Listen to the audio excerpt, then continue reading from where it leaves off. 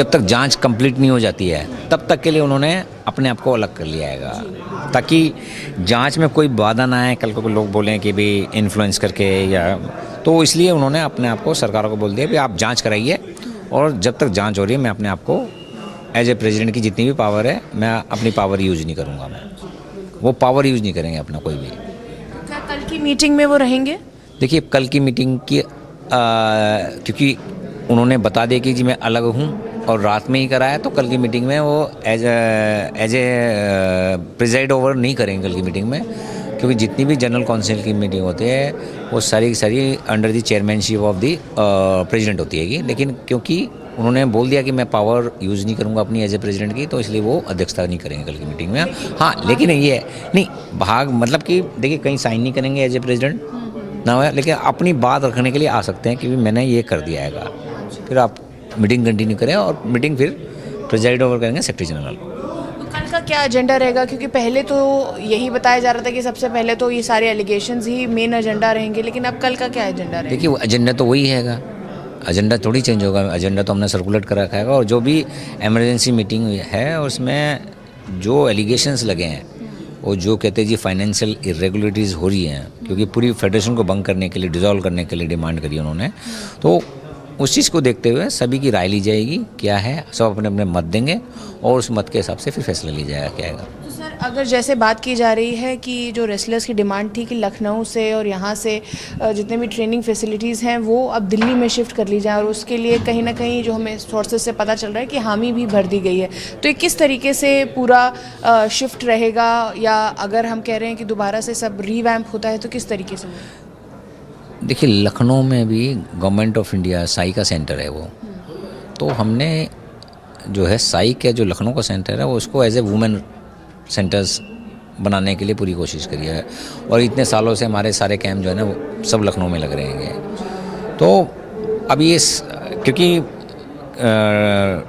Camp जो है सिर्फ अभी टेम्प्रेरी कैंसिल कराएगा, अभी लग जाएगा कैंप, क्योंकि पहलवानों की तो ट्रेनिंग करानी है और इतना क्रूशियल ईयर रहेगा, ओलंपिक क्वालिफिकेशन है इस साल, एशियन गेम्स भी होंगे, तो ट्रेनिंग इफेक्ट ना हो तो कैंप जल्दी स्टार्ट हो जाएगा। बाकी लगता है कि भाई यहाँ दिक्कत है तो वो सरकार देखेगी कहाँ लगाएगी, कहाँ लगाना है इनका कैंप वगैरह, बाकी है वो भी सरकार की प्रेमिसेस जाएगी। अगर वो कहते हैं कि वहाँ भाई बल तो वहाँ कुछ होता नहीं है, और वहाँ के जो साई के जो अधिकारी हैं वो इतना मैनेजमेंट करके चलाते हैं, और मतलब कि एक एक बच्चे का बाहर आने जाने की सारी उनके पास रिकॉर्ड होता है।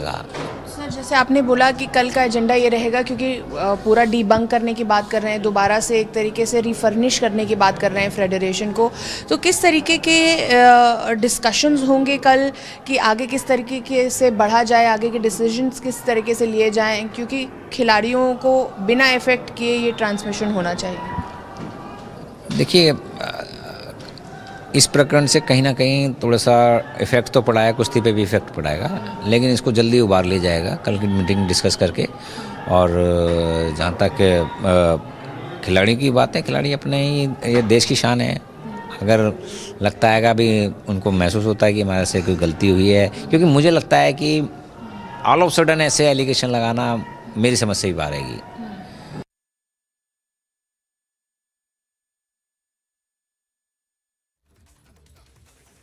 So you just heard Vinod Tomar, the Assistant Secretary there of the Wrestling Federation of India, who continues to be brazen. We also have Babita Fogart joining us on the phone line right now. Babita, बहुत शुक्रिया, आप Republic से बात कर रहे हो।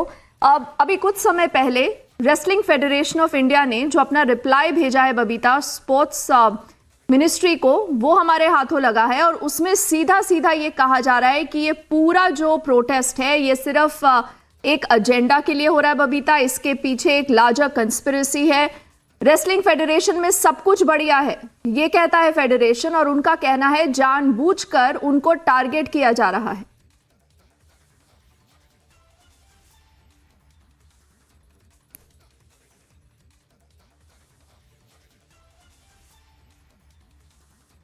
I think we've just lost that phone line, but we'll try to reconnect with her.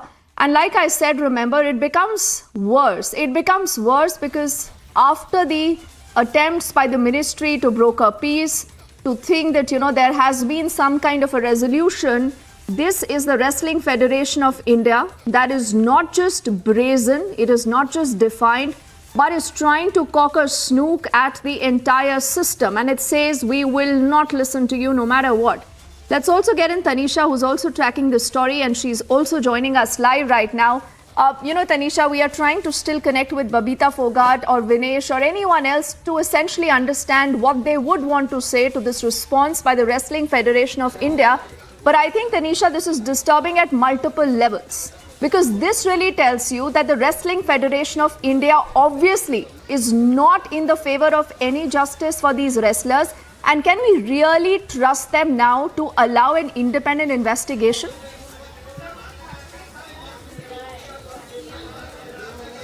Well, it is very clear from the letter, Deepthi, how they are still remaining defiant, how they are not accepting or even letting the panel do a fair probe. They are clearly remaining defiant about it. In the first go as well, when you see the start of the letter, they have called the attempt of alleging, of putting all of these allegations of sexual harassment, mental torture and corruption malicious and baseless. They have also gone on to say how it is an agenda. It is an agenda by the media protesters. Now they've called them media protesters, and they're saying the Wrestling Federation has gone out to call them media protesters. And look at the audacity, Deepthi.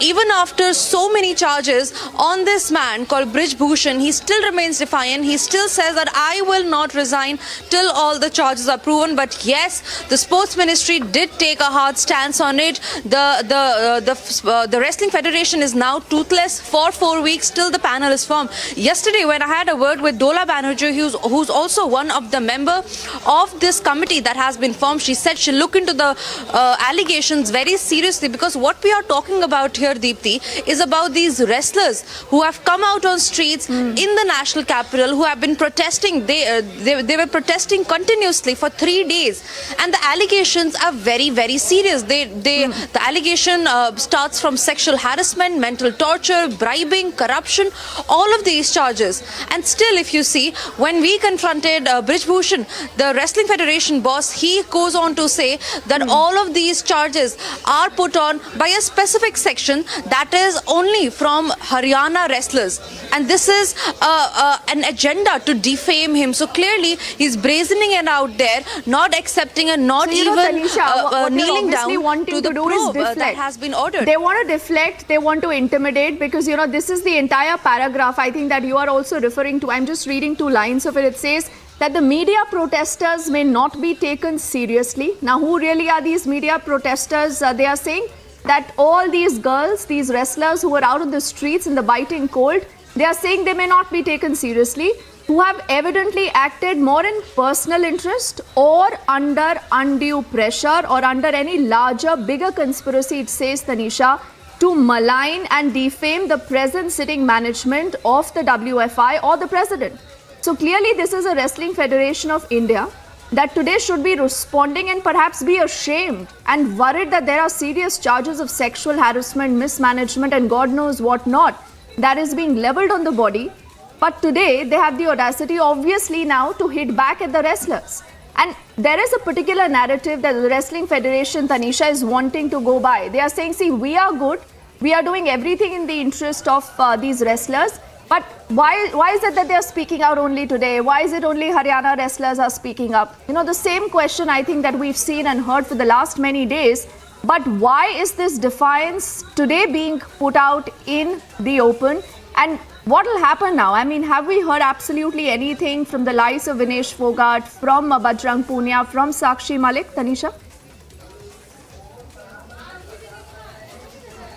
Well, so far they haven't yet responded. We're still trying to get in touch with them. But clearly, this will not come out in the best of terms for these wrestlers. Because remember what we're talking about here. Well, in this letter, it's a very interesting letter. Because remember, Vinesh Fogart, in her day one of her protest, had clearly mentioned how she fears for her life, how she feels that after they have come out on streets, now their career will be ruined by this man. And clearly it is also visible in the letter, because there's this line which goes on to say that all of these protests are not in the best interest of these wrestlers. So clearly an intimidation tactic Yes. that is being played in this letter as well, which the Wrestling Federation has given to the Sports Ministry. All right, we'll keep tracking that story, Tanisha, for the moment. Thank you.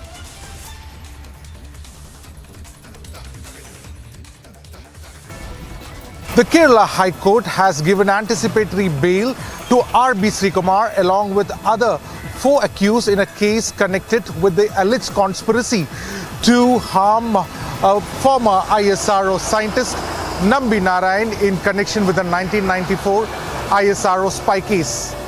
The Kerala High Court has stated that the CBI has been unable to provide prima facie evidence to prove that the accused had committed the offence as claimed by the CBI. It had stated very categorically the prosecution has failed to find these charges that has been put against the accused. However, the Kerala High Court has stated that the accused in this case can be interrogated on Monday and Friday, starting on 27th of January between 10 and 12 p.m. Along with the R.B. Srikumar, C.B. Matthew, who is a former DGP of Kerala, Thampi S. Durgadat and S. Vijayan, who are police officers in Kerala, as well as IB officers V.K. Maini and Jay Prakash were the accused in this case.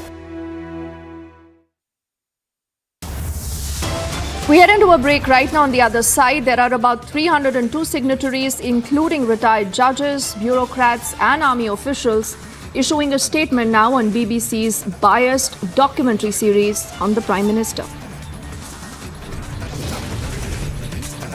Also, the Congress party resorting to threats. Police officials in Madhya Pradesh are warned of being brought to account. That video already going viral. More of that when we come back.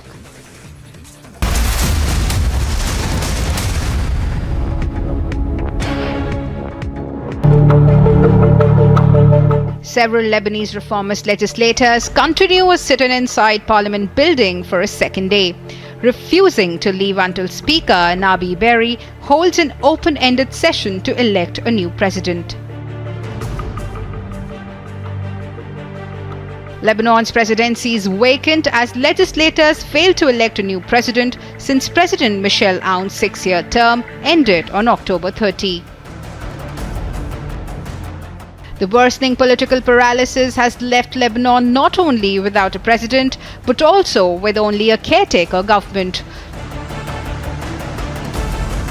stalling a host of economic reforms aimed at stopping wasteful spending and combating rampant corruption. Agency report for Republic TV. We've got an iconic policeman on our show. आपका police का सफर बड़ा iconic है। मैं आपसे ये पूछना चाहता हूँ सर, आपका सफर कैसे शुरू हुआ? Why did you choose to join the IPS? मैंने तो तैयारी की थी पूरे इंडियन एडमिनिस्ट्रेटिव सर्विस के लिए, पर कुछ संयोग ऐसा हुआ कि 2 पर्चे देने के बाद मेरे आंख में कुछ समस्या हो गई। इलाहाबाद में आई स्पेशलिस्ट जो सबसे अच्छे थे, उन्होंने इलाज किया, पर उनके पूरे इलाज के बावजूद मेरी आंख ऐसी नहीं हो पाई कि मैं इम्तहान में बैठ सकूँ। और 3 कंपल्सरी और 2 पर्चों के आधार पर मेरा जब रिजल्ट आया तो मैंने देखा कि मैं IPS में मैं नंबर 1 पोजीशन पे हूँ। इस तरह से IPS में मेरा सिलेक्शन, आप मुझे एक्सीडेंटल पुलिस ऑफिसर भी कह सकते हैं। Ukraine's President Volodymyr Zelensky met with US Senators Lindsey Graham, Richard Blumenthal and Sheldon Whitehouse, who are visiting Kiev. Reports suggest among the topics discussed was the recognition of PMC Wagner as a terrorist organization, referring to the Russian private military company that has been aiding Russia's military in its ongoing invasion of Ukraine. Again, I just want to repeat thanks to parties for such big help, support, and President Biden, Congress, and for today on Rammstein. I had speech there, and on Rammstein.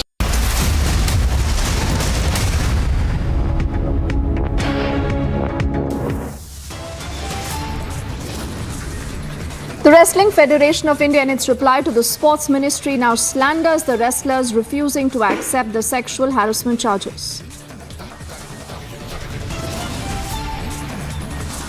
Twin blast in Jammu ahead of Republic Day leaves 9 injured. Investigation is underway by the NIA and state agencies.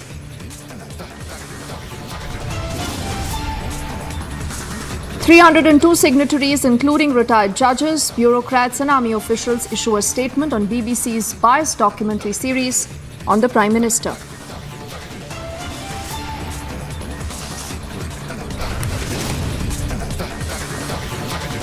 In less than 3 months, the rape convict Ram Rahim is out again on a 40-day parole. The question we ask, isn't he now mocking the entire system? NI charge sheet in the Praveen Netaru case reveals how the PFI was raising a killer squad to achieve its mission 2047. And the Congress now resorting to threats. Police officials in Madhya Pradesh are warned of being brought to account.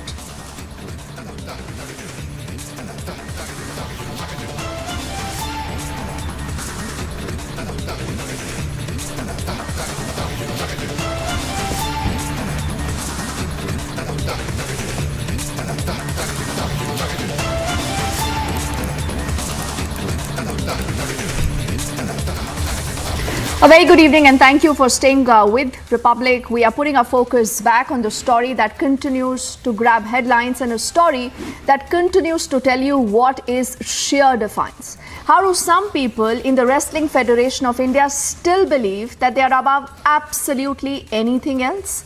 They've been told by the Sports Ministry in clear terms that the Federation President will have to step aside pending an investigation. The Wrestling Federation of India right now is a toothless body, but what is the Federation doing? Now, the first important thing for our viewers to know is that the Wrestling Federation of India now has put out a reply to the Sports Ministry where it goes on to point by point rebut all the charges that have been leveled by the wrestlers. But what is making matters worse is that they are slandering these wrestlers. They are saying, why are we even giving any importance to these people who were protesting?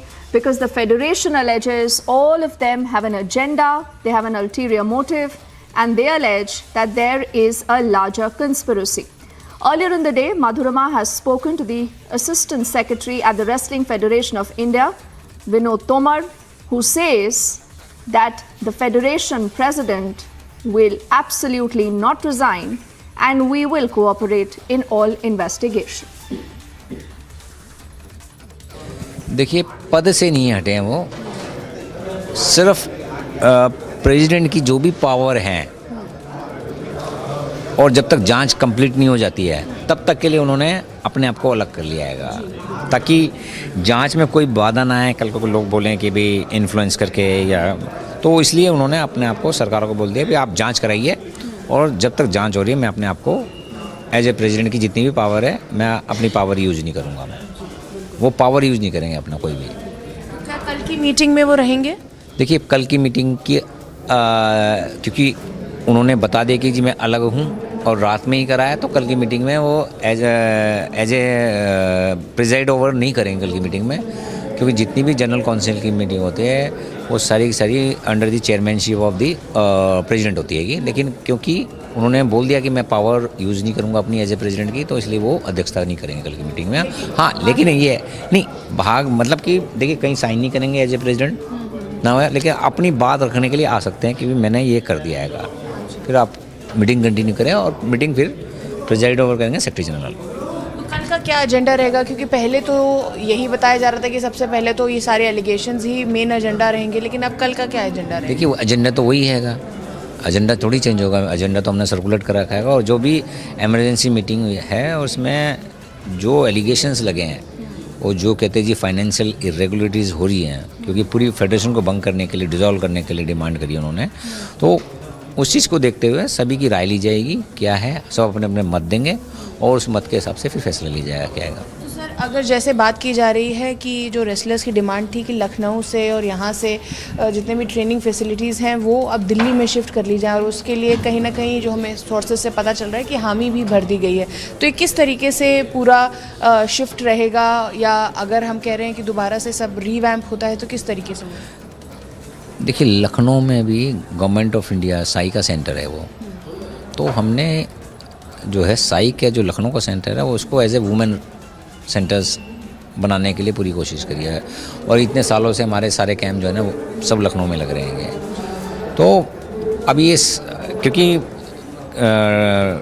Camp जो है सिर्फ अभी temporary cancel कराएगा, अभी लग जाएगा camp, क्योंकि पहलवानों की तो ट्रेनिंग करानी है कि, और इतना क्रूशियल ईयर रहेगा, ओलंपिक क्वालिफिकेशन है इस साल, एशियन गेम्स भी होंगे, तो ट्रेनिंग इफेक्ट ना हो तो कैंप जल्दी स्टार्ट हो जाएगा। बाकी लगता है कि भाई यहाँ दिक्कत है तो वो सरकार देखेगी कहाँ लगाएगी, कहाँ लगाना है इनको कैंप वगैरह, बाकी है वो भी सरकार की प्रेमिसेस जाएगी। अगर वो कहते हैं कि वहाँ भाई गलत तो वहाँ कुछ होता नहीं है, और वहाँ के जो साई के जो अधिकारी हैं वो इतना मैनेजमेंट करके चलाते हैं, और मतलब कि एक एक बच्चे का बाहर आने जाने की सारी उनके पास रिकॉर्ड होता है। सर, जैसे आपने बोला कि कल का एजेंडा ये रहेगा, क्योंकि पूरा डीबंक करने की बात कर रहे हैं, दोबारा से एक तरीके से रिफर्निश करने की बात कर रहे हैं फेडरेशन को, तो किस तरीके के डिस्कशंस होंगे कल कि आगे किस तरीके से बढ़ा जाए, आगे के डिसीजंस किस तरीके से लिए जाएं, क्योंकि खिलाड़ियों को बिना इफेक्ट किए ये ट्रांसमिशन होना चाहिए। देखिए, इस प्रकरण से कहीं ना कहीं थोड़ा सा इफेक्ट तो पड़ा है, कुश्ती पे भी इफेक्ट पड़ाएगा, लेकिन इसको जल्दी उबार लिया जाएगा कल की मीटिंग डिस्कस करके। और जहाँ तक खिलाड़ी की बात है, खिलाड़ी अपने ही ये देश की शान है, अगर लगता है कि अभी उनको महसूस होता है कि हमारे से कोई गलती हुई है, क्योंकि मुझे लगता है कि ऑल ऑफ सडन ऐसे एलिगेशन लगाना मेरी समझ से भी बाहर आएगी।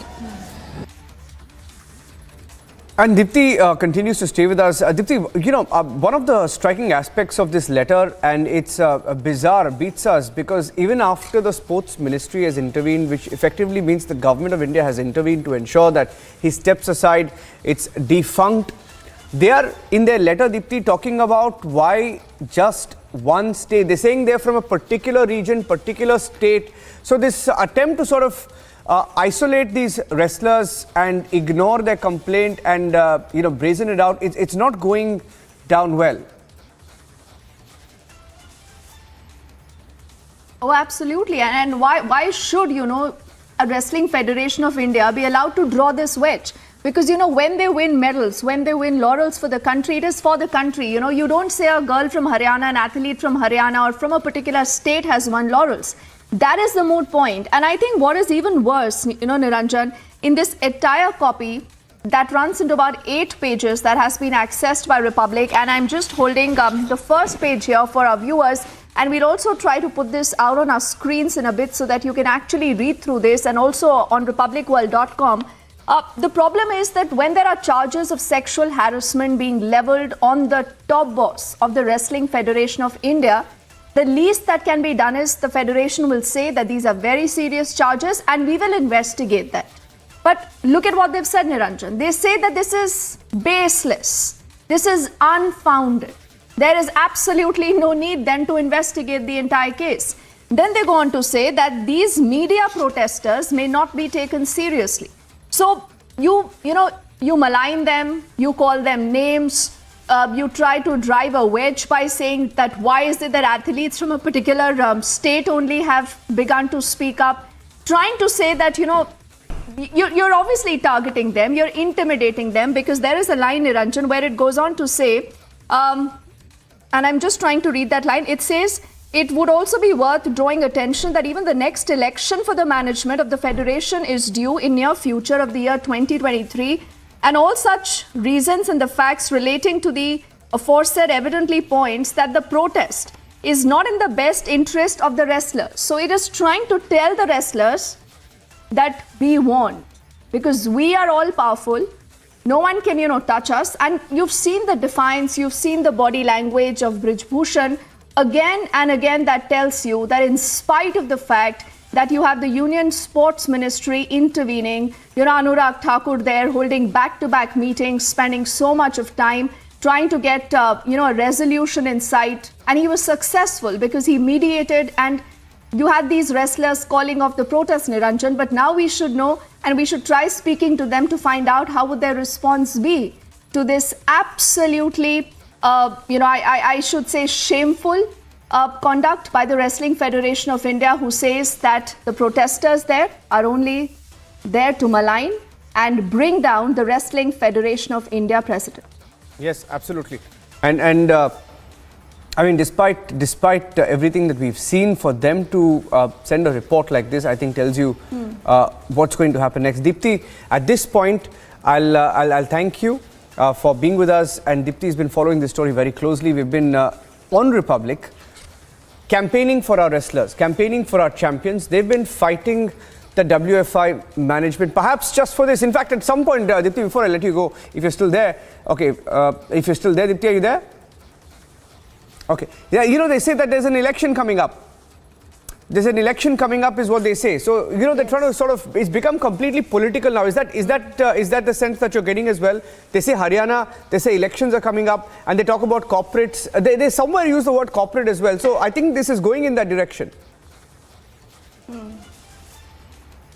Niranjan, this is what happens when you have Netas as the top boss of, sports federation. Because this man is a 6-time MP. He's a Bahubali, and there is so much more about him. I think if our viewers just Google his name, they'll realize that there are such serious charges against this man. But, that aside, like I said, the entire gravity of, these Olympic medalists, these are very, very decorated athletes. These are, not just anyone, not any single girl who's come out today and alleging sexual harassment. These are the top athletes of the country who won laurels for us, who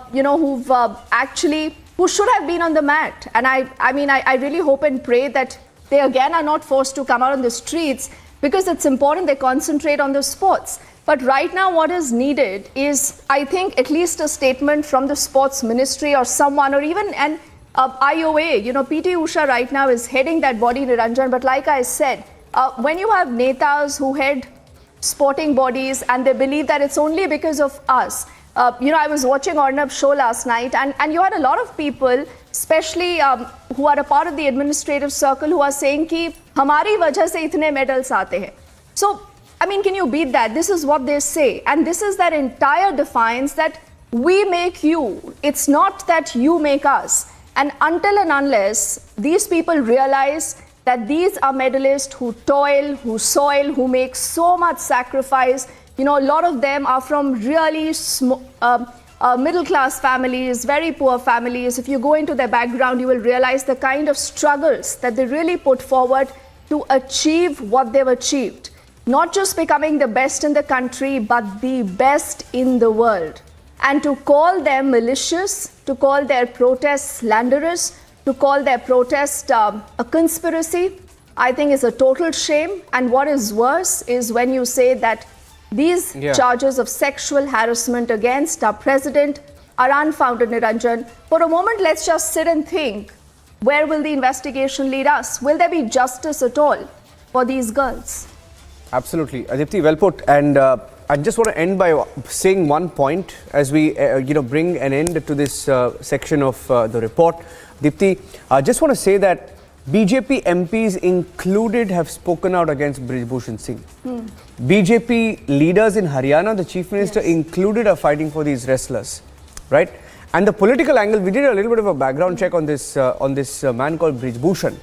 It appears that there is a reason why people handle him with care, because reportedly he's got his tentacles or hold, as they say in politics, in over 6 districts of Uttar Pradesh. So is there a political reason why they're not really acting on him? Let's see where the story goes. Dipti, thank you for joining us on the news with the details of that report as well. So between the Aam Aadmi Party and the LG of Delhi continues. What has been stated by the top sources in the Aam Aadmi Party is that LG has not given the appointment to the Chief Minister of Delhi. It was the Chief Minister of Delhi who was seeking appointment for 1 p.m. today along with several MLAs of Delhi to meet LG. but the appointment has been not given. That is something what has been stated. This was to discuss several issues of Delhi. When we are talking about the tussle between the Aam Aadmi Party and the LG of Delhi, this is never new. We have seen it earlier also, whether being it the matter or the issue of the training of the teachers, or whether being it the issue of MCD election. We have seen Aam Aadmi Party targeting the LG of Delhi. We have recently seen how Arvind Kejriwal, Chief Minister himself, has targeted the LG of Delhi from the assembly session of national capital, which is going on in the national capital. So that's something what we are seeing again. The face-off continue. With video journalist Surendra Singh Rawat, I am Anuj and this is Republic.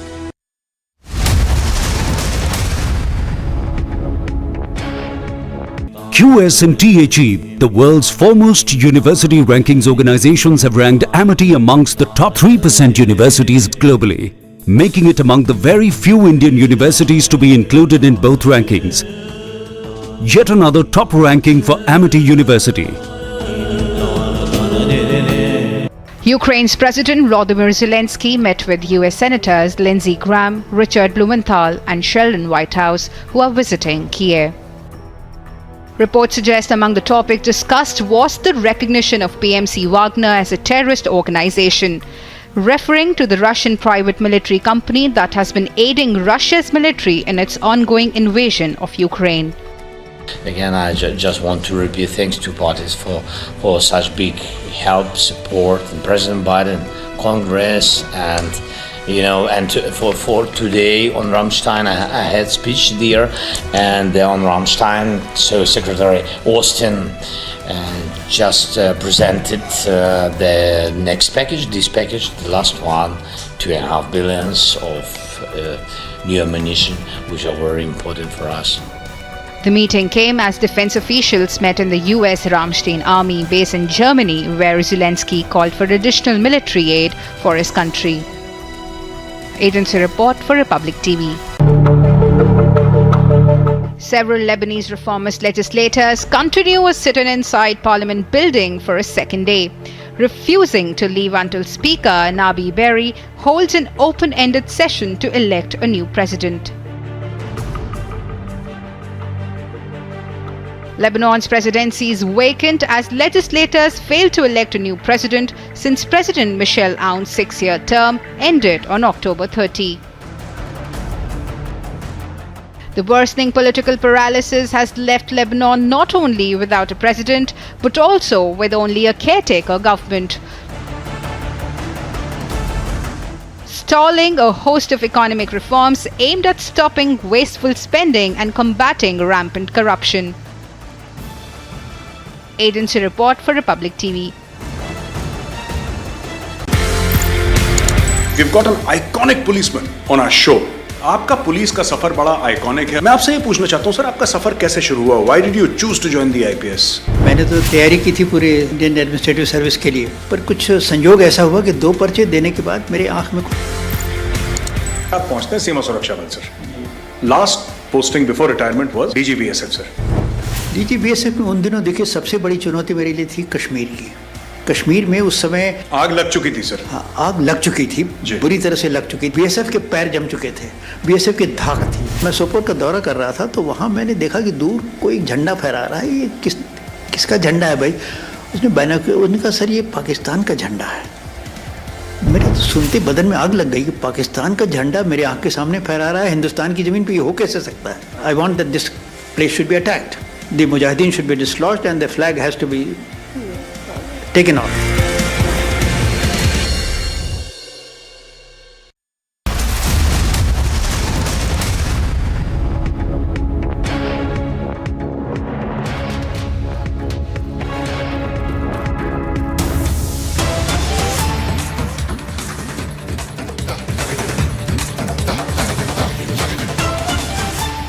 In fact, going back to the clashes in West Bengal between the ISF and the Trinamool Congress, dramatic pictures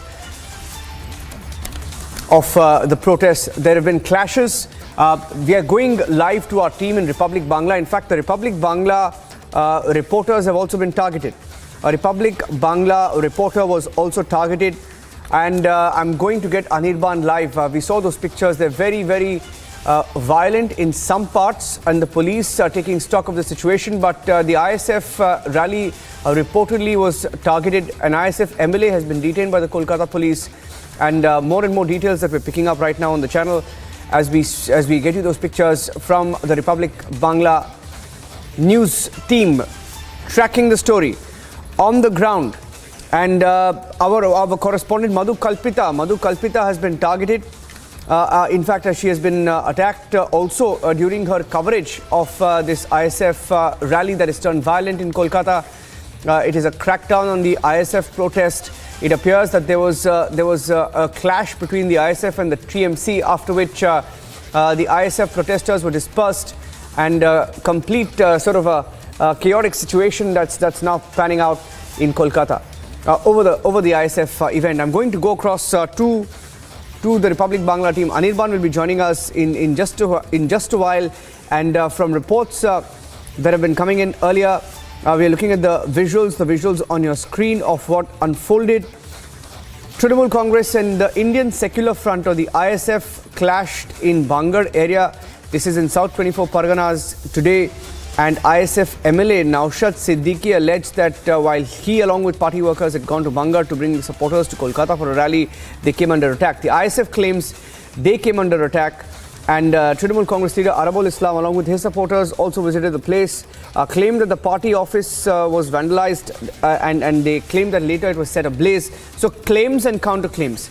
Trinamool Congress and the ISF staged protest here in Bengal, and meanwhile, speaking to the media, it appears that the TMC has been blamed by the ISF. The ISF claims that they have been targeted, and the police are on the spot. Siddiqui, this is Naushad Siddiqui of the ISF, also saying that there was an attempt to foment trouble and target ISF supporters. He also said that after reaching Kolkata, the future course of action will be taken. So there were visuals as well from earlier today that we saw of the clashes between both sides, and the police having to intervene, the Rapid Action Force there in West Bengal intervening. And in 2021, the ISF, politically speaking, in 2021, the ISF had contested the West Bengal Assembly election. They were in alliance with the CPM and the Congress party, and they have one single MLA, one single seat that they managed to win. They won one seat with the CPM-led alliance, and clashes now being reported in Kolkata as an ISF rally was progressing. So a very, very tense situation. A lot of people had gathered there. Situation for now seems to be under control, but the Republic Bangla team has also been targeted, and we should be able to get the Republic Bangla team live in just a few moments. Just waiting for that. And while we do that, also telling our viewers that the background to this incident, also details of which we are picking up right now. Background is that it all started as the rally was progressing. Just to tell our viewers a little bit about what was happening here. ISF and the Trinamool Congress clashed over what seems to be a party flag hoisting incident.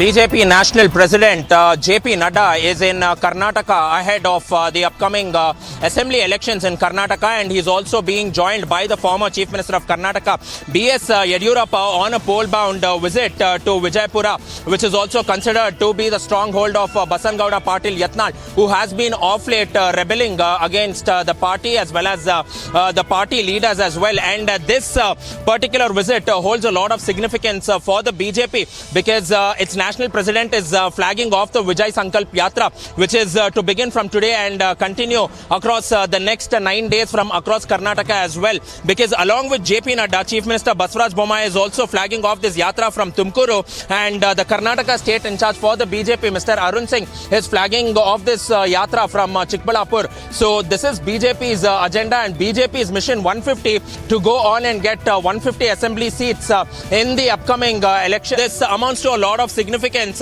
with the BJP central top leadership coming to Karnataka ahead of the elections in the state. And getting you the details of the Jammu twin blasts this morning between 10:47, 10 to 15 minutes apart. Around 11, there was a second blast. Republic TV was reporting the story live. There are videos that have emerged that show how after the first blast, when people gathered to take a look at what had happened, a second blast took place. A very disturbing trend in Jammu. Take a look at this.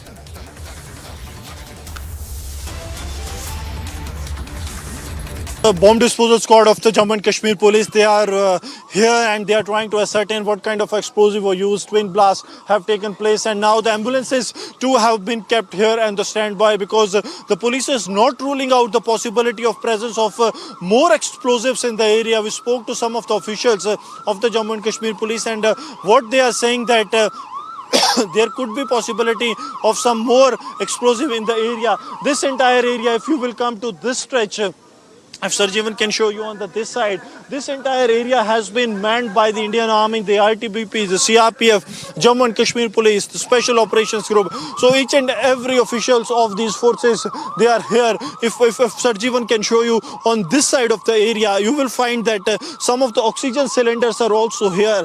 So this possibly, fortunately, you can say that the blast was not triggered in the area. Otherwise, these cylinders would have added to the damage that has already been done by these twin blasts. 6 people have got injured now. More and more officials of the Jammu and Kashmir police, they are also arriving here at the spot, trying to ascertain what has transpired. They are not saying that not in a position to comment what kind of blast it was, but the modus operandi is same, almost same what transpired in Udhampur on 28th and 29th of September and also on 1st and 2nd of January in the Dangri village of the Rajouri. So all the officials, what they are saying, the senior officials, that we are yet to ascertain what kind of explosive it was, but twin blast taking place in the heart of the city is something really very concerning because we have seen that on 26th of January, that is on the Republic Day, the entire Jammu and Kashmir was put on alert already, and the officials, what they say, that they were of the view that the terror groups might try to carry out something this kind of a terror act, and that is why they some more and more teams of the, so these are the teams of the bomb disposal squad as well as the crime unit of the Jammu and Kashmir police. That has, I'll request Sarjeevan to show this way that the teams are heading towards the side. We've got an iconic policeman on our show. आपका police का सफर बड़ा iconic है। मैं आपसे ये पूछना चाहता हूँ सर, आपका सफर कैसे शुरू हुआ? Why did you choose to join the IPS? मैंने तो तैयारी की थी पूरे इंडियन एडमिनिस्ट्रेटिव सर्विस के लिए, पर कुछ संयोग ऐसा हुआ कि 2 पर्चे देने के बाद मेरे आंख में कुछ समस्या हो गई। इलाहाबाद में आई स्पेशलिस्ट जो सबसे अच्छे थे, उन्होंने इलाज किया, पर उनके पूरे इलाज के बावजूद मेरी आंख ऐसी नहीं हो पाई कि मैं इम्तहान में बैठ सकूँ। और 3 कंपल्सरी और 2 पर्चों के आधार पर मेरा जब रिजल्ट आया तो मैंने देखा कि मैं IPS में मैं नंबर 1 पोजीशन पे हूँ। इस तरह से IPS में मेरा सिलेक्शन, आप मुझे एक्सीडेंटल पुलिस ऑफिसर भी कह सकते हैं।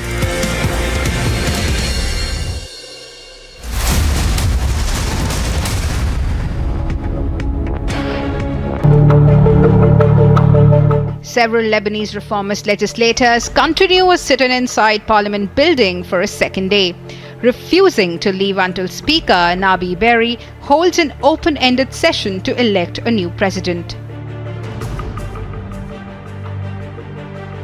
Lebanon's presidency is vacant as legislators failed to elect a new president since President Michel Aoun's 6-year term ended on October 30. The worsening political paralysis has left Lebanon not only without a president, but also with only a caretaker government. stalling a host of economic reforms aimed at stopping wasteful spending and combating rampant corruption. Agency report for Republic TV. We've got an iconic policeman on our show. आपका police का सफर बड़ा iconic है। मैं आपसे ये पूछना चाहता हूँ सर, आपका सफर कैसे शुरू हुआ? Why did you choose to join the IPS? मैंने तो तैयारी की थी पूरे इंडियन एडमिनिस्ट्रेटिव सर्विस के लिए, पर कुछ संयोग ऐसा हुआ कि 2 पर्चे देने के बाद मेरे आंख में कुछ समस्या हो गई। इलाहाबाद में आई स्पेशलिस्ट जो सबसे अच्छे थे, उन्होंने इलाज किया, पर उनके पूरे इलाज के बावजूद मेरी आंख ऐसी नहीं हो पाई कि मैं इम्तहान में बैठ सकूँ। और 3 कंपल्सरी और 2 पर्चों के आधार पर मेरा जब रिजल्ट आया तो मैंने देखा कि मैं IPS में मैं नंबर 1 पोजीशन पे हूँ। इस तरह से IPS में मेरा सिलेक्शन, आप मुझे एक्सीडेंटल पुलिस ऑफिसर भी कह सकते हैं। Ukraine's President Volodymyr Zelensky met with US Senators Lindsey Graham, Richard Blumenthal, and Sheldon Whitehouse, who are visiting Kiev. Reports suggest among the topics discussed was the recognition of PMC Wagner as a terrorist organization, referring to the Russian private military company that has been aiding Russia's military in its ongoing invasion of Ukraine. Again, I just want to repeat thanks to parties for such big help, support, and President Biden, Congress, and for today on Rammstein, I had speech there, and on Rammstein, so Secretary Austin just presented the next package, this package, the last one, $2.5 billion of new ammunition, which are very important for us. The meeting came as defense officials met in the US Ramstein Army base in Germany, where Zelensky called for additional military aid for his country. Agency report for Republic TV. Several Lebanese reformist legislators continue a sit-in inside Parliament building for a second day, refusing to leave until Speaker Nabi Berri holds an open-ended session to elect a new president. Lebanon's presidency is vacant as legislators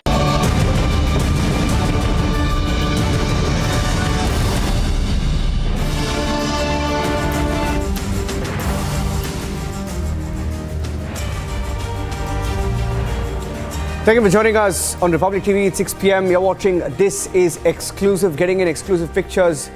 First up from Kolkata of a political clash that's taken place there. That and more coming up on the show this evening. Here are the headlines.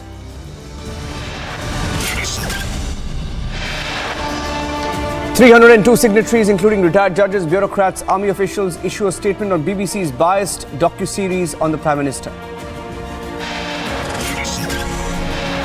Twin blast in Jammu ahead of Republic Day leaves 9 injured. Investigation underway by NIA and state agencies.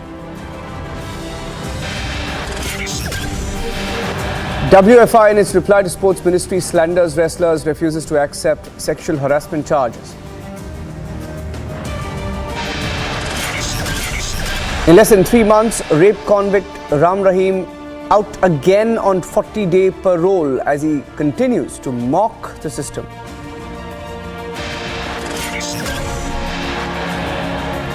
Vadra Congress now resorting to threats. Police officials in Madhya Pradesh warned by the Congress party of being brought to account if and when they come to power.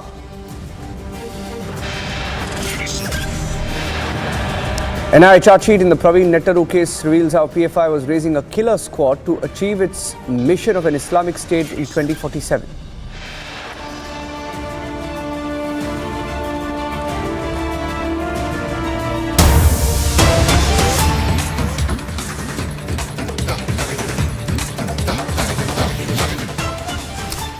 And getting in these pictures of the situation in Kolkata, where clashes took place between ISF and the Trinamool Congress.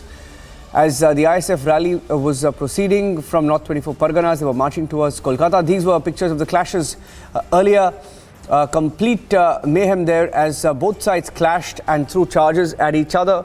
And ISF and Trinamool Congress, both sides, both parties clashed.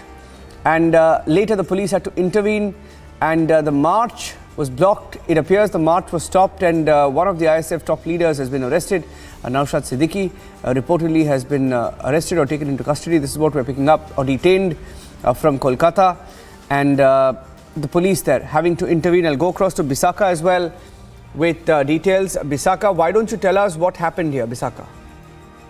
Actually, the scene started at Bhangur, that is in North 24 Parganas in West Bengal. And as you know, that ISF marks its special day today. So they had a program, and by that time they were observing the program, their scheduled program.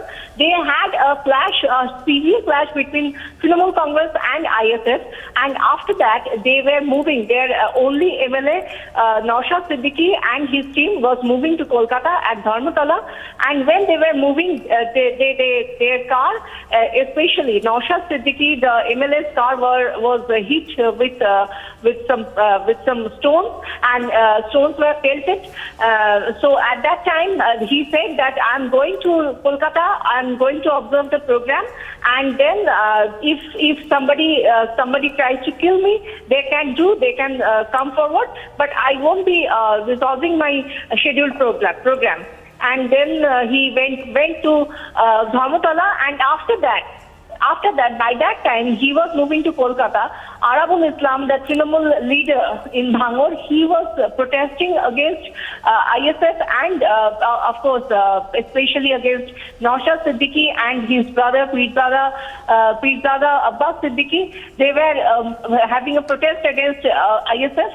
And by that time, he was saying that his only demand was he wanted the arrest of Naushad Siddiqui, because as they were alleging that TMC or party office of 3 TMC party offices were having some problem, were damaged by ISF workers.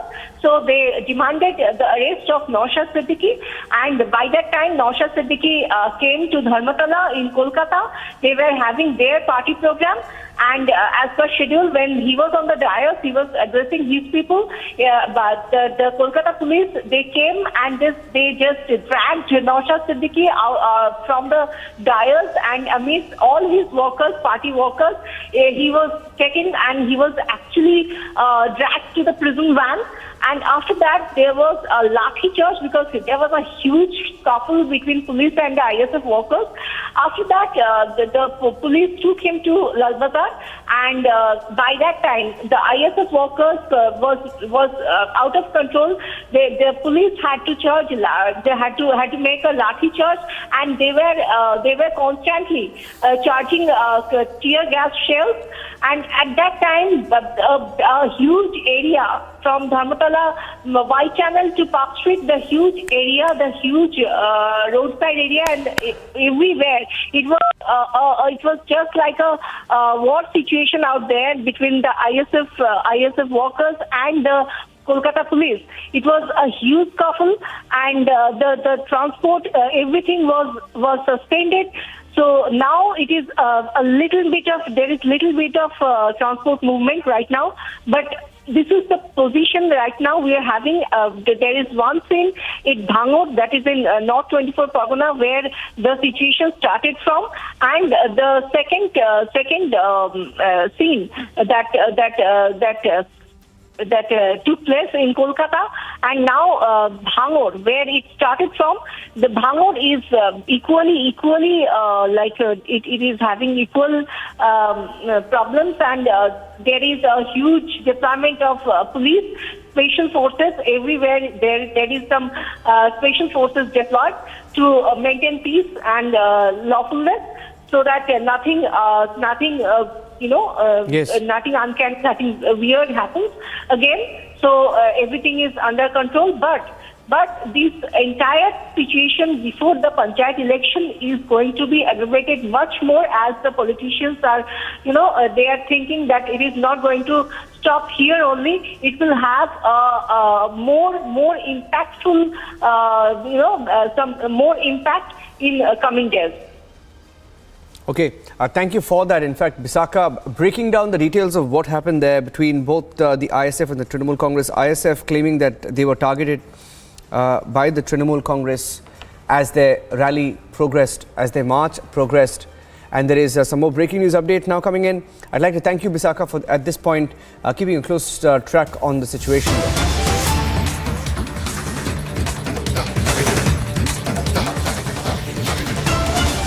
Getting in some more breaking news now. In the Air India P-Gate episode, the latest breaking news update now that it appears Shankar Mishra, the accused, has been sent to further judicial custody. The judicial custody has been extended for the next 14 days, which means he will continue to remain in judicial custody till the 4th of February. And this is the breaking news update that we had. Quick update on the Air India P-Gate episode. Let's move on now.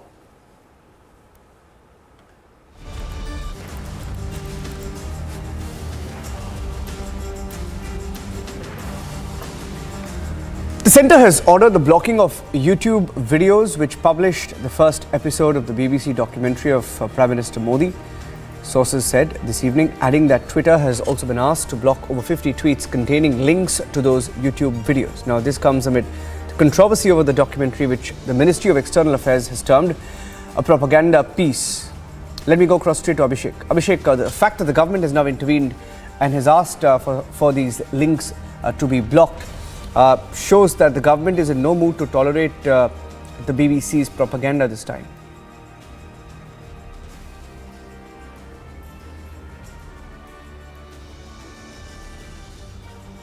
Abhishek? Yeah. Go ahead, Abhishek. So I sort of missed the cue that you gave, but then, you know, we know for a fact that this is absolutely a lopsided presentation of a certain part of history, recent history, which obviously makes even some in India uncomfortable. It goes without saying. But then the manner in which this has been presented, the manner in which India's judiciary and its entire process spread over a decade and a half has been treated with contempt. That's something which has come under the focus of the authors of these letter, who themselves have held many constitutional posts. Remember, Niranjan, these are people who have helmed the topmost levels of governance in the country, on the executive side, on the judiciary side, on the legislature side also in some cases.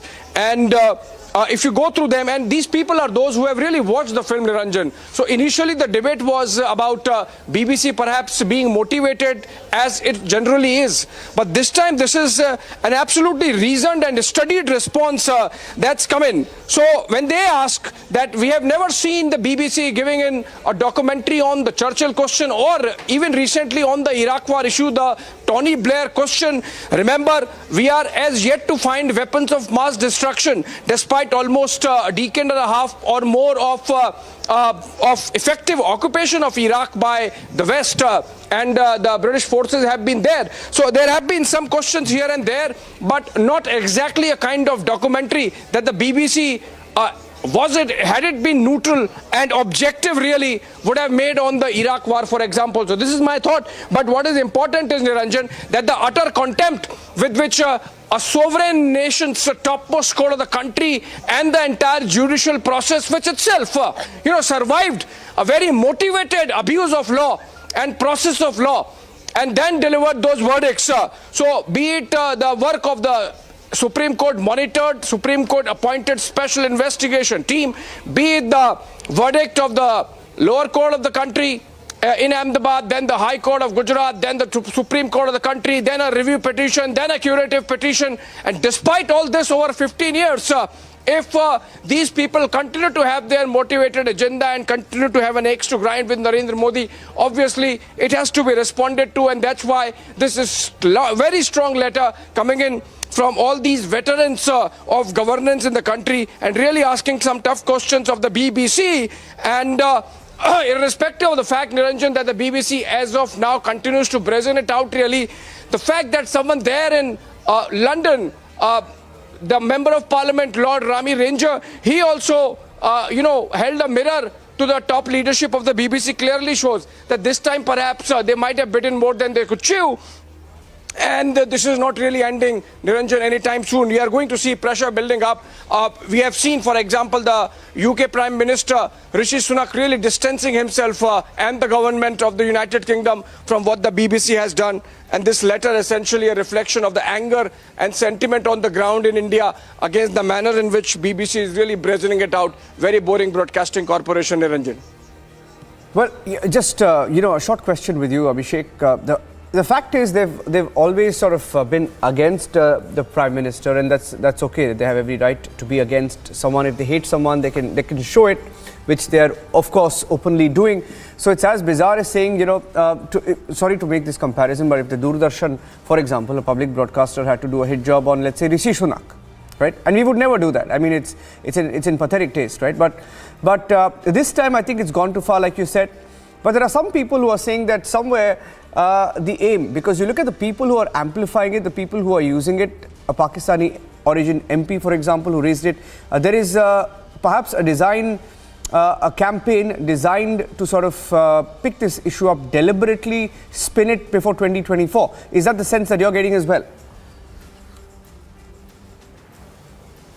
You are absolutely right, Niranjan. Remember, since you mentioned Doordarshan, the fact of the matter is that when one spelling mistake happened in the case of the Chinese president, that particular anchor was really sacked. And that's the kind of sensitivity Indian establishment really shows when it comes to India's foreign policy. So while we have Rishi Sunak really distancing himself very publicly on the floor of the House, in the House of Commons, from this documentary, the fact remains, Niranjan, that the timing is suspect and the producers are suspect, their motivation and agenda is suspect, and certain links have already emerged. So I think there is nothing left to second guess as to from where this really comes and with what objective.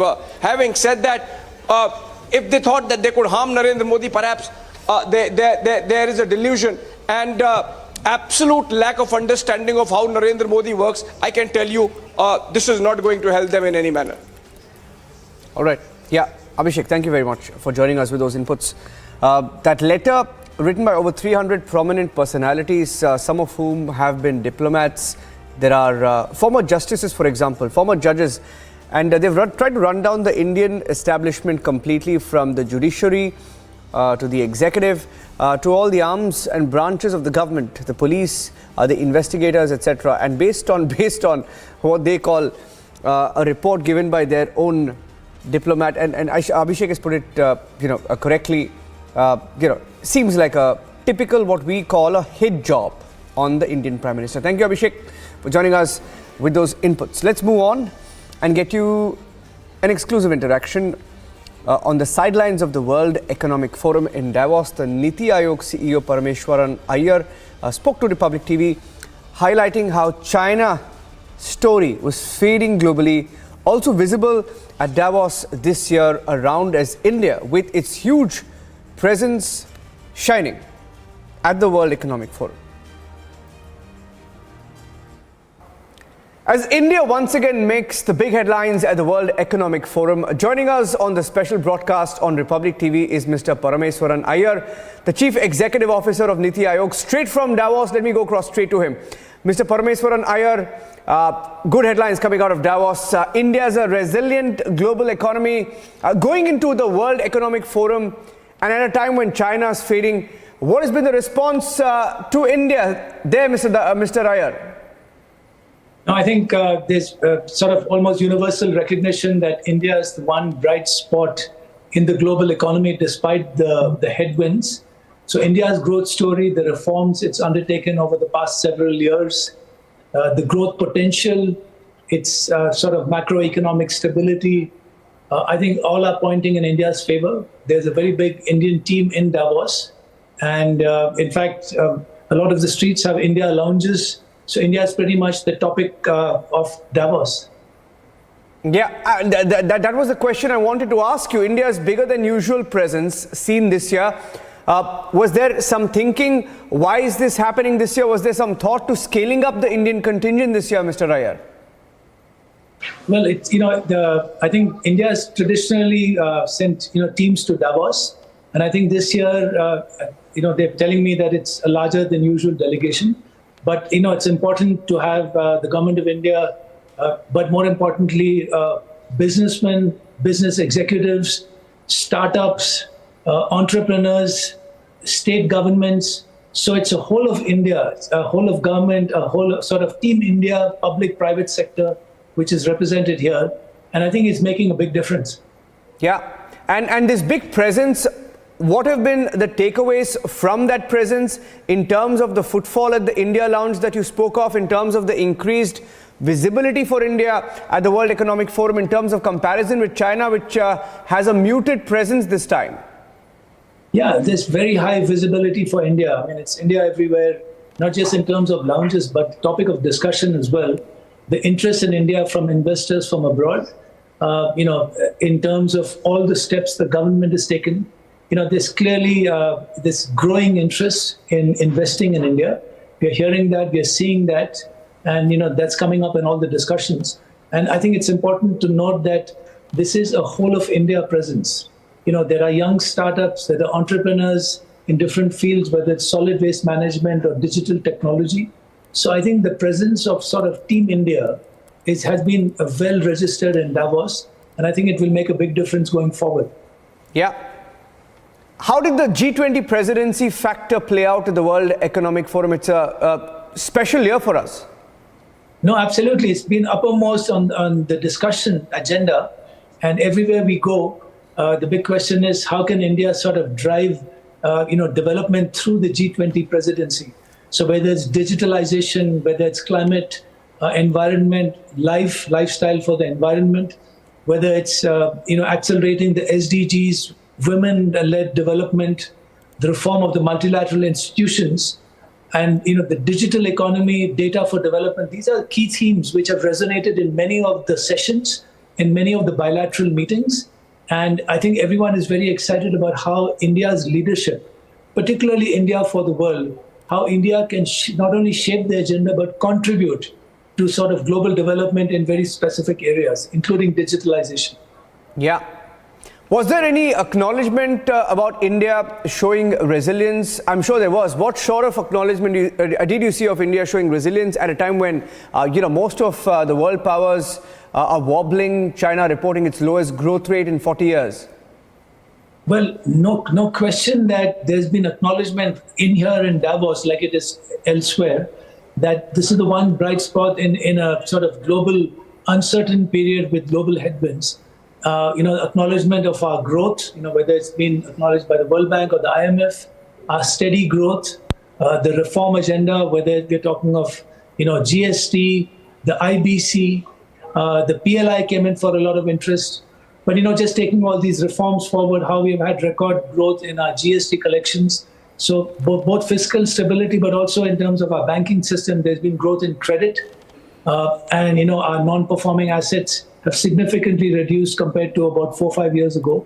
So I think on the economic front, a lot of optimism, but again, on the social inclusion front as well, our social net, our health, Ayushman Bharat programs. So there's acknowledgement that this is growth with inclusion, and I think that's very important. Yes. Going into the World Economic Forum, what were the expectations from India this year, Mr. Raya? Well, again, it was, the G20 agenda was quite important to communicate that to a global audience, but also to have discussions on sort of getting investment into India. A lot of bilateral discussions with business leaders. There are 4 central ministers here. There are some ministers from state governments. So in that whole conversation about Team India, attracting investment and really making the point that, India is open for business. The Prime Minister was in Mumbai and he shared the stage with Mr. Shinde, the Chief Minister of Maharashtra. Devendra Fadnavis was also there.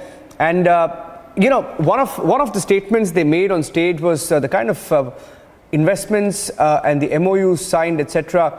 Very, very positive, saying over 1 lakh crore for Maharashtra alone. Is that the general trend you're seeing for the entire Indian contingent there? No, absolutely. I know you mentioned the Maharashtra case, very fruitful discussions going on other fronts as well.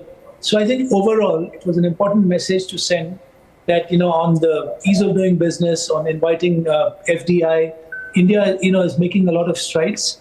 And now moving on to the G20 presidency, how the agenda can be shaped to a large extent by India and also India for the world. So I think all those themes were very central to the whole Davos week. Well, absolutely.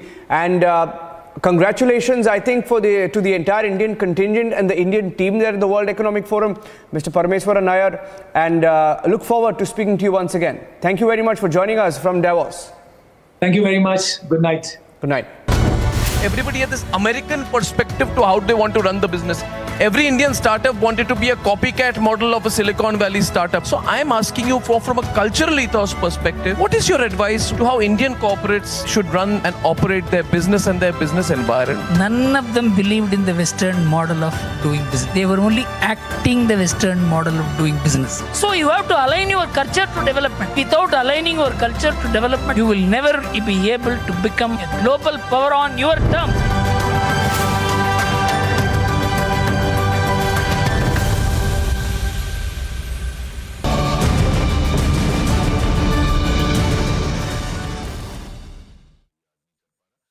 QS and THE, the world's foremost university rankings organizations, have ranked Amity amongst the top 3% universities globally, making it among the very few Indian universities to be included in both rankings. Yet another top ranking for Amity University. Ukraine's President Volodymyr Zelensky met with US Senators Lindsey Graham, Richard Blumenthal and Sheldon Whitehouse, who are visiting Kiev.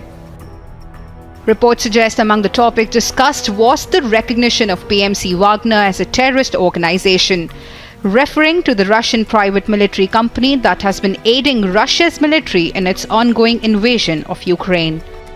Again, I just want to repeat thanks to parties for such big help, support, and President Biden, Congress, and for today on Rammstein, I had speech there, and on Rammstein, so Secretary Austin just presented the next package, this package, the last one, $2.5 billion of new ammunition, which are very important for us.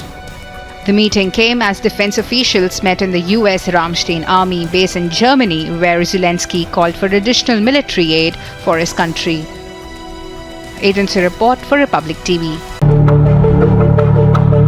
Several Lebanese reformist legislators continue a sit-in inside Parliament building for a second day, refusing to leave until Speaker Nabi Berri holds an open-ended session to elect a new president. Lebanon's presidency is vacant as legislators failed to elect a new president since President Michel Aoun's 6-year term ended on October 30. The worsening political paralysis has left Lebanon not only without a president but also with only a caretaker government, stalling a host of economic reforms aimed at stopping wasteful spending and combating rampant corruption. Agency report for Republic TV.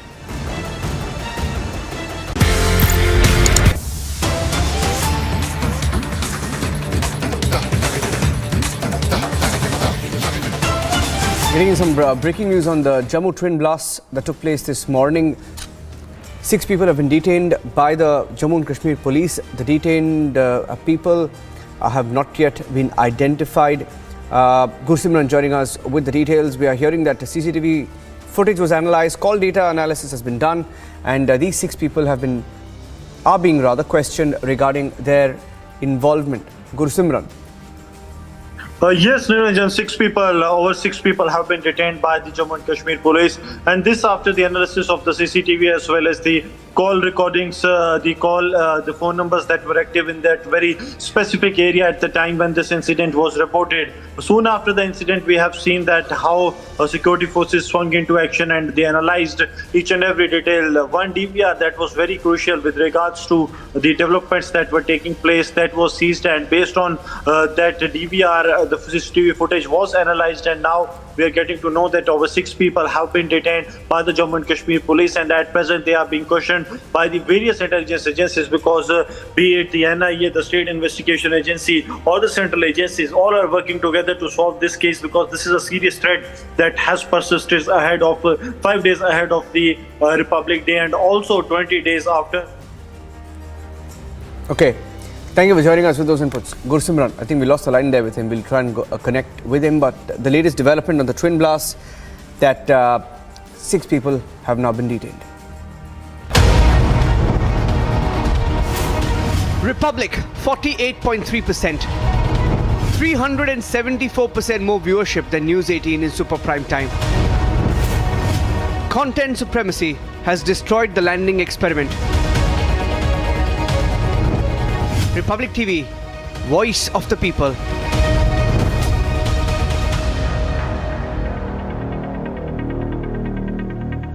QS and THE, the world's foremost university rankings organizations, have ranked Amity amongst the top 3% universities globally, making it among the very few Indian universities to be included in both rankings. Yet another top ranking for Amity University.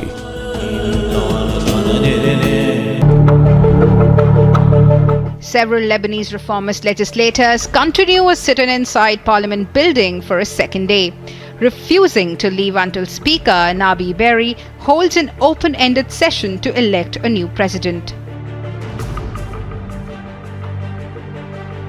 Lebanon's presidency is vacant as legislators failed to elect a new president since President Michel Aoun's 6-year term ended on October 30. The worsening political paralysis has left Lebanon not only without a president, but also with only a caretaker government, stalling a host of economic reforms aimed at stopping wasteful spending and combating rampant corruption. Agency report for Republic TV.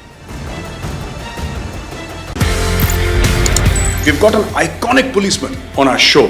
आपका police का सफर बड़ा iconic है। मैं आपसे ये पूछना चाहता हूँ सर, आपका सफर कैसे शुरू हुआ? Why did you choose to join the IPS? मैंने तो तैयारी की थी पूरे इंडियन एडमिनिस्ट्रेटिव सर्विस के लिए, पर कुछ संयोग ऐसा हुआ कि 2 पर्चे देने के बाद मेरे आंख में कुछ समस्या हो गई। इलाहाबाद में आई स्पेशलिस्ट जो सबसे अच्छे थे, उन्होंने इलाज किया, पर उनके पूरे इलाज के बावजूद मेरी आंख ऐसी नहीं हो पाई कि मैं इम्तहान में बैठ सकूँ। और 3 कंपल्सरी और 2 पर्चों के आधार पर मेरा जब रिजल्ट आया तो मैंने देखा कि मैं IPS में मैं नंबर 1 पोजीशन पे हूँ। इस तरह से IPS में मेरा सिलेक्शन, आप मुझे एक्सीडेंटल पुलिस ऑफिसर भी कह सकते हैं।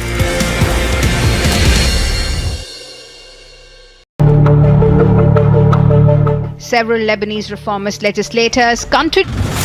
After having an internal meeting with Air India, which DGCA held entire this month, and after this action has been taken where an RT of 30 lakh has been imposed on Air India and the pilot in command has been suspended for 3 months. And not only this, 3 lakh fine has also been imposed on the director of the air flight services of Air India. So these are the major actions which have been taken by DGCA.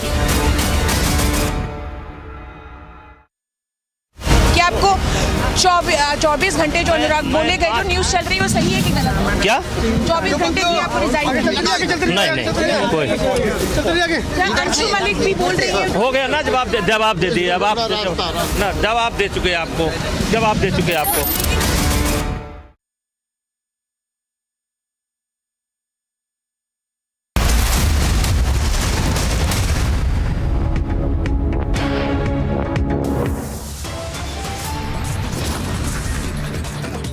The Wrestling Federation of India, in its reply to the Sports Ministry, slanders the wrestlers refusing to accept sexual harassment charges.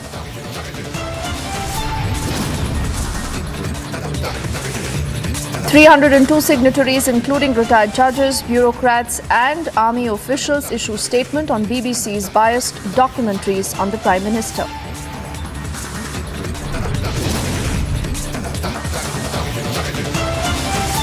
Twin blast in Jammu ahead of the Republic Day leaves 9 injured. Investigation underway by the NIA and state agencies.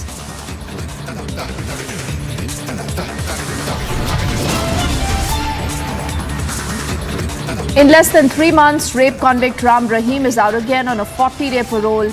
The question we ask, isn't he mocking the system again?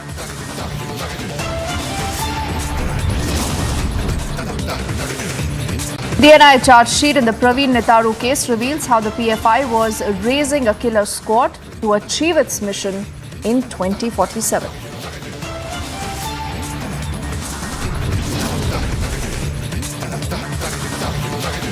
ISF and the TMC workers clash in Kolkata. Police resorted to lathi charge to disperse them.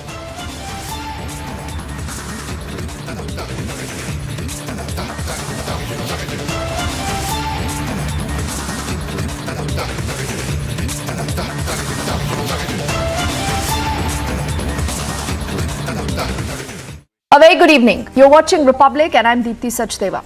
We begin this edition of the news with our spotlight back on what the Wrestling Federation of India has to say about the protesting wrestlers. Now do remember, the Union Sports Minister has tried to broker peace between all sides. He said that pending an investigation, the WFI boss should step aside. But what is he doing? Earlier today in Gonda, he was spotted being a part of an event. When questions were asked to him that why is he sitting there and he's not going to be, remember, powerful as he was, considering the kind of decisions that have been announced by the sports ministry, he continues to be defiant. He says, I'm not resigning. But what is making matters worse now is this entire reply from the Wrestling Federation of India to the sports ministry, where they slander the wrestlers and also go on to say that there is no basis to the allegations that they have put forward.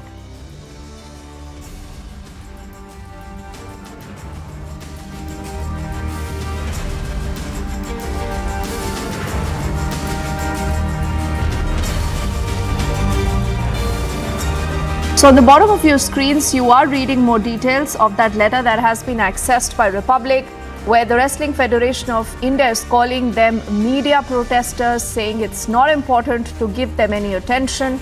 Also reiterating that there is a larger agenda, there is a conspiracy. All this has been done, the Wrestling Federation of India alleges, keeping in mind that there are elections round the corner to the WFI, and also saying that this has been done with an ulterior motive. Now, these are questions that our colleague Madhurima also asked of the Assistant Secretary there of the Wrestling Federation when he was in Gonda. Listen in to what he said. देखिए, पद से नहीं हटे हैं वो, सिर्फ president की जो भी पावर है और जब तक जांच कंप्लीट नहीं हो जाती है तब तक के लिए उन्होंने अपने आप को अलग कर लिया है, ताकि जांच में कोई बाधा ना आए, कल को लोग बोलें कि भी इन्फ्लुएंस करके या, तो इसलिए उन्होंने अपने आप को, सरकारों को बोल दिया कि आप जांच कराइए और जब तक जांच हो रही है मैं अपने आप को एज ए प्रेसिडेंट की जितनी भी पावर है मैं अपनी पावर यूज़ नहीं करूँगा, मैं वो पावर यूज़ नहीं करेंगे अपना कोई भी। क्या कल की मीटिंग में वो रहेंगे? देखिए, कल की मीटिंग की क्योंकि उन्होंने बता दिया कि जी मैं अलग हूँ और रात में ही कराया, तो कल की मीटिंग में वो एज ए प्रिजाइड ओवर नहीं करेंगे कल की मीटिंग में, क्योंकि जितनी भी जनरल काउंसिल की मीटिंग होती है वो सारी की सारी under the chairmanship of the president होती है। लेकिन क्योंकि उन्होंने बोल दिया कि मैं पावर यूज़ नहीं करूँगा अपनी एज ए प्रेसिडेंट की, तो इसलिए वो अध्यक्षता नहीं करेंगे कल की मीटिंग में। हाँ, लेकिन ये नहीं भाग, मतलब कि देखिए कहीं साइन नहीं करेंगे एज ए प्रेसिडेंट ना हो, लेकिन अपनी बात रखने के लिए आ सकते हैं कि मैंने ये कर दिया है, फिर आप मीटिंग कंटिन्यू करें और मीटिंग फिर प्रेजाइड ओवर करेंगे सेक्रेटरी जनरल। तो कल का क्या एजेंडा रहेगा? क्योंकि पहले तो यही बताया जा रहा था कि सबसे पहले तो ये सारे एलिगेशंस ही मेन एजेंडा रहेंगे, लेकिन अब कल का क्या एजेंडा रहेगा? देखिए, एजेंडा तो वही हैगा, एजेंडा थोड़ी चेंज होगा, एजेंडा तो हमने सर्कुलेट कर रखा है और जो भी इमरजेंसी मीटिंग है उसमें जो एलिगेशंस लगे हैं वो जो कहते हैं जी फाइनेंशियल इरेगुलरिटीज़ हो रही हैं, क्योंकि पूरी फेडरेशन को भंग करने के लिए, डिसॉल्व करने के लिए डिमांड करी उन्होंने, तो उस चीज़ को देखते हुए सभी की राय ली जाएगी, क्या है, सब अपने अपने मत देंगे और उस मत के हिसाब से फिर फैसला लिया जाएगा क्या आएगा। तो सर, अगर जैसे बात की जा रही है कि जो रेसलर्स की डिमांड थी कि लखनऊ से और यहाँ से जितने भी ट्रेनिंग फैसिलिटीज़ हैं वो अब दिल्ली में शिफ्ट कर ली जाए, और उसके लिए कहीं ना कहीं जो हमें सोर्सेज से पता चल रहा है कि हामी भी भर दी गई है, तो ये किस तरीके से पूरा शिफ्ट रहेगा, या अगर हम कह रहे हैं कि दोबारा से सब रीवैम्प होता है तो किस तरीके से? देखिए, लखनऊ में भी गवर्नमेंट ऑफ इंडिया साई का सेंटर है वो, तो हमने जो है साई का जो लखनऊ का सेंटर है वो उसको एज ए वुमेन सेंटर्स बनाने के लिए पूरी कोशिश करी है, और इतने सालों से हमारे सारे कैंप जो है ना वो सब लखनऊ में लग रहे हैं। तो अभी ये क्योंकि कैंप जो है सिर्फ अभी टेम्प्रेरी कैंसिल कराएगा, अभी लग जाएगा कैंप, क्योंकि पहलवानों की तो ट्रेनिंग करानी है और इतना क्रूशियल ईयर रहेगा, ओलंपिक क्वालिफिकेशन है इस साल, एशियन गेम्स भी होंगे, तो ट्रेनिंग इफेक्ट ना हो तो कैंप जल्दी स्टार्ट हो जाएगा। बाकी लगता है कि भाई यहाँ दिक्कत है तो वो सरकार देखेगी कहाँ लगाएगी, कहाँ लगाना है इनको कैंप वगैरह। बाकी है वो भी सरकार की प्रेमिसेस जाएगी। अगर वो कहते हैं वहाँ भाई बल तो वहाँ कुछ होता नहीं है, और वहाँ के जो साई के जो अधिकारी हैं वो इतना मैनेजमेंट करके चलाते हैं, और मतलब कि एक एक बच्चे का बाहर आने जाने की सारी उनके पास रिकॉर्ड होता है। सर, जैसे आपने बोला कि कल का एजेंडा ये रहेगा, क्योंकि पूरा डीबंक करने की बात कर रहे हैं, दोबारा से एक तरीके से रिफर्निश करने की बात कर रहे हैं फेडरेशन को, तो किस तरीके के डिस्कशंस होंगे कल कि आगे किस तरीके से बढ़ा जाए, आगे के डिसीजंस किस तरीके से लिए जाएं, क्योंकि खिलाड़ियों को बिना इफेक्ट किए ये ट्रांसमिशन होना चाहिए। देखिए, इस प्रकरण से कहीं ना कहीं थोड़ा सा इफेक्ट तो पड़ा है, कुश्ती पे भी इफेक्ट पड़ाएगा, लेकिन इसको जल्दी उबार लिया जाएगा कल की मीटिंग डिस्कस करके। और जहाँ तक खिलाड़ी की बात है, खिलाड़ी अपने ही ये देश की शान है। अगर लगता है अभी उनको महसूस होता है कि हमारे से कोई गलती हुई है, क्योंकि मुझे लगता है कि ऑल ऑफ सडन ऐसे एलिगेशन लगाना मेरी समझ से ही बाहर आएगी।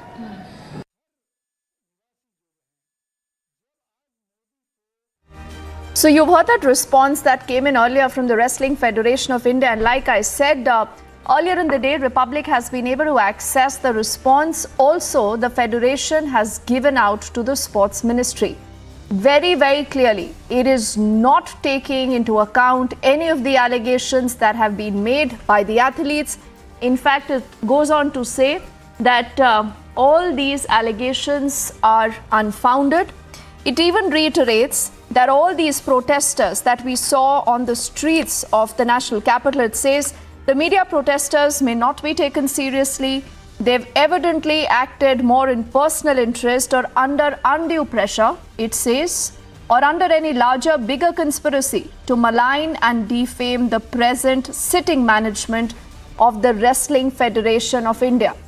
So this is a clear plan to intimidate them, to try and deflect the entire issue of sexual harassment and skirting the very, very serious charges that have been made by these wrestlers who've been on the streets instead of being on the mat.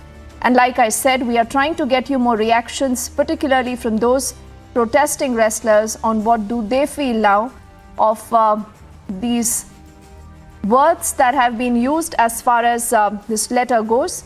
And through the evening, we'll keep getting you more insight.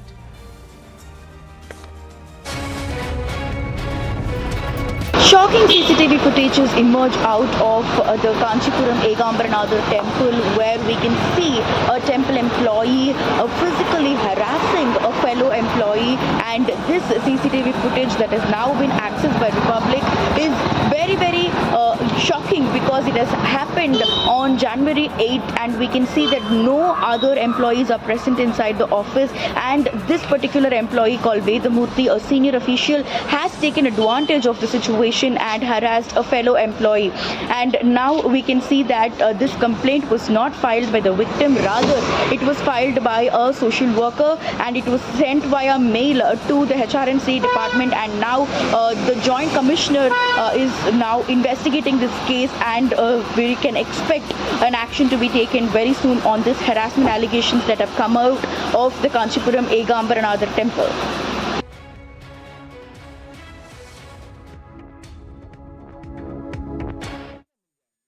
And now let's shift our focus to the other top story we are tracking this evening. In fact, it's a big development in the Praveen Netaru murder case, where the NIA now has filed a charge sheet against about 20 PFI members. This is a banned outfit in the murder of the BJP's Yuva Morcha leader, Praveen Netaru. This, remember, happened on July the 26th, 2022 in Karnataka's Dakshin Kannada district, with the intention to strike terror in the society, also create fear among people.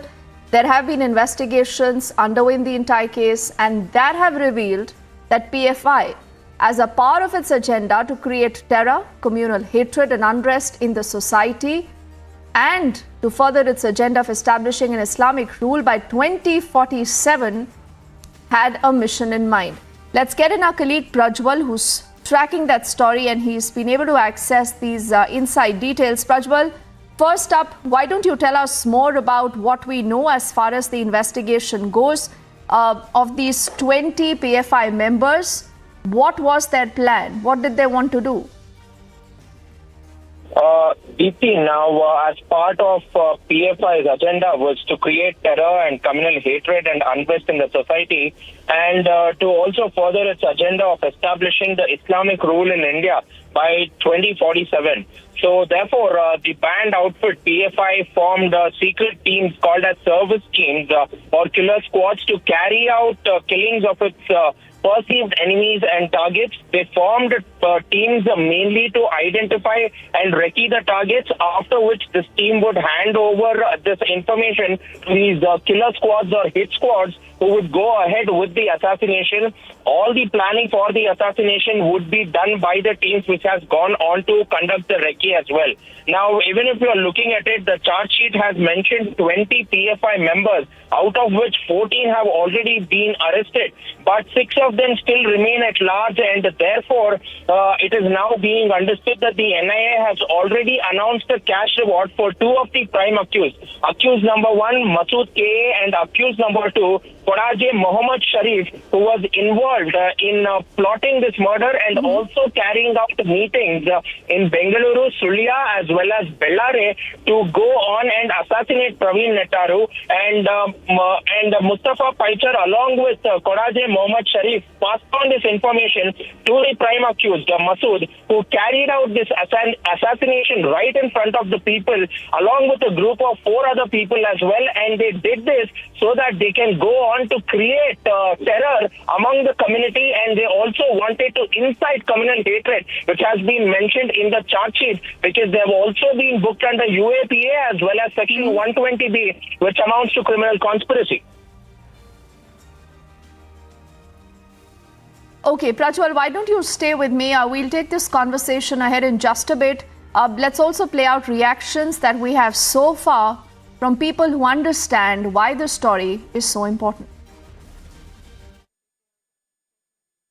NSA has filed a charge sheet against PFI in Bangalore, stating that they have come up with a very dangerous and devious plan to create chaos and mayhem in the country through spreading of terror, communal violence and hatred.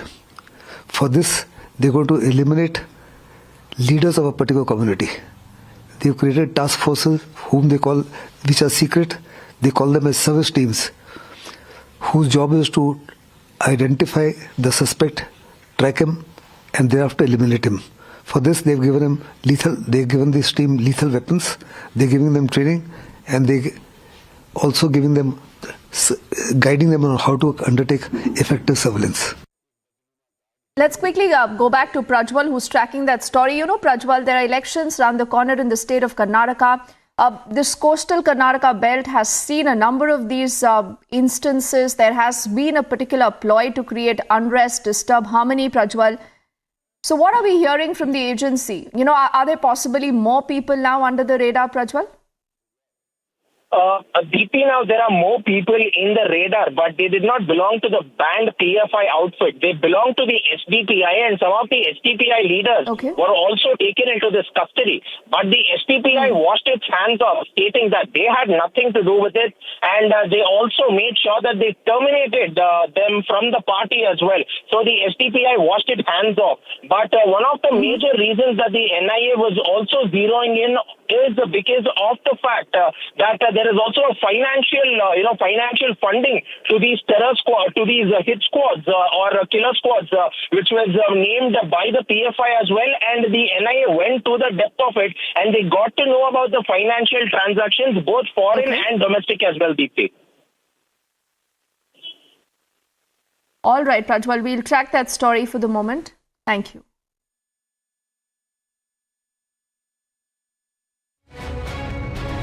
Clash broke out between 2 rowdy shooter groups in Barkas area under Chandrayangutta police station limits on Friday evening, where we see that this issue was where the clash broke out over a parking issue, and also at the same time now the police officials have registered a case on 4 people as one person was injured after there was a heated argument between the two groups. And also at the same time now what we are learning is that the police officials who reached the spot brought the situation under control, and then later after learning about this whole incident, now the police officials have registered a case and 4 people have been booked into this matter, including the 2 rowdy shooters who were involved. And also at the same time one person was injured in this incident, and he is now undergoing treatment at the local hospital.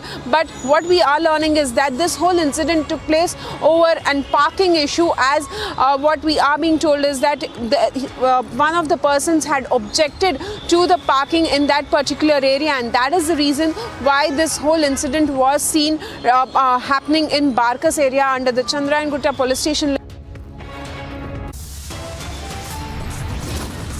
We head into a break right now. On the other side, we get you this developing story coming in from Kolkata, where there have been clashes between the ISF and the TMC. The full story on the other side.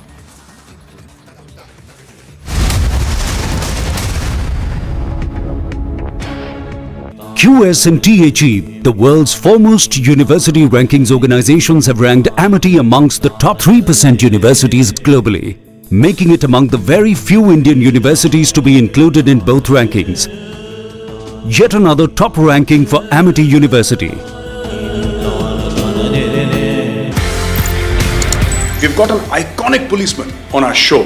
आपका police का सफर बड़ा iconic है। मैं आपसे ये पूछना चाहता हूँ सर, आपका सफर कैसे शुरू हुआ? Why did you choose to join the IPS? मैंने तो तैयारी की थी पूरे इंडियन एडमिनिस्ट्रेटिव सर्विस के लिए, पर कुछ संयोग ऐसा हुआ कि 2 पर्चे देने के बाद मेरे आंख में कुछ समस्या हो गई। इलाहाबाद में आई स्पेशलिस्ट जो सबसे अच्छे थे, उन्होंने इलाज किया, पर उनके पूरे इलाज के बावजूद मेरी आंख ऐसी नहीं हो पाई कि मैं इम्तहान में बैठ सकूँ। और 3 कंपल्सरी और 2 पर्चों के आधार पर मेरा जब रिजल्ट आया तो मैंने देखा कि मैं IPS में मैं नंबर 1 पोजीशन पे हूँ। इस तरह से IPS में मेरा सिलेक्शन, आप मुझे एक्सीडेंटल पुलिस ऑफिसर भी कह सकते हैं।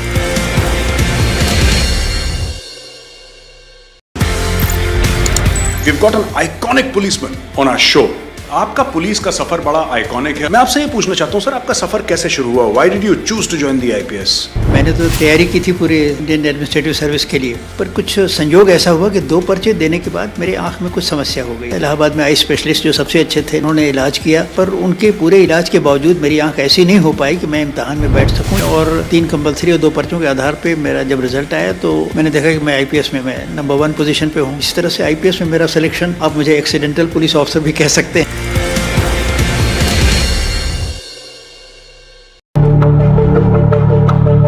Several Lebanese reformist legislators continue a sit-in inside Parliament building for a second day, refusing to leave until Speaker Nabi Berry holds an open-ended session to elect a new president. Lebanon's presidency is vacant as legislators failed to elect a new president since President Michel Aoun's 6-year term ended on October 30. Everybody had this American perspective to how they want to run the business. Every Indian startup wanted to be a copycat model of a Silicon Valley startup. So I'm asking you from a cultural ethos perspective, what is your advice to how Indian corporates should run and operate their business and their business environment? None of them believed in the Western model of doing business. They were only acting the Western model of doing business. So you have to align your culture to development. Without aligning your culture to development, you will never be able to become a global power on your terms.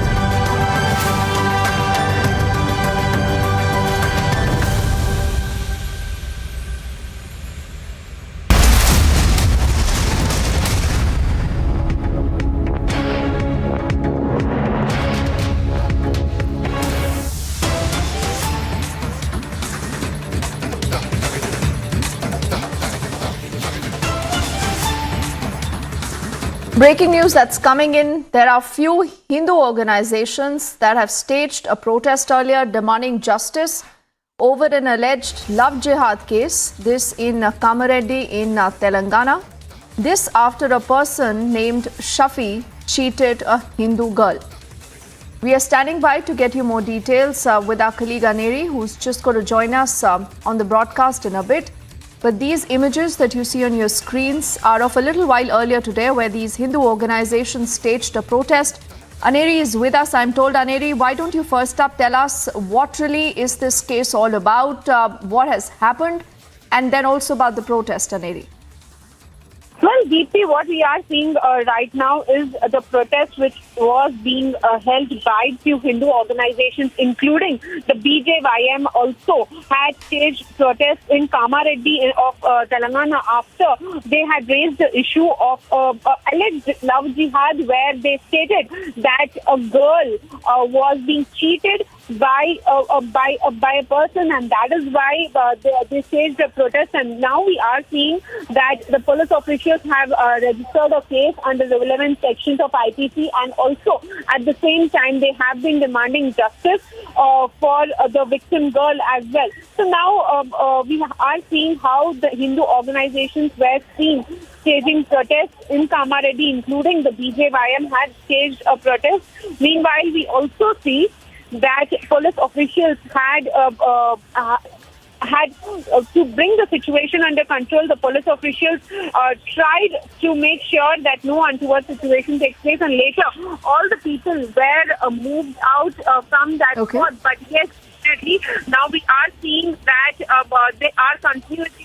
they continue to demand that there should be justice. However, the accused who is there is arrested by the police officials, and now we continue to see that how there is a raising demand. They have been alleging that this is a case of love jihad, is what the Hindu organizations have been saying. However, the police officials continue to say that they have registered a case and further investigation will be taken up. But what we are also learning is that both of them were in a relationship quite long time, but then the boy had that he would marry her, but then later cheated her, and that is why now we are seeing that there was a massive protest which broke out in Kamareddy this afternoon, where we see that hundreds of people, including the BJYM leaders, also were protesting demanding justice for the girl. All right, Aneri, for the moment, thank you for getting us those updates.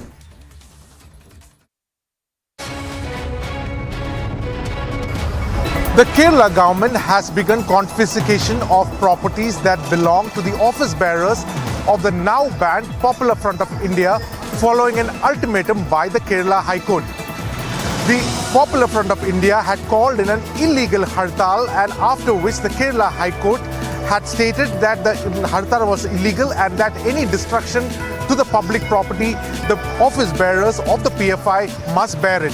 The government had estimated that close to 5.2 crore worth of public assets were destroyed as part of the illegal hartal. Although after that the government was going very slow on confiscation of the property, the High Court finally issued an ultimatum, and because of which the Land Commissioner, Revenue Commissioner TV Anupama had ordered all the collectors of various districts to conduct the confiscation of properties without any notice. Over 60 leaders of the PFI from 14 districts, homes were raided and the properties were confiscated.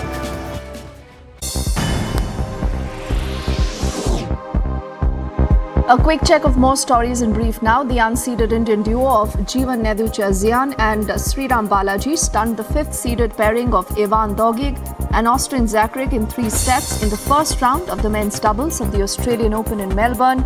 Sriram and Jeevan will now be playing the French pairing of Jeremy Chardy and Fabrice Martin in the second round. The US Secretary of State Antony Blinken has cautioned China against changing the status quo on Taiwan, which is vital to maintaining peace and stability in the region. He's added that we have seen China ratchet up the pressure on Taiwan, military pressure, economic pressure, trying to cut off ties to countries around the world through international organizations. As per media reports, shipping agents have warned the cash-strapped Pakistan government that all exports now could come to a halt as foreign shipping lines are considering stopping their services for the country after banks have stopped remitting freight charges to them because of lack of dollar availability.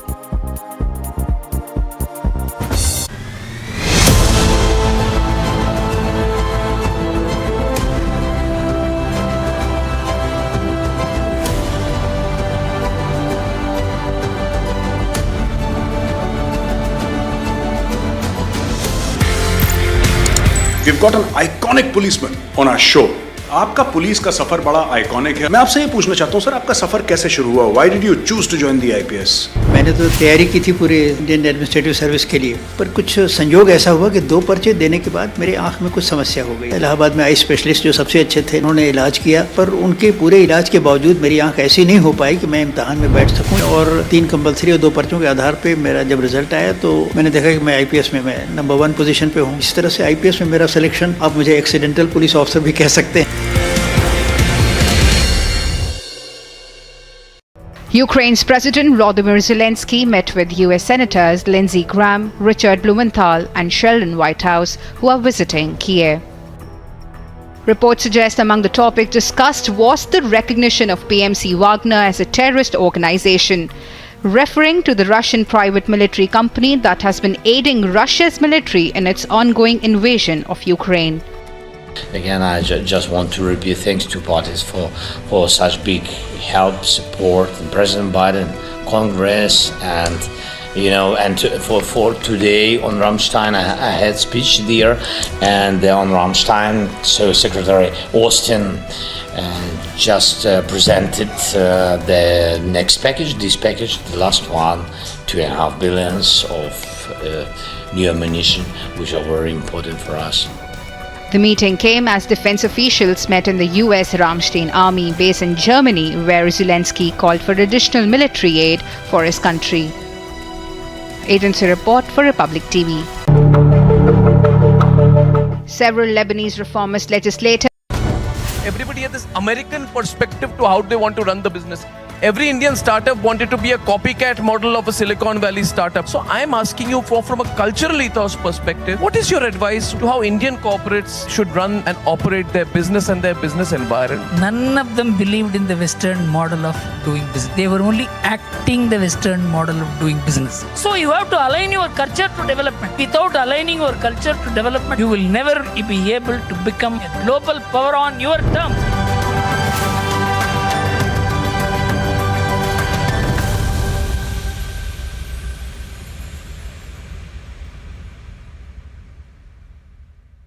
Right now we are showing you the visuals, the bomb disposal squad of the Jammu and Kashmir police. They have arrived here at the spot 0 and now they are analyzing the car where the blast has taken place. We have got the twin sets of braking. First, a confirmation that it was a terror attack, and second is that an twin IDs were used to carry out these terror attacks here in the Narwal area of Jammu.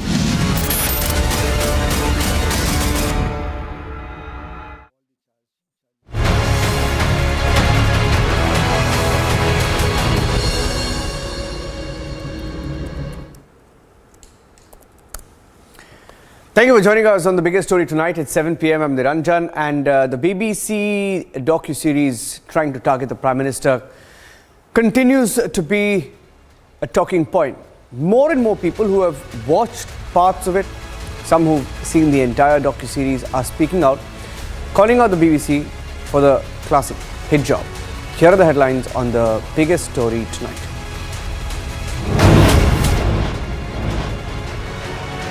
WFI, or the Wrestling Federation of India, slanders victims, the wrestlers, and rejects the harassment charge.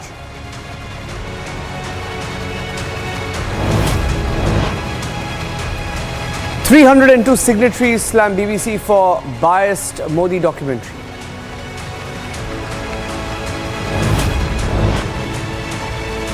Twin blast in Jammu, 6 detained by the police now being questioned.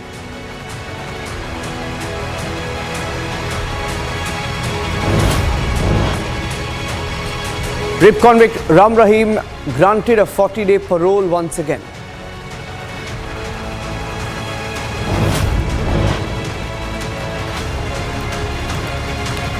NIA reveals the PFI plot on killer squads in the case of Praveen Nettaru. There are some very startling details that are emerging.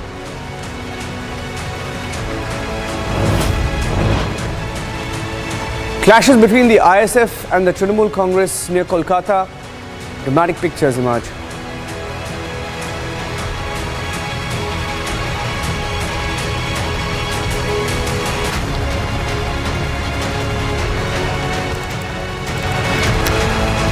And this evening, about 302 top citizens, eminent personalities, some of whom have been judges in India, some of whom have led the police force, diplomats, former IPS officers, former IAS officers, coming out and writing a letter calling out the BBC's documentary for what it really is, an attempt to target the Indian Prime Minister.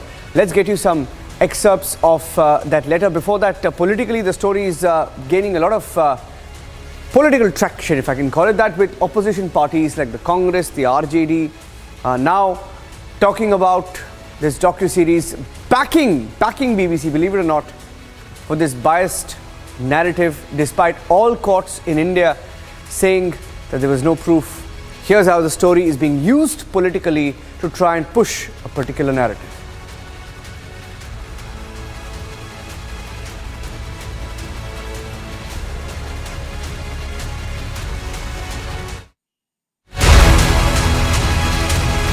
उनकी जन्मशती पर उन्हें स्मरण है उनके विचारों के लिए, उनकी त्याग तपस्या के लिए, गरीब और अमीर के संघर्षों के लिए, मजदूरों के लिए, लोकतंत्र के लिए, संविधान की रक्षा के लिए। हम प्रेस की, मीडिया की आज़ादी के समर्थक हैं और विचारों की भिन्नता होते हुए भी इसको अन्यथा नहीं लिया जाना चाहिए। कहा जा रहा है गुजरात दंगों को भारतीय समाज पर एक बदनुमा दाग है। हजारों हजार निर्दोष लोग उसमें मारे गए, लिहाजा उसके तथ्य अगर सामने आते हैं, इस पर किसी को ऐतराज नहीं होना चाहिए।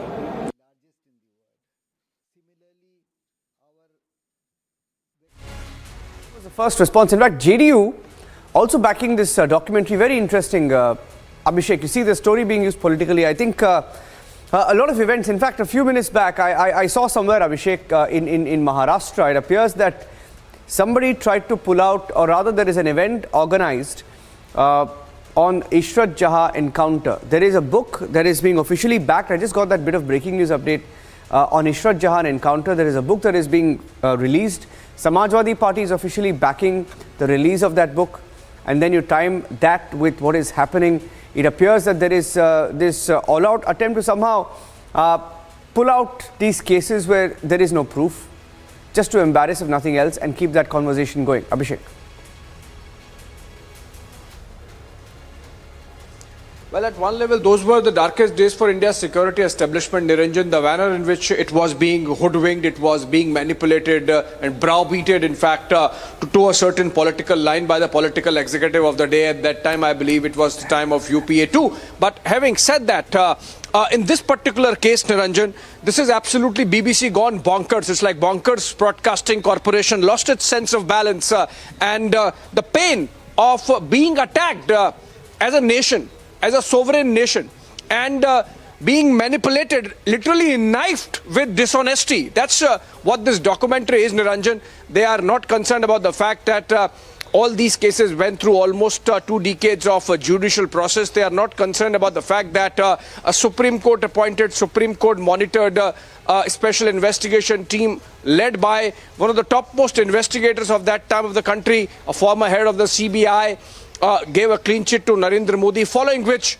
he, of course, made an outreach to the minority community, asked for bygones be bygones and to move ahead. He created a new compact with every citizen of the country, based on which he got the mandate that he got in 2014, which was subsequently renewed with even more numbers in 2019. Subsequently and parallelly, we have seen the courts of the country, from the lowermost at the district level in Ahmedabad to the topmost court of the country, doing away with those cases and upholding the clean chit given by the SIT, Raghavan SIT, and then a review petition, then a curative petition. And what's most unfortunate is, Niranjan, when you see this peddling of lies which continues almost as if all the intellectual dishonesty has to be owned by these critics of Narendra Modi, or for that matter, they would be immorally dishonest just because they want to target Narendra Modi. For example, this basic lie that 2,000 people died in Gujarat, which was never the case, about 700 Muslims and about 300 Hindus. If you really go that crude and mention numbers, you know, just about 950, between 950 and 1,000. But that dishonesty with numbers still continues when at the drop of a hat they say 2,000 Muslims died, which was never the case. And also then, Niranjan, we have seen cases after cases where in this documentary, for example, the narrative of people like Teesta Setalwad and R.B. Sri Kumar and Sanjeev Bhatt is being peddled, despite the fact that it is their conduct now under the scanner and being investigated, and again reprimanded by the Supreme Court for having misused and abused due process of law. So I think someone in the BBC should be taking note of the kind of angst and anger that has really come out and respect these sentiments if they really care for, if nothing else, at least truth, which they have really taken for a ride by making that documentary, Niranjan. Yeah, Abhishek, stay with me because you've also covered the Gujarat, riots. You've been in Gujarat for most of your life before moving to Delhi. So it'll be interesting to get your perspective on what you saw back then. But let me go across to Major General Kochhar, also joining us on broadcast. Dhruv Kochhar, I think General Dhruv Kochhar, can you hear me, sir? General Kochhar here. General Kochhar, can you hear me, sir? Good evening. Yes. Yeah, clear. General Kochhar is joining us on the phone. So are you also signatory to this letter, General Kochhar? Yes, I am signatory. Yeah, okay. Can you tell our viewers why you think this narrative of the BBC this time has crossed all lines? You see, the growth and popularity of our Prime Minister Narendra Modi seems not to be digested by certain people in certain countries. They have an agenda of their own, and this agenda is more or less being targeted for the next elections. And this is the beginning. Let me tell you, they have already started this agenda with this BBC program, and they are going to continue it further. They are getting into the internal affairs of our country, which we cannot tolerate. Nobody has got a right to speak what is happening within the nation.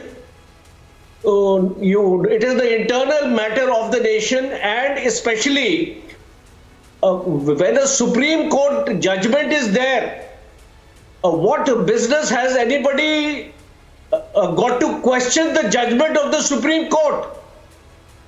Secondly, they are talking about the Citizen Amendment Act and mentioning that it is targeting the Muslims. Have they read the Citizen Amendment Act?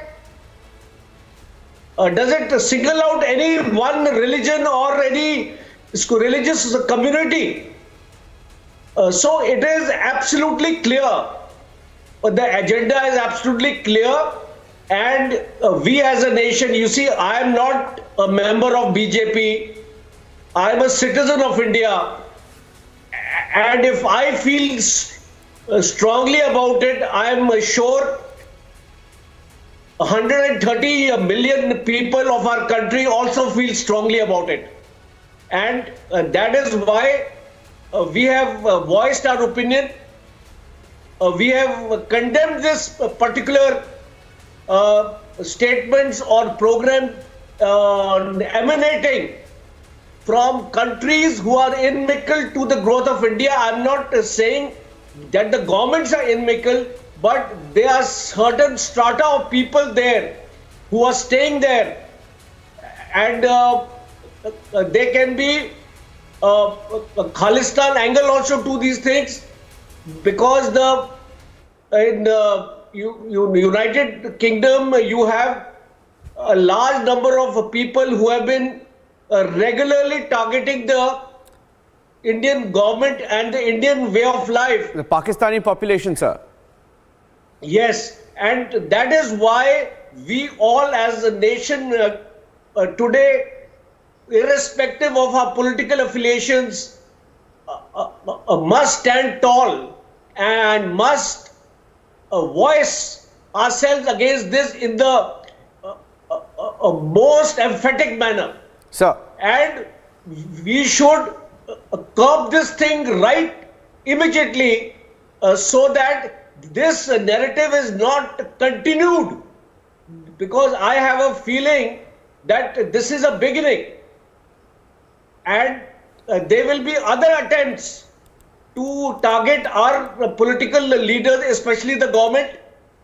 I'm further reiterating that Jammu and Kashmir, Article 370, they have no business to say. It is the internal matter of the country. Today the situation in Jammu and Kashmir is almost normal. Yeah, sir. The people are living a very peaceful life. There is growth and development. Economic packages have been announced by the government. Yeah. Corruption has been curbed. And we have investments happening from the UAE and other countries into Jammu and Kashmir. Yes. On that so point, that is why I was saying General Kochhar, because I also have Abhishek Kapoor. You see, Abhishek Kapoor has he's started his career, he's covered the riots, the aftermath of the riots, the conspiracy over the riots, and he was, just before you came in, General Kochhar, he was breaking down the details because he's seen it firsthand. He's reported on what he's seen and he's been there, right, for decades, right? Now let me take it, and look at the timing, General Kochhar, taking your point of what you said of the position that we are in and what they're trying to do. The Prime Minister in a meeting says take everyone along, including the minority communities, irrespective or not, you get their votes. He says that. A country like Pakistan not getting any attention from countries like UAE, not getting much help, but India stands tall in these countries as well. So it's all coming at a time when, everything that they possibly said, and you spoke about Kashmir, everything that they possibly tried to peddle has sort of fallen flat. The countries that are behind all of this are really at their weakest. So what they're essentially trying to do is go after someone's reputation by peddling such false news. Abhishek, from a reporting perspective, why don't you take us a little bit through the conspiracies that you saw unravel in the course of your reporting, and prima facie, when you look at this particular docu-series, why is it what we are calling a hit job? Niranjan, see, for one, these points raised by very honorable, people of the country, honorable citizens of the country who have had varied experience in governance, have excelled in whichever area they took up. They are investigators, judges, diplomats, bureaucrats, top cops.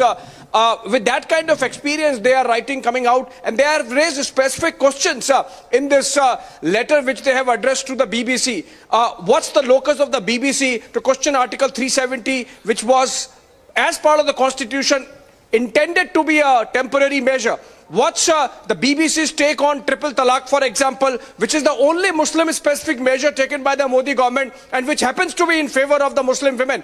Having said that, because you asked about what happened on the ground, Niranjan, suffice to say that much of this propaganda and trash prepared by the BJP by way of BBC by way of this documentary is essentially picked up from whatever was being pushed by the Teesta Setalwad group and gang, if I could call it, Niranjan, and which itself stands discredited in the courts of the country and is under scanner and being investigated. So I think that's why I said the very basic thing that the BBC needs and to introspect is whether they approach this issue with absolute integrity of intellect, and that's where the issue is, Niranjan. Okay, Abhishek and General Kochhar, I'll end by saying just one thing. I think General Kochhar said that this is just the beginning, and just before you came in, General Kochhar, I was talking about how there is a book release on Ishrat Jahan planned in Maharashtra, and the Samajwadi Party is behind it. So a lot of interesting things. I think all of them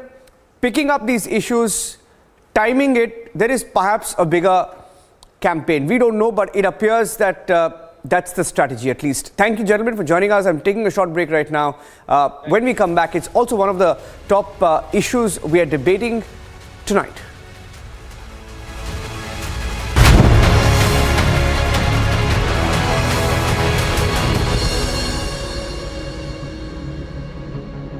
QS and THE, the world's foremost university rankings organizations, have ranked Amity amongst the top 3% universities globally, making it among the very few Indian universities to be included in both rankings. Yet another top ranking for Amity University. Ukraine's President Volodymyr Zelensky met with US Senators Lindsey Graham, Richard Blumenthal and Sheldon Whitehouse, who are visiting Kiev. Reports suggest among the topics discussed was the recognition of PMC Wagner as a terrorist organization, referring to the Russian private military company that has been aiding Russia's military in its ongoing invasion of Ukraine. Again, I just want to repeat thanks to parties for such big help, support, and President Biden, Congress, and for today on Rammstein, I had speech there, and on Rammstein, so Secretary Austin just presented the next package, this package, the last one, $2.5 billion of new ammunition, which are very important for us. The meeting came as defense officials met in the US Ramstein army base in Germany, where Zelensky called for additional military aid for his country. Agency report for Republic TV. Ukraine's President Volodymyr Zelensky met with US Senators Lindsey Graham, Richard Blumenthal and Sheldon Whitehouse, who are visiting Kiev. Reports suggest among the topics discussed was the recognition of PMC Wagner as a terrorist organization, referring to the Russian private military company that has been aiding Russia's military in its ongoing invasion of Ukraine.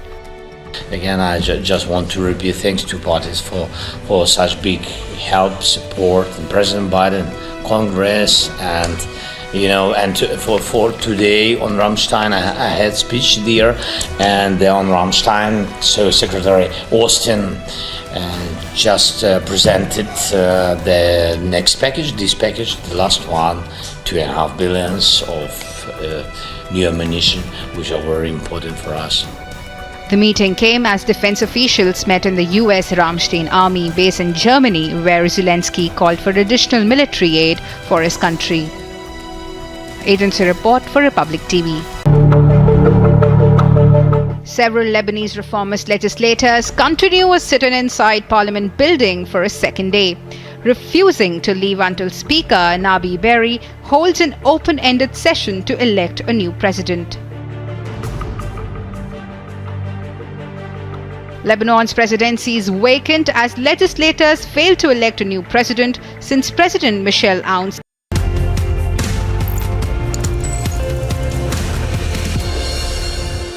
Hello friends, welcome to the Gaurav Arya show. Police वालों के बारे में अलग अलग लोग अपनी अलग अलग राय रखते हैं। People say they are not sensitive, people say they don't do their work well, some people say no they have come as saviours. जितने मुंह उतनी बातें। Today we have got an iconic policeman on our show and I am sure all of you have heard of him, mister Prakash Singh IPS। Padmashri से इनको नवाजा गया है और ऐसा कोई भी नहीं है पुलिस विभाग में या जिसका किसी प्रकार से ताल्लुक है नेशनल सिक्योरिटी से, जिसने मिस्टर प्रकाश सिंह का नाम नहीं सुना है। सर जय हिंद और हमारी शो में आपका बहुत बहुत स्वागत है। जय हिंद। सर आपका पुलिस का सफर बड़ा आइकॉनिक है और इनफैक्ट जब मैं पुलिस के बारे में रिसर्च कर रहा था सर, तो 3 साल पहले सर मेरे पिताजी जो आपके जूनियर हैं उन्होंने बोला कि आप मिस्टर प्रकाश सिंह से बात करिए, वो आपको पूरी इन्फॉर्मेशन देंगे। फिर मैंने आपको 3 साल पहले कॉल करा था सर। मैं आपसे ये पूछना चाहता हूँ सर, आपका सफर कैसे शुरू हुआ? Why did you choose to join the IPS? इसके पीछे रीजन क्या था, लॉजिक क्या था सर? देखिए, IPS में मैं कैसे आया ये भी एक ईश्वरीय घटना थी, मैं समझता हूँ। मैंने तो तैयारी की थी पूरे इंडियन एडमिनिस्ट्रेटिव सर्विस के लिए, पर उन दिनों ऐसा है कि 2 पर्चे दिए जाते थे इंडियन पुलिस। पहले तो 3 कंपलसरी पर्चे थे, उसके बाद 2 पर्चे IPS के लिए, 3 पर्चे सिविल सर्विसेज के लिए और 5 पर्चे IAS के लिए होते थे। तो मैंने 5 के लिए तैयारी की थी, ये सारे इम्तहान में बैठना है मुझे। पर कुछ संयोग ऐसा हुआ कि 2 पर्चे देने के बाद मेरे आँख में कुछ समस्या हो गई और उसके बाद मैं इलाहाबाद में था। इलाहाबाद में आई स्पेशलिस्ट जो सबसे अच्छे थे डॉक्टर चंद्रा, उनके पास गया। उन्होंने इलाज किया कि 2 दिन बाद फिर दूसरा पर्चा है, पर उनके पूरे इलाज के बावजूद मेरी आंख ऐसी नहीं हो पाई कि मैं इम्तहान में बैठ सकूं या उसकी तैयारी के लिए कुछ 1 घंटे पढ़ भी सकूं। मेरे लिए पढ़ने में भी दिक्कत थी। फिर मैं बैठ नहीं पाया बाकी पर्चों में, और इन्हीं 2 पर्चों के आधार पे और 3 कंपलसरी और 2 पर्चों के आधार पे मेरा जब रिज़ल्ट आया तो मुझे बड़ा आश्चर्य हुआ। मैंने देखा कि मैं आईपीएस में मैं नंबर 1 पोजीशन पे हूँ। तो मुझे कुछ ऐसा लगा जैसे ईश्वरीय कोई ताकत है मुझे पुलिस की तरफ। It was फेटेड sir. हाँ, तो फिर मैंने उस समय तो आईपीएस ज्वाइन ही कर लिया जी। फिर बाद में मैं फिर बैठा सिविल सर्विसेज में, मेरा इंटरव्यू कॉल भी आया पर मैं गया नहीं। मैंने कहा आप पुलिस में आ गए तब इसी में रहेंगे। इस तरह से आईपीएस में मेरा सिलेक्शन, आप मुझे एक्सीडेंटल पुलिस ऑफिसर भी कह सकते हैं। अच्छा। पर मेरा स्वभाव जैसा है कि मुझे जब कोई काम मिल जाता है, फिर चाहे मैंने उसकी आशा की हो या ना की हो, उसकी प्लानिंग की हो या ना की हो, पर यह है कि उसको मुझे अच्छी तरह से करना है। तो फिर पुलिस में भी मैं शुरू के कुछ वर्ष तो ऐसे रहे जब मुझे लगा कि नहीं पुलिस की नौकरी कैसी है और इसमें मुझे खुश रहूँगा कि नहीं रहूँगा, मुझे संतोष मिलेगा, जॉब सेटिस्फैक्शन होगा कि नहीं होगा। हमारी वाइफ में अक्सर बात होती थी, मैं सोचता था कि नहीं यहाँ से रिज़ाइन करके फिर से टीचिंग में चले जाए। मैं आईपीएस में आने के पहले 1 साल मैंने इलाहाबाद यूनिवर्सिटी में पढ़ाया था, तो मैंने सोचा तो फिर से टीचिंग में चले जाएं। पर मेरी वाइफ ने बराबर मुझसे कहती थी नहीं थोड़े दिन और देख लीजिए, अभी इतनी जल्दीबाजी में कोई फ़ैसला मत लीजिए। जैसे जैसे पुलिस में मैं प्रगति करता गया, मुझे एक नए फीलिंग का एहसास हुआ। मुझे ये लगा जैसे जब मैं सुपरिटेंडेंट पुलिस बना तो मुझे ये लगा देखो आज की तारीख में 22 लाख आदमी इस ज़िले के, उनकी जीवन की सुरक्षा, उनके माल की सुरक्षा, उनके सम्मान की सुरक्षा ये मेरे हाथ में है। मेरे नेतृत्व में ये पुलिस फोर्स कितना अच्छा काम करती है, उतने ही ये सुरक्षित महसूस करेंगे, उतने ही सुखी होंगे। तो मुझे लगा ये तो बहुत बड़ा काम करने का मौका है, एक सेवा का इतना बड़ा मौका और कहाँ से मिलेगा कि आप 24-25 लाख आदमी की आप अगर वो ये फीलिंग करने लगे, उनके मन में ये भावना हो जाए कि नहीं अब हम अच्छे हैं, हमारी सुरक्षा है, पुलिस हमारा ध्यान रखती है, अगर ये सब बात हो जाए तो बहुत बड़ी बात है। तो फिर मुझे धीरे धीरे पुलिस में ये इस भावना से मैंने सर्विस की कि it is the best instrument for to serve the people, very effective and a very strong instrument to serve the people. ये फीलिंग जब मेरे अंदर आ गई तो फिर पुलिस में मैं एकदम रम गया। मैंने कहा नहीं अब इसमें तो अच्छा काम करना है। और इस तरह से जितना मैं आगे बढ़ता गया, जब डायरेक्टर जनरल पुलिस यूपी हुआ तो मैंने अपने आप से कहा प्रकाश तुम्हें ये ज़िंदगी का एक ऐसा मौका मिला है जो आगे नहीं मिलेगा। उस समय करीब 12-13 करोड़ थी उत्तर प्रदेश की आबादी। मैं तो 12-13 करोड़ आदमी, I mean, can you give them better life? Can you make them feel secure? Can you make them feel happier than they are today? It is in your hands. तो मैंने कहा, मैंने अपने आप से कहा कि देखो अपने आराम की, सुख की, अपने स्वार्थ की सब चीज़ें भूल जाओ, बस ऐसा काम करो कि सारे प्रदेश में लोग अपने आप को पहले से ज़्यादा सुरक्षित महसूस करें, उनका पुलिस में विश्वास बढ़े और पुलिस भी एक ऐसा काम करे कि लोगों में एक सुख और शांति का ज़्यादा अच्छा अनुभव हो और ज़्यादा अच्छी भावना हो। बिल्कुल सर। तो इस भावना से मैंने काम किया। सर आप उत्तर प्रदेश काडर के हैं, उसके बाद आप अचानक as a very young officer sir, as a very very young officer आप इंटेलिजेंस ब्यूरो में चले जाते हैं, आईबी में चले जाते हैं। और आईबी में कुछ ऐसी चीज़ें होती हैं जहाँ पे आप पहुँच जाते हैं नॉर्थ ईस्ट, उस एरिया में जहाँ पे ऑलरेडी घमासान है, द बैक ऑफ बियॉन्ड, जिसको लोग कहते हैं बैक ऑफ बियॉन्ड। आईबी की क्या स्टोरी है सर और आपकी कहाँ पे पोस्टिंग हो गई थी? देखिए मैं उस समय भारत सरकार ने मुझे डिप्यूटेशन पे आईबी में ले लिया था जी, क्योंकि मेरा बहुत अच्छी पोजीशन थी आईपीएस में और उन दिनों एक ईयर मार्किंग स्कीम चलती थी, जो हर बैच के जो सबसे अच्छे अधिकारी होते थे उनको वो आईबी ले लेता था, सिलेक्शन कर लेता था। तो मेरा भी उसी में चयन हो गया और मुझसे ये नहीं पूछा गया कि आप आना चाहते हैं नहीं चाहते, वो तो हुक्म था कि आपको आईबी में आना है और मुझे यूपी छोड़ के आईबी जाना पड़ा। उस समय मैं एएसपी ही था और एएसपी मैंने कुछ महीने दिल्ली में काम किया और उसके बाद उस समय नागालैंड में इंसर्जेंसी बड़े ज़ोरों से चल रही थी और इंटेलिजेंस ब्यूरो को ये लगा कि उन्हें एक यंग आईपीएस ऑफिसर को भेजने की ज़रूरत है कोहिमा में। एक डीआईजी तो थे सीनियर आदमी, पर उसके नीचे उन्होंने सोचा कि एक एसपी भी चाहिए। तो इसी पृष्ठभूमि में मेरी पोस्टिंग हो गई।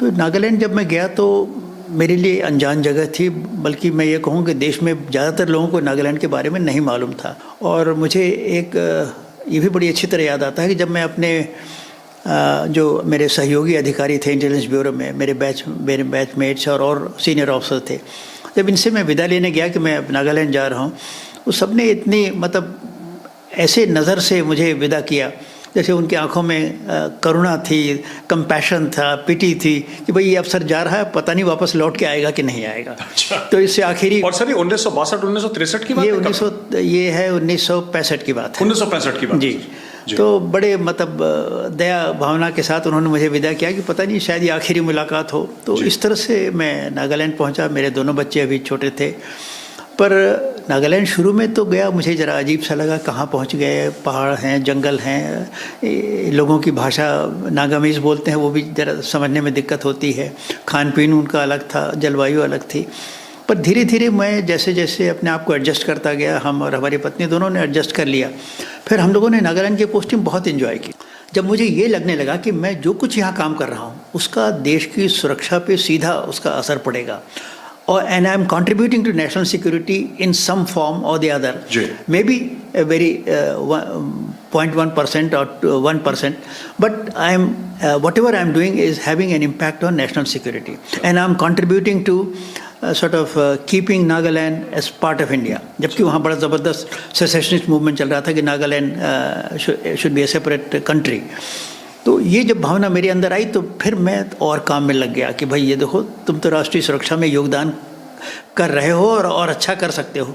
तो और मैं मेहनत से काम करने लगा, और उस समय आईबी में मतलब प्रकाश सिंह ही बस ये समझाता था, ठीक है मेरे ऊपर अफसर थे, पर प्रकाश सिंह मेन वर्कर प्रकाश सिंह थे, और जब बड़े बड़े जितने ऑपरेशंस हुए सब मैंने ही किए। कोई एक ऑपरेशंस की कहानी तो सुनाइए सर, जिसमें नियर डेथ एक्सपीरियंस, मैंने ऐसा सुना है सर कि you face some very very tough moments where जान जा सकती थी, ऊपर वाले की कृपा थी नहीं गई जान।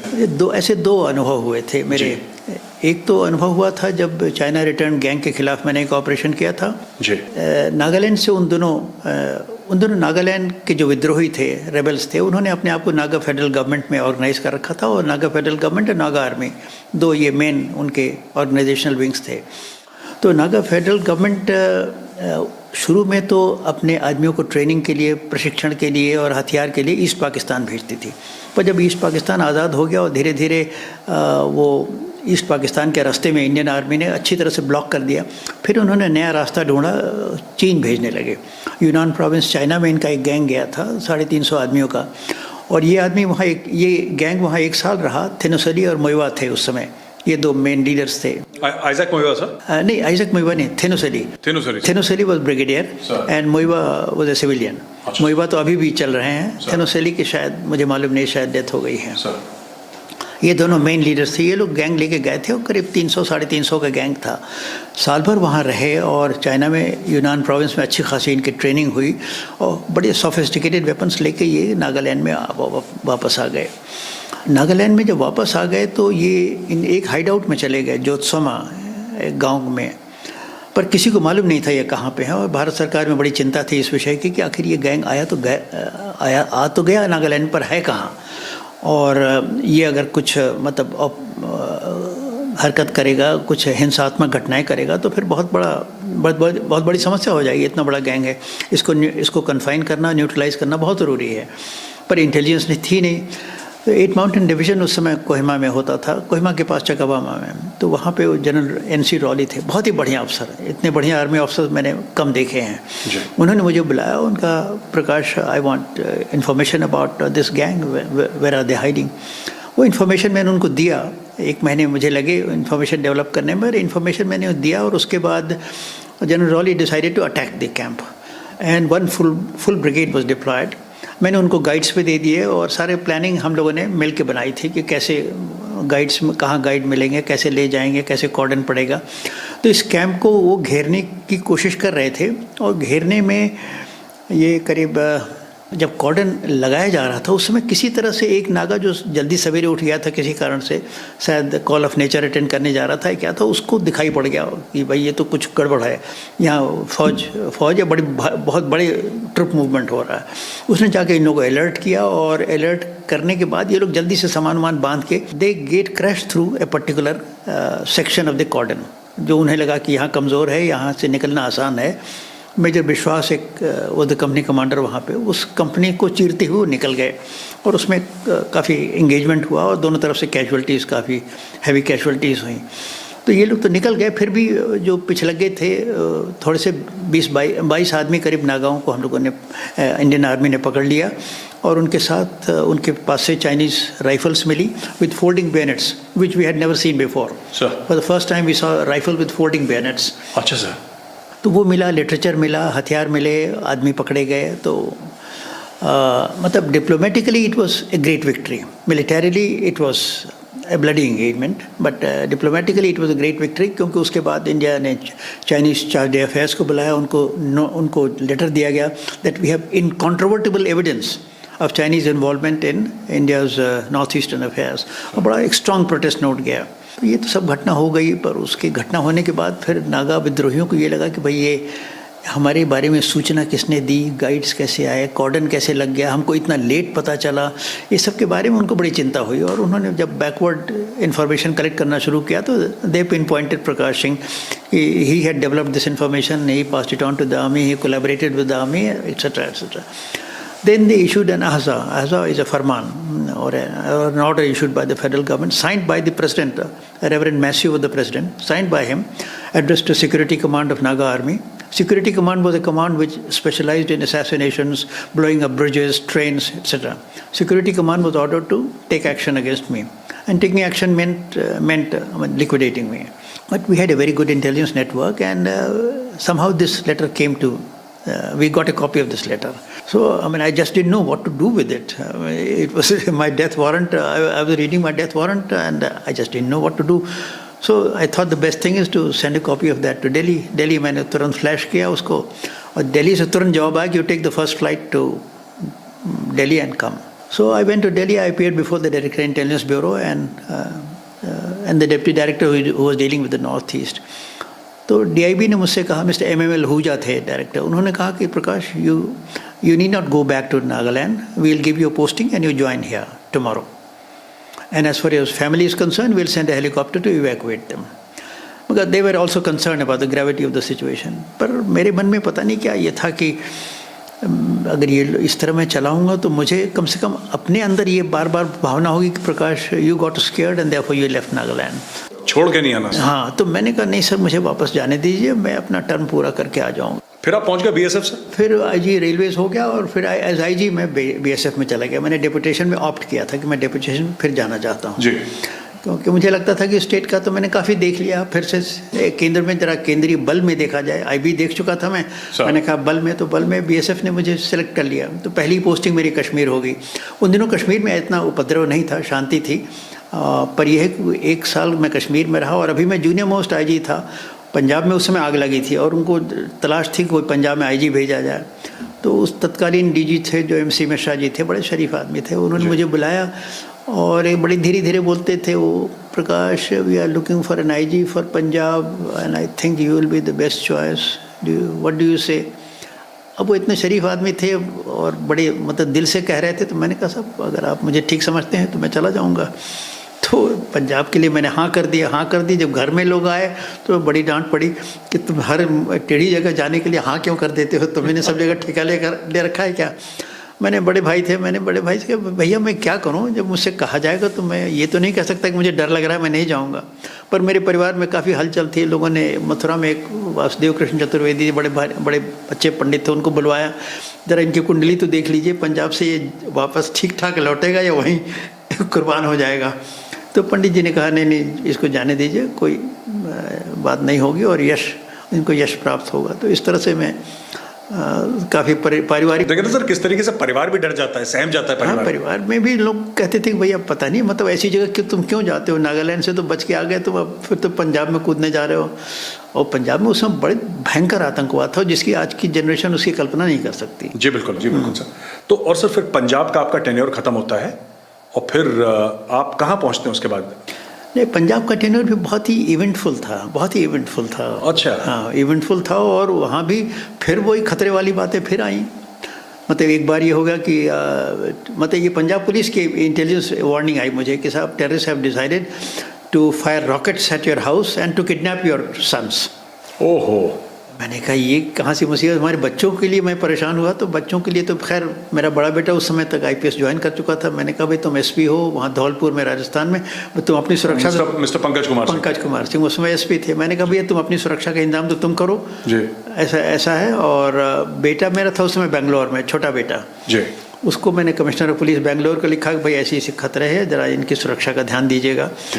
तो खैर कोई ऐसा विशेष प्रयास नहीं हुआ। थोड़े बार बेंगलोर वाले बच्चे को एक बार थोड़ा सा कुछ खतरे का आभास हुआ था, उसने कंट्रोल रूम फ़ोन कर दिया तो गाड़ी आ गई थी, फिर वो लोग भाग गए थे।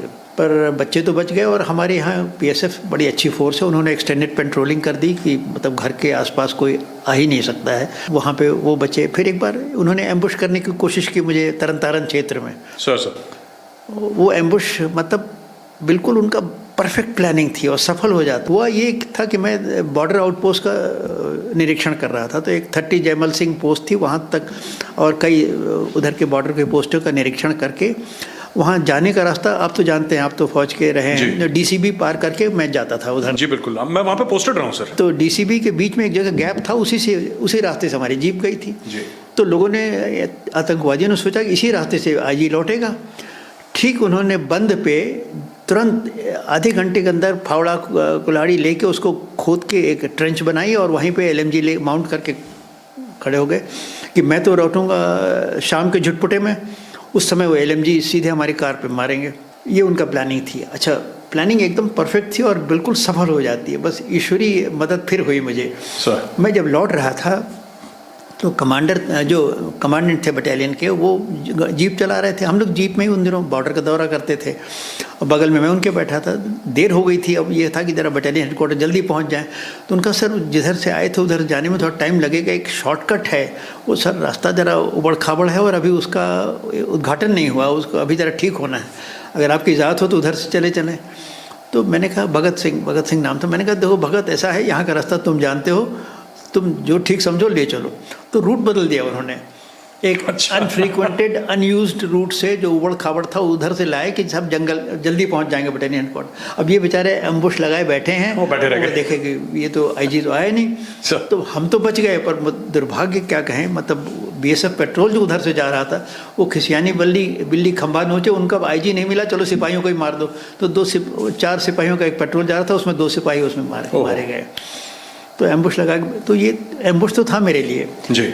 और ये खैर यहाँ से मैं बचा, तो ये और घर पे अटैक वाली बात थी। ये तो पंजाब, फिर पंजाब का इवेंट सबसे बड़ा जो मेरे लिए, मेरे दृष्टिकोण से मेरी सबसे महत्वपूर्ण मेरी उपलब्धि थी पंजाब में, वो हुआ बॉर्डर्स को सिक्योर करना।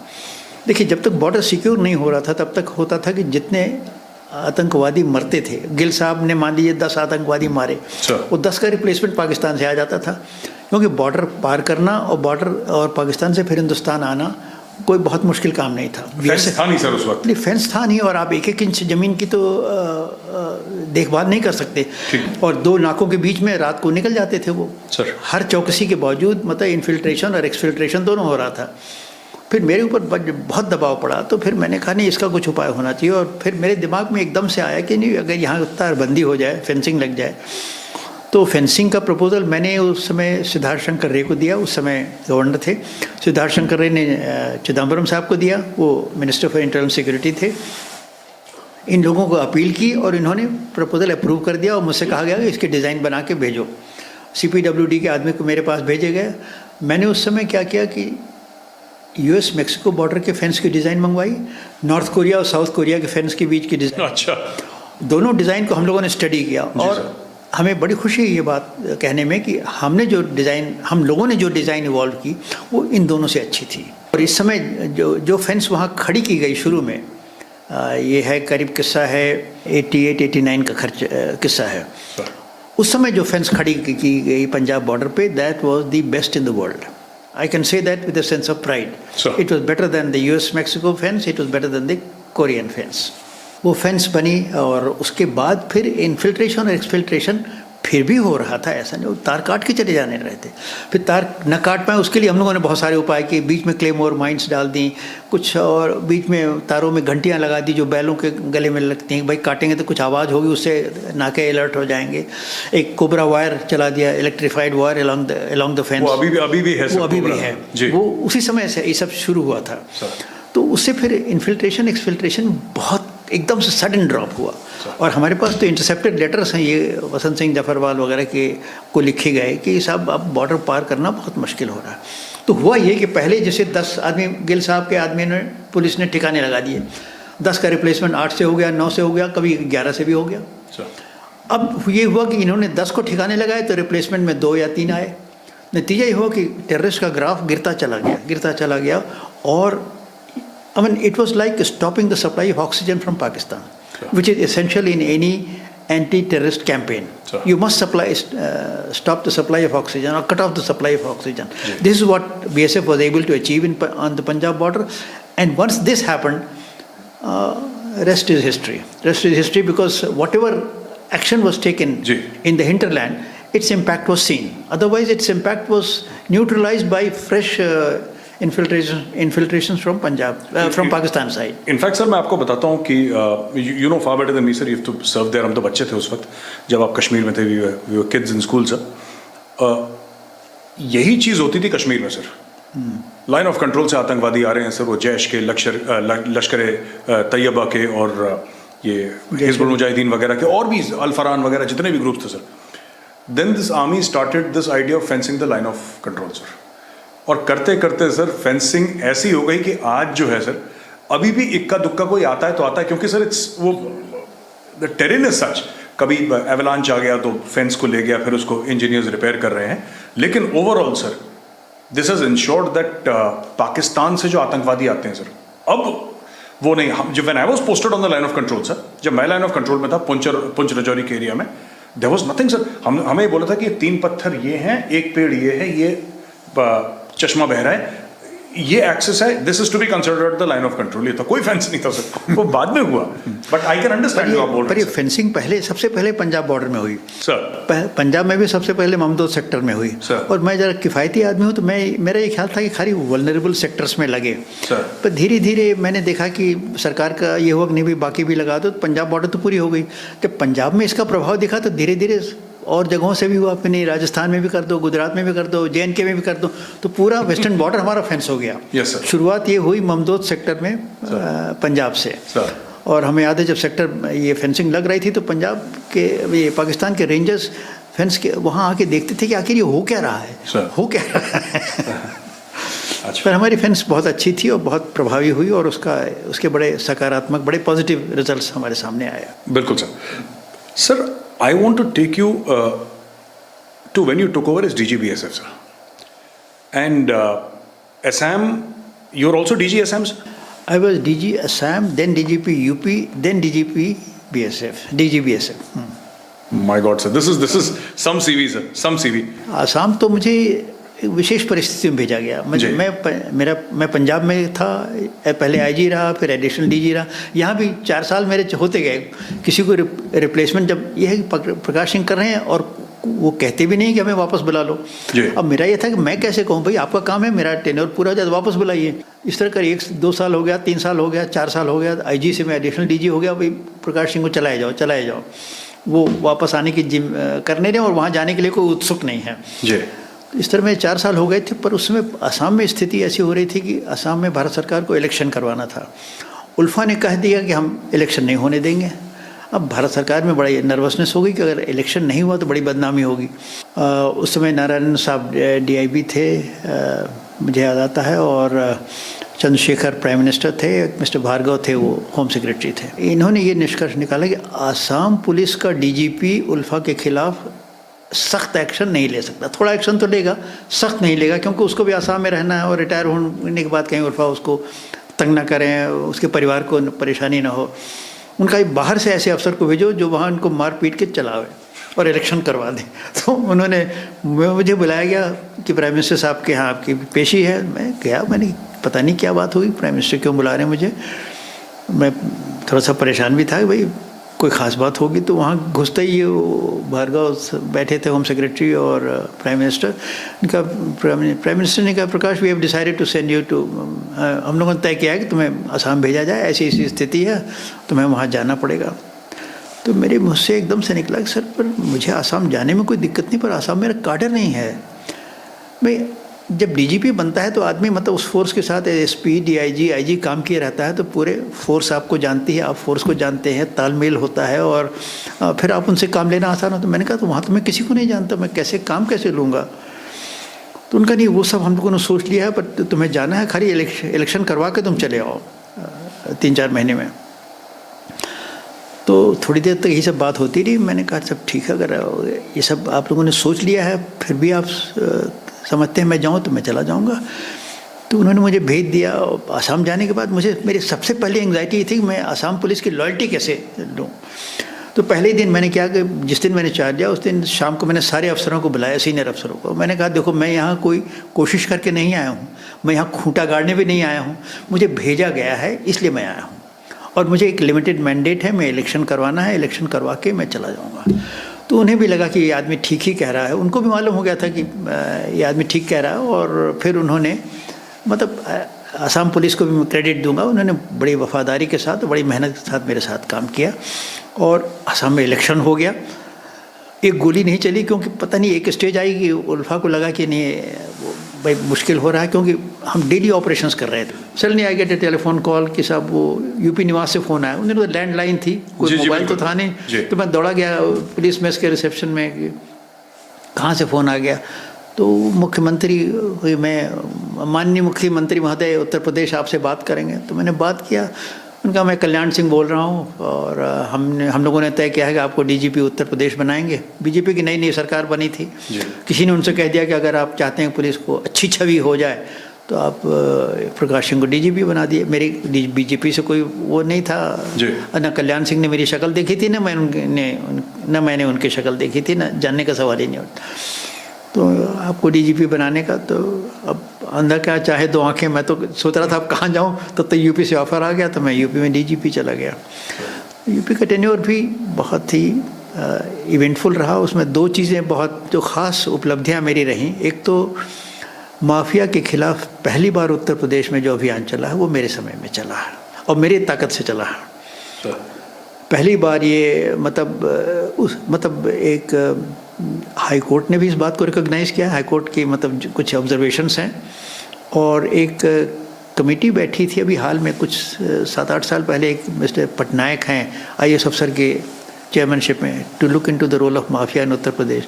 तो उन्होंने भी लिखा है कि पहली बार कैंपेन प्रकाश सिंह ने ही चलाया था और कह रहे थे कि माफिया की डेफिनेशन हमें कहीं नहीं मिली, तो हमारा उन्होंने सर्कुलर ऑर्डर कोट किया है। इस सर्कुलर ऑर्डर में कैसे माफिया को डिफाइन किया गया। तो माफिया के for the first time mafia really felt the impact of police और most of them went underground. They were not to be seen, nobody knew where they were.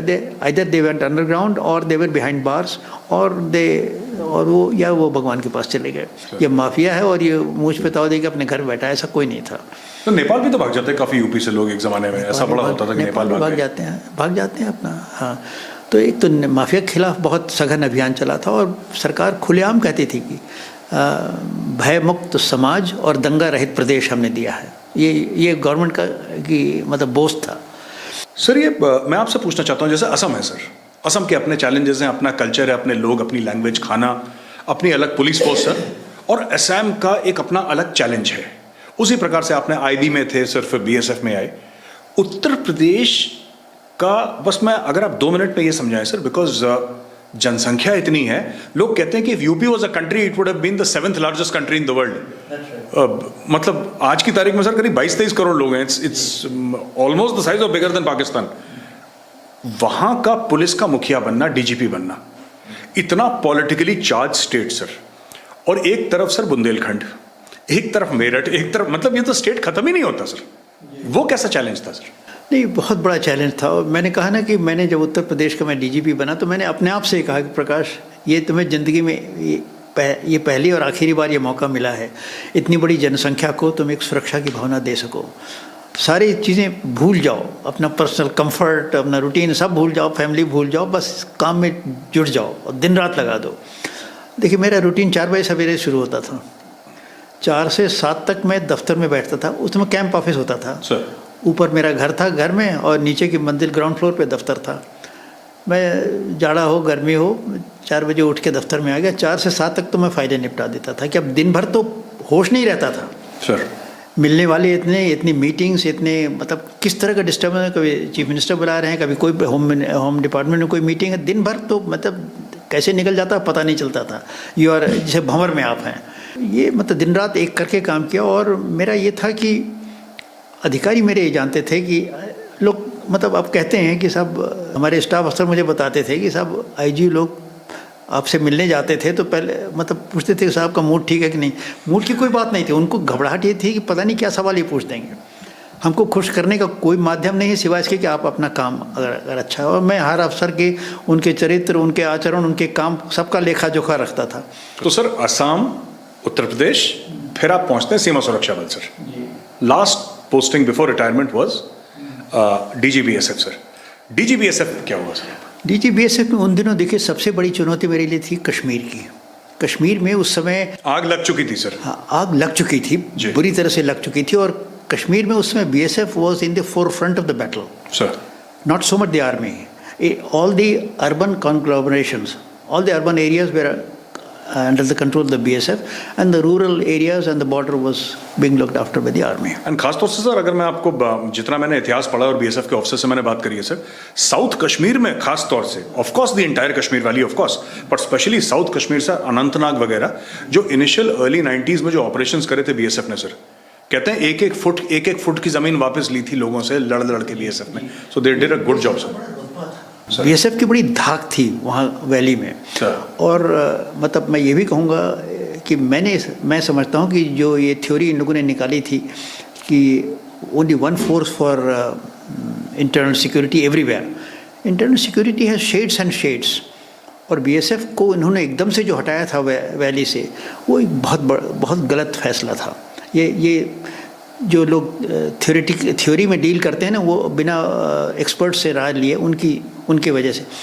CRP is an excellent force, CRP के खिलाफ मुझे कुछ नहीं कहना, पर हर force को किसी समस्या को समझने में टाइम लगता है। बिल्कुल। BSF के पैर जम चुके थे, BSF की धाक थी, लोग BSF के रेस्पेक्ट करते थे, BSF का इंटेलिजेंस नेटवर्क बड़ा अच्छा था। CRP गई तो उसको पहली बात तो उनको समस्या को समझने में टाइम लगा, टेररिस्ट का कितना मतलब उनका इम्पैक्ट है उसको झेलने में समय लगा। इंटेलिजेंस नेटवर्क उनके पास था ही नहीं, तो शुरू में तो अपनी CRP लड़खड़ा गई, फिर धीरे धीरे करके उन्होंने भी पैर जमा लिया। पर वो एक डेढ़ साल हमें बहुत नुकसान हुआ है। और जनरल सिन्हा थे जो अपने, हम लोगों ने एक सिंपोजियम में USI में भाग ले रहे थे, मेरी भी राय थी, उनकी भी राय थी कि BSF को वैली से हटाना एक गलत निर्णय था। It was a theoretical decision taken by people who do not know the ground realities. तो मैं उस समय की बात कर रहा हूँ जब BSF वहाँ पूरी तरह से ज़मीन पे कब्जा थी और BSF सारे अर्बन एरियाज़ में BSF थी, रूरल एरियाज़ में आर्मी थी। और कोई एग्जांपल दीजिए ना सर। एक सोपोर में गया था, मैं सोपोर का दौरा कर रहा था, तो वहाँ मैंने देखा कि दूर कोई झंडा फहरा रहा है। ये किसका झंडा है भाई? उसने कहा सर ये पाकिस्तान का झंडा है। मेरे तो सुनते बदन में आग लग गई कि पाकिस्तान का झंडा मेरे आँख के सामने फहरा रहा है, हिंदुस्तान की ज़मीन पे ये हो कैसे सकता है? उसने कहा साहब वो सोपोर है, बड़ा नोटोरियस गांव है, आतंकवादी वहाँ बहुत उनका स्ट्रॉन्ग होल्ड है, और आज की तारीख में वहाँ 70-80 अफ़गान मुजाहिदीन भी हैं। उस समय अफ़गान मुजाहिदीन कश्मीर बिल्कुल आ जाते थे। पापा 2 में हम लोग इन लोगों को बंद कर रखा था, हमारा एक कैंप था। पापा 2 सर, बड़े सालों के बाद ये नाम सुनाई दे रहे हैं। हमारा कैंप था, उसमें हमने इन लोगों को बंद कर रखा था, जो पकड़े जाते थे। तो 70-80 मुजाहिदीन भी हैं। मैंने कहा मुजाहिदीन हो या कोई भी हो, मैं हिंदुस्तान की ज़मीन पर पाकिस्तान का झंडा नहीं हो सकता। मैंने अपने 2 बटालियन कमांडर्स जो थे उन दोनों को बुलाया। मैंने कहा look, I want that this place should be attacked, the mujahideen should be dislodged and the flag has to be taken off. तो दोनों बटालियन कमांडर्स हमारे राजी हो गए। अब ये बात जब हुई तो मैंने प्लान तो बना लिया, पर मुझे लोगों ने बार बार कह रहे थे कॉशन शब्द बात कि मतलब इसमें देखिए 70-80 मुजाहिदीन हैं, बड़ी भारी कैजुअलिटीज़ होने वाली। तो मैंने I brought this to the notice of the home ministry. मैंने कहा ये मैं अटैक करना चाहता हूँ, मेरी ये सिफारिश है कि आप आर्मी का भी एक कंपनी दे दीजिए, एक कॉलम दे दीजिए, कुछ हमें दीजिए। I take full responsibility. हमारी तो 2 पूरी बटालियन रहेंगी, एक आर्मी, ताकि मैंने ये सोचा कि कहीं अगर हम ज़्यादा मार खा गए और सफल कैजुअलिटीज़ हो गई हमारी, ज़्यादा कैजुअलिटीज़ हुई तो लोग हमारे ऊपर जिम्मेदारी डालेंगे कि तुम बड़े 30 मार खा बने थे, अटैक करने जा रहे थे। तो ये मामला सब होते होते होते ये पहुंच गया, प्राइम मिनिस्टर तक पहुंच गया कि भाई ये तो बीएसएफ की तरफ से है कि हम they want to attack this camp, इसकी क्लियरेंस चाहिए। होम सेक्रेटरी भी घबरा रहे थे कि क्लियरेंस हम दे दें और कुछ हो जाए। ये मामला फिर ऊपर तक गया। फिर उस मीटिंग में प्राइम मिनिस्टर भी थे, defence minister, home secretary, foreign secretary सब बैठे थे वहीं पे। वहाँ पे आर्मी चीफ थे उस समय, बीसी जोशी थे, general Joshi sir, general Joshi थे। किसी ने कहा कि साहब इसमें सब आदमी, सिविलियंस भी बहुत मारे जाएंगे, कैजुअलिटीज़ भी दोनों तरफ से होंगी, और ह्यूमन राइट्स का एंगल बहुत ज़बरदस्त उठेगा कि इतने सिविलियंस कैसे मारे गए। उस समय ह्यूमन राइट्स अभी नया नया शुरू हुआ था, पर बड़ी तेज़ी से आगे बढ़ा था, और ह्यूमन राइट्स वायलेशन एक बहुत बड़ा इशू हो गया था कश्मीर में। उनका ह्यूमन राइट्स का भी मुद्दा बहुत ज़बरदस्ती से उठेगा इस लड़ाई के बाद, अगर ये बीएसएफ ने अटैक किया कि गाँव वाले मारे जाएंगे। अब इस बात पे नरसिम्हा राव साहब घबरा गए, और उनका भाई फिर उन्होंने क्लियरेंस नहीं दिया। पर ये बात एक सारी चर्चा का विषय हो गया कि BSF is itching to attack the Afghan mujahideens and but they have not been given clearance. तो मतलब इससे फौज में हमारी इज्जत बहुत बढ़ गई। लोगों ने कहा कि ये आदमी बड़ा, मतलब इसका दिल बड़ा मजबूत है, और यह खतरा लेने के लिए मौजूद तैयार बैठा है। फौज will always appreciate somebody who says कि चलो my aggressive actions were appreciated. तो एक बार इसी तरह मीडिया मेरा इंटरव्यू ले रहा था, और मैं बोलने में आउटस्पोकन हूँ। तो पापा टू कैंप के बारे में कुछ हुआ कि साहब आपके पास बहुत सारे आदमी आपने रखे हैं, और तो किसी करस्पॉन्डेंट ने पूछ दिया साहब बड़ी शिकायत आ रही है कि उनको आप पिटाई करते हैं, 3rd डिग्री मेथड्स इस्तेमाल करते हैं। तो मैंने ये तो नहीं कहा कि हम पिटाई करते हैं या नहीं करते हैं, मैंने ये कहा तो आप क्या चाहते हैं, उनको हम सवेरे दूध पिलाएं और जलेबी खिलाएं क्या? ये दूध और जलेबी वाली बात बड़ी पॉपुलर, बहुत ज़्यादा ब्रॉडकास्ट हो गई, और कश्मीर में भी वो खूब लोगों ने सुना कि मतलब ये कह रहा है क्या दूध पिलाएं और जलेबी खिलाएं, मतलब कि ये नहीं खिलाएंगे हम तो पिटाई करेंगे, ये मतलब उन्होंने निकाल लिया। अब इस मतलब के निकालने से बड़ी चर्चा हो गई, और फिर जब मैं डीजी बीएसएफ था तो दिल्ली पुलिस से मेरे पास अलर्ट आया कि साहब आप हिजबुल मुजाहिदीन का एक गैंग आपकी हत्या करने के लिए दिल्ली आया हुआ है। मैं डीजी बीएसएफ था उस समय, और अब ये हुआ कि भाई दफ्तर तो जाना ही है, दफ्तर तो हम अवॉइड कर नहीं सकते। तो फिर हमने ठीक है, वी टुक एक्स्ट्रा मेजर्स, दफ्तर का टाइम अलग कर दिया, रूट अलग कर दिया रोज, और जो एस्कॉर्ट है उसको थोड़ा और स्ट्रेंथन कर दिया। So BSF house used to be Lodi Estate only, sir? Lodi Estate एकदम 8 नंबर खान मार्केट के सामने 8 नंबर था। 8 नंबर सर। घर के सामने 2 तोप लगी रहती थी। बिल्कुल। वो बाद में हमारे उत्तराधिकारियों ने छोड़ दिया, वरना बड़ा शानदार घर था। Yes sir. उसमें आर्या साहब भी बाद में मैं रहा हूँ सर उस घर में थोड़े समय के लिए। 8 नंबर लोधी स्टेट था। तो मतलब वो खतरा 1 हफ्ते तक रहा, उसके बाद फिर दिल्ली पुलिस से आया कि नहीं साहब ये गैंग वापस चला गया है, आप वो शायद मरने का प्लान एग्जीक्यूट नहीं कर पाए।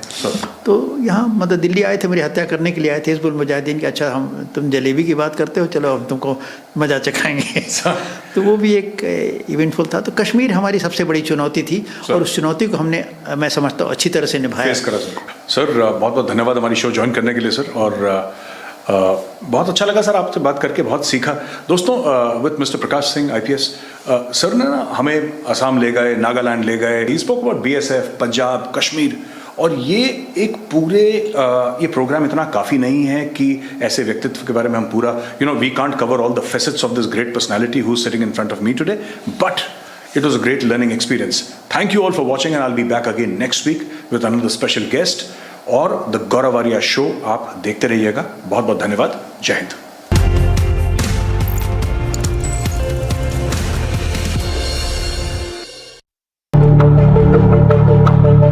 Several Lebanese reformist legislators continue a sit-in inside Parliament building for a second day, refusing to leave until Speaker Nabi Berri holds an open-ended session to elect a new president.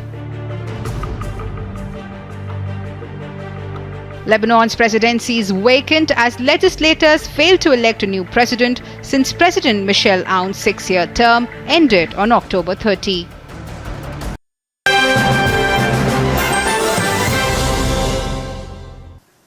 Mr. Gurumurthy, I think on behalf of everyone in the audience and everyone watching on television, on the Republic Media Network, online, across the world, let me just say that we are already being we have besieged by a swathe of reactions to what you've been saying, because it is not just people in this hall, it is a lot of people across the country and around the world who've been mesmerized by what you've said in the last half an hour. So first of all, I think we are very grateful to you for that, and I thank you for it. And I also want to say how privileged I am to be in the presence of an intellectual giant like you, and how privileged we are as a country. Mr. Gurumurthy, you said that you are 74 and you don't know whether you will see the future that you have worked for and sacrificed a lot for. And by way of introduction, let me tell the audience here today, we are in the presence of a man who for half a century has gone through the most difficult hardships, taken on the most inconvenient of situations on himself. A man who's been facing court cases, fought for corporate governance, fought corporates in this country, gone to jail for it, fought political establishments. So when Mr. Gurumurthy comes on stage and talks about what he feels about the country and why he speaks so passionately, it is because 2/3 of his 74 years has been fighting for the India that we are proud to be looking forward to. So we are grateful to you, sir. Not just for your wisdom, but we are grateful for what you've done to this country. And I thank you for it. Sir, since we are in your presence, I will ask some straightforward questions. I won't go academic, I'll go straight. My first question to you is on Prime Minister Modi.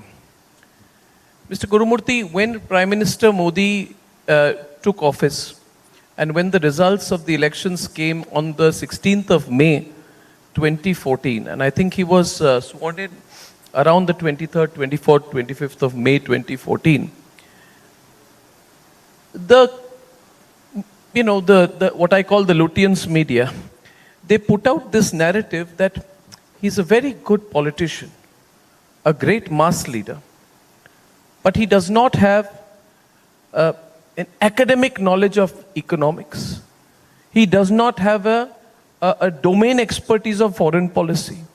So they were looking at identifying foreign policy and economics as his weakness. And they felt that the Prime Minister needs an education on this. Now when we look upon it 8 years later, 9 years later, we feel, and my view is clear, that I think the Prime Minister has educated a lot of people on economics and foreign policy. And what is happening at Davos today wouldn't be happening without his application of mine. My first question, therefore, to you, sir, is how do you read Prime Minister's understanding of economics, whether Jan Dhan Yojana, taking a tough, unpopular calls at one time on demonetization, GST, it appears somewhere he has almost planned this through maybe before 2014. So, can you give us an insight on Prime Minister Modi's understanding of economics and how he has gone through it? See, economics as a specialized subject of experts itself is a dead notion. In 1996, I think, when the crisis occurred, in 2009, June, The Economist magazine came out with a cover story that macroeconomics is dead, which is a fact. There is no functioning economic theory today applicable to all situations, all nations. It is now accepted by all economists. Then where is something called an economics as a subject? It requires an understanding of the society and the specific needs of the society. In the year 2005, the very G20 nations met in Beijing, and a resolution was passed that this one-size-fit-all model, which produced all this economics, is no more valid. Development has to be country-specific and culture-specific. 2005, G20 nations. In 2008, the World Bank said the same thing. We have learned to the hard way that there is no one size fit all model for all. Each nation will have to work out its own model. Tell me which economist in the world has ever accepted this formulation.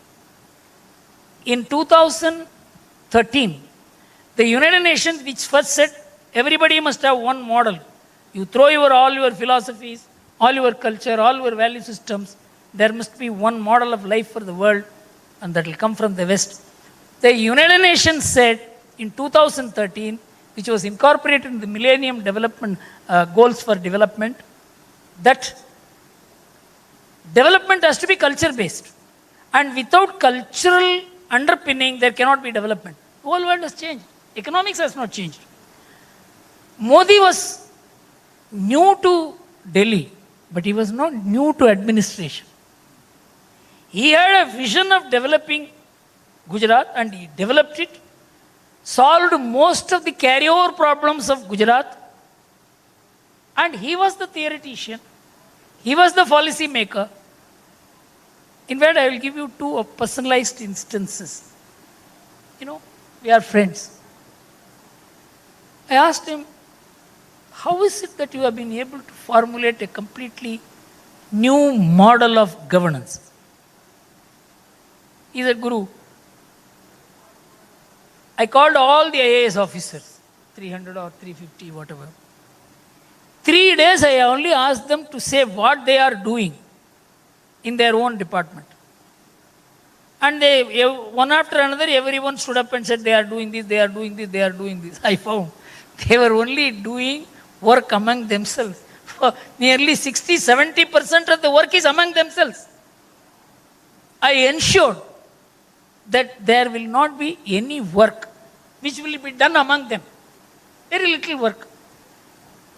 This speeded up the delivery mechanism. Amazing speed occurred because the clog was the bureaucracy itself. Economic theories have no answer for this. So, it is the knowledge that you gather as to how to work a colonial legacy called the Indian administration through your original Indian empirical knowledge. He applied the Indian empirical knowledge to a colonial administration which we are having as the Indian administration today, and that's the reason for his success. Even in foreign policy, I think he cut across the normal diplomatic input mechanism and built a direct rapport with world leaders. For example, Abe, for instance, Trump, for instance. You take leaders, he built direct rapport with them. In fact, our media even used to criticize. Foreign media used to criticize even more. Be careful, this man hugs you. He had his own way of handling people. So he took over the world. So you cannot, a silo-based assessment of Modi will never give a comprehensive assessment of him. Excellent, sir. Absolutely. I was walking in this a few days back. I had a morning walk with someone, and the person said that, see, I was very angry with the government after demonetization. And the person said, see, he explained his position to me. He said, I am from the Sangh, I support the RSS, I've been a BJP voter. But when demonetization happened, I was very angry with the government because I felt that they have let down their own constituency, because everybody had a family member, this person told me that my mother had 2 lakh rupees, and in cash. So for very personal reasons, we got upset. But now he told me that when on the morning walk, he said that when I see that my mother is doing all her transactions on a UPI device and we have a completely cashless digital economy, then I feel that my anger was misplaced. So I think sometimes we react as people. Mr. Gurumurthy, there are people who always look at the negative story, negative side, and we have many people like that. I look at, let me be direct with you, sir. I find Mr. Raghuram Rajan baffling to me because, I'll give my view, sir. I know you're on the board of RBI, you will not speak of individuals, but I find it baffling that he was very much there in the RBI when all the NPAs happened. and now he cribs about the NPAs. Regardless of that, I find that now they say, for example, I'll mention two individuals. Raghuram Rajan says, there's trouble ahead for India. He's finding trouble in everything. Mr. Arvind Subramaniam recently, he says that, oh yeah, good that Apple is investing in India, but we are not sure whether this will be sustainable, he says. Because there are many reasons why Apple's investment in India may be a one-odd thing, And of course, the usual suspects in the media pick that up and raise a question about cynicism. We are steamrolling ahead. And I think we should look at the positive story. And on the political side, let me tell you how people speak. I'm just talking about the cynic side. We have Rahul Gandhi, who every morning gets up and says, we must be very careful about China. China will do something big, and he says our soldiers are getting beaten at the border, which is such a wrong thing to say. Then Mr. Chidambaram says, you don't worry, the economy will fall. He says it before the budget and after the budget every time. I want a very clear answer. You may not refer to the individuals, you may if you wish. How should we deal with cynicism? And how should we deal with these doomsday prophets who are around us nowadays? Mr. Gurumurthy. See, basically these responses come from not neutral minds. So you must classify Raghuram Rajan as an opposition party man. Then you understand what he speaks is easily understandable. I don't think anybody should be responding to Rahul Gandhi. Whether his future is a promise or not, he has to prove. That your past is a burden, you have admitted. Whether your future is going to be a promise or not, you have to prove. Then only we can consider Rahul Gandhi's opinion as something to be responded to and relevant. So far as Raghuram Rajan is concerned, I must tell you one thing. He once made an honest statement that the entire NPA is a creation of the UPA rule. But having said that, True, sir. How did he walk with Rahul Gandhi, and what pride Rahul Gandhi in walking with a man who said NPA was created by UPA? I cannot understand that. Because they believe that the people forget so easily. A new picture will obliterate the old facts. That's not the case. None of this looks credible, actually. If Apple is coming to India, it is not because it is cheaper to make the phone in India. It is safer to make it. Fantastic. The entire idea of Fantastic. the entire idea of cheaper supply chains has been finished. Yes. From cheap source to safe source is the shift in the world. So that is why economics is also changing. Because safety is long-term cheapness. So we need not have to worry about it. If India is sought after by the West, it is in its own interest. They need to develop India, they need to strengthen India in every sense of the term. Otherwise, the West is not secure. Do you mean to say otherwise they are going to tolerate the position we have taken in Ukraine? They don't have They an said, option. no, we understand your compulsions, you have your traditional relationships, we know about all this, we are disappointed, but do we expect a superpower like America to talk like this to us? Things have changed. Permutation combinations have changed. Balance of power has shifted. So, India is in an advantageous position, but India will not misuse that position. Fantastic. The greatest guarantee the world has about India, that it will not be an immoral country. That's true. That guarantee our civilization gives. So I am not worried about the media or some of these people saying snide remarks here and there. Our journey will continue. That's why I said, I again endorse what Ratan Tata said. We have another 25 years, very, very highly interesting period ahead. This is the kind of time that we have been hoping for. So my next two questions related to that. are on how Indian businesses, Indian corporates, you've been in, for decades a corporate advisor, a corporate crisis manager, everything in the past. How should we adapt to this change? And I link it to what is happening around the world. Sir, after the Cold War, America felt that the world was theirs. What you said, liberal democracy. And in fact, I think Francis Fukuyama wrote this book saying the end of history as we know it. And now even he was so sure that what had been achieved was this final state of history. Yes, yes. Where America and liberal democracy will rule the world for the next 1,000 years. Hegelian perspective. It's a Hegelian perspective. So while there was a Marxist perspective, this was the opposite perspective. And I found it interesting. I saw Francis Fukuyama, I heard him recently, disowning his own idea. He says, no, I didn't mean history in the way it was interpreted in the name of my book. I meant some other form of history. So today, when even a Fukuyama is forced to disown his arrogance of 30 years back, so we are entering a new phase of history.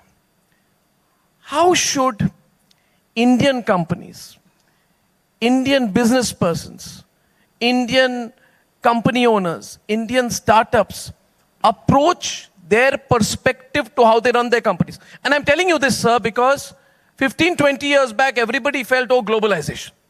Everybody read Thomas Friedman, everybody wanted to be a globalist. Thomas Friedman isn't that popular anymore. So world has changed. So my question is that everybody had this American perspective to how they want to run the business. Every Indian startup wanted to be a copycat model of a Silicon Valley startup in their lifestyle, in the food, in the way they behave, in the antics they do in their office. So everybody had this, we have to be cool perspective and have a basketball court right in the middle of their organizations. So I'm asking you from a cultural ethos perspective, what is your advice while the world is changing to how Indian corporates should run and operate their business and their business environments? You see, the Indian corporates, I have a long association with them. I have seen them from inside, I have fought them. None of them believed in the Western model of doing business. They were only acting the Western model of doing business. Amazing. Amazing. They always promoted loyalty, though they will be talking about hire and fire, professionalism and all that. The closest and the most critical employees at any level, include right down to the driver and peon, they will be having only loyal people. So the Indian mind never accepted the Western model of management or doing business. But of course, if you want some KPMG and others to come and look at your office, that you must have some presentation model. So my feeling is the Indian business is essentially Indian. And when India's civilizational stature goes up in the world, they will begin talking about the Indian values, Indian way of doing things. In fact, many of my friends are Marwadi businessmen. I used to think their HR model is the best in the world, because they used to own all the employees. I have seen many Marwadi top, the chairman and all that, going to ordinary clerk's house if there is a problem. This made the whole organization tick to one culture. Every organization had a culture, has a culture. It is not that it is a boarding and lodging culture. So I think time has come. Just Japan did. Japan never believed in hire and fire policy. Even in their promotions, they were very sensitive that they should not promote a junior over a senior, and they must get the senior to endorse that promotion. They are also a very important industrial power. So you have to align your culture to development. You see, without aligning your culture to development at the family level, at the corporate level, at the government level, at the media level, you will never be able to become a global power on your terms. You will become a global power wearing somebody else's dress, which Japan tried. Japan is now thinking how to discard the coats and become Japanese. It's not possible. In the house, they have a different culture. In the office, they have a different culture. Because these are all strategic reformulation of a failed nation, defeated nation to come up. Every nation formulates its strategies. We have also formulated our strategies, our business, but we were not a confident people. Now we are becoming a confident society, confident business people. Our chartered accountants are becoming confident. Our lawyers are becoming confident. Our MBAs are becoming confident. So they can develop their own theories now. So my feeling is, as India rises, the Indian thoughts, Indian models, Indian way of doing things will become a brand for others to follow. Sir, I'll ask you 2 more questions and maybe I'll take 2 questions from the audience. My next question, which emerges from this, sir, is the concept of value versus valuation. Good businesses, in my view, should build value. Of late, people have been chasing valuation. And we have seen a colossal loss of shareholder value in the last 1 year. Some companies which suddenly went to the market on the basis of high valuations, extracted the money from the retail investor. Their individual promoters became very rich. They got interviewed everywhere. And the media also, sir, I'm so sorry, the pink media is so sold out sometimes. They made these people heroes, but now the company's valuations, sir, have come down by 50%, 60%, 70%. Even SEBI is now beginning to get concerned that what has happened, what have we done? And SEBI should do some rethinking. So this is also a cultural thing, sir, because there was so much free capital available. You know, everybody, I've seen companies, I'm not taking names, the first thing that they do when they raise capital is not build their product, they do a big advertising campaign. They get invited on business channels and then they extract the value from the advertiser, give the money to the advertiser, they extract the value from the investor, and basically they're vamoose. So I think that there is a lack of corporate ethics there. So a question to you, sir, is, I'm concerned about the social implications as well. We see Microsoft laying off people, we see others laying off people, but I've also seen a lot of Indian companies that had taken this easy capital now suddenly start to streamline. And when they are streamlining, sir, they're not streamlining by 10%. They may say we are shaving off 10% of our employees, but the real shaving off is a lot more. It leads to unemployment. It leads to social, there'll be a lot of people who would suddenly be laid off. So my question to you, sir, is taking off from the previous question, a lesson for Indian corporates and businesses on this issue of value versus valuation, sir. What is your reading of it? See, actually, after globalization, when the global money began driving, you must have heard about how far the global money expansion has taken place. Bain's company report and all that. Money is generated by money. I'll just give you 3 figures. The world wealth in 2019 was estimated at $380 trillion world wealth, out of which $280 trillion is real estate, out of which $220 trillion is house property. These are all valuation. Nobody sells the house property. And nobody can buy. For example, in America, the house property valuation is $48 trillion. But who is going to buy these properties at $48 trillion? All this has gone into creating money. And the debt outstanding against it is $253 trillion. I am giving 2019 figures from the Credit Suisse Wealth Report. You up the valuation, you cut down the interest rate, the values go up, your property. This is how the subprime, the whole world has got on to the subprime model. Creating money out of appreciation in the value of the assets, which is called asset appreciation model. And monies that have been created out of it, the investors want demand. For example, you have interviewed Sridhar Vembu. Sridhar Vembu is a person who has refused to take $1 of investment from any fund. There are people who are standing in queue. His company is valued at 40,000 crores or something like that. He has refused to take. He says, once I take money, I will not be able to do any R&D work. He is plowing back all the money. His monthly profit is 300 crores. He is putting all the money in R&D. His idea is, in the next 7-8 years, he should become one of the top 5 technology companies in the world. That is the model for India. India must live by earning and saving and not by borrowing and spending. This is the model that India has to give to the world. Actually, the Western model is borrow and spend, borrow and invest, and naturally that produces a new dynamics. And this development is because the foreign funds invest money and they want you to show results, and that is how even accounting frauds have taken place in Enron and all that. So these, particularly the new technology companies, are victims of this.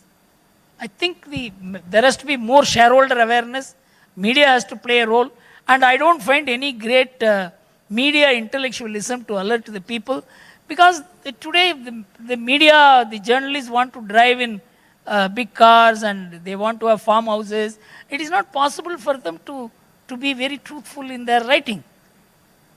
I think Sridhar Vembu's example, sir. By the way, sir, I share that view on the media, sir. And let me tell you very frankly that media does not consider me to be a part of their media. Because you have not taken money from the funds. Correct, sir. And I also believe in the Swadeshi model, sir. As you know, sir, Republic is one media house which does not have 0.00001% foreign shareholding in this company. It's so easy for us to raise funds, but we want a Swadeshi model of media in India as well. And I can promise you, Mr. Gurumurthy, in our lifetimes, we will take this Swadeshi model to a global level also. 100%. Sir, I think Sridhar Vembu's model is marvelous, but it also comes from a strong cultural confidence. Without cultural underpinning. I really want to meet him one day. The person lives in his village, he drives a cycle, and he's not doing anything for show. He thinks big, and my grandfather, by the way, sir, who was a leading communist and Marxist leader of his time, used to tell me that Arnav believe in simple living and high thinking, and I think today's Sridhar Vembu is... Those Marxists, I'm talking about 50s, 60s. Sridhar Vembu is a perfect example of someone who is simple living and high thinking, and by the way, he considers Mr. Gurumurthy as his mentor. So I think we all have you as our guiding light. Mr. Gurumurthy, my last question, and we'll take 2 questions from the audience after that. So you spoke about settling the past. It was a very interesting phrase which you used. Article 370, settling the past. Don't keep Kashmir on the back burner. Or on what you call, slow burner.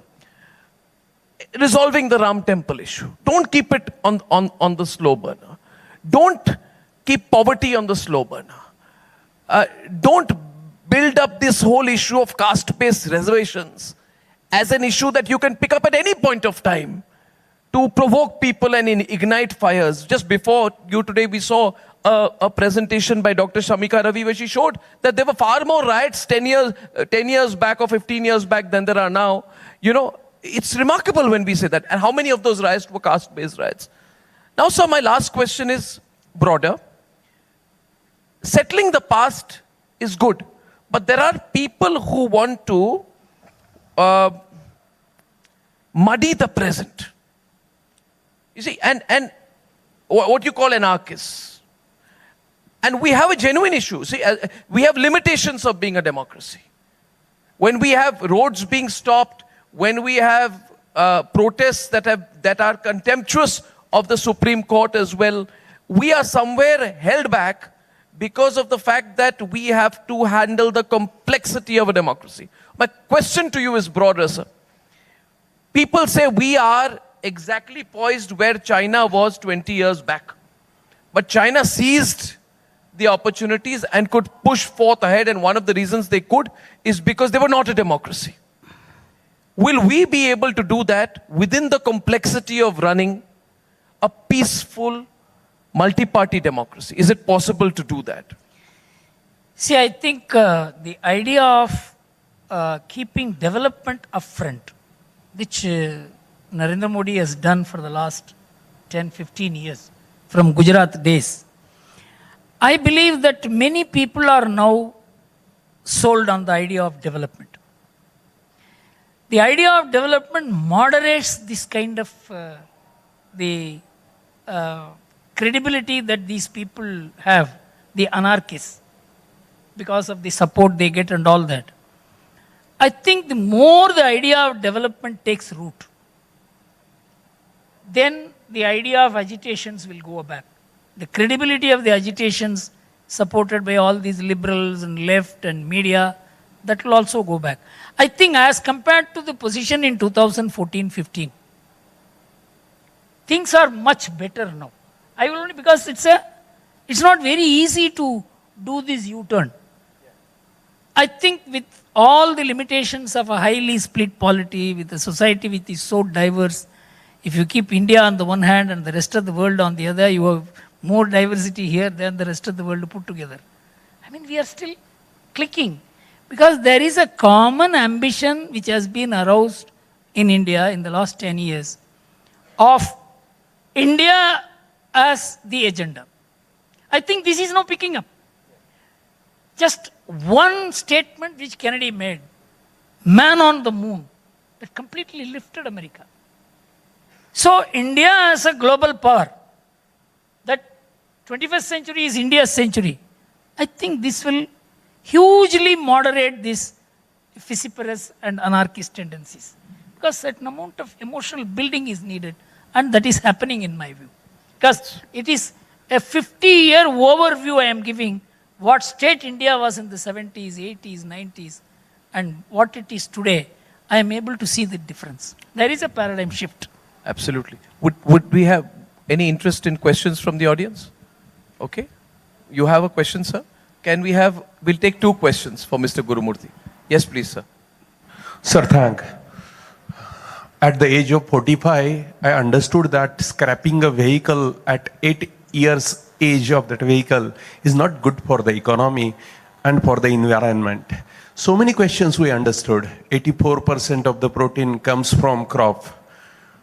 Sir, at the age of 44, I am a chartered accountant. Why these things doesn't come in the education policy?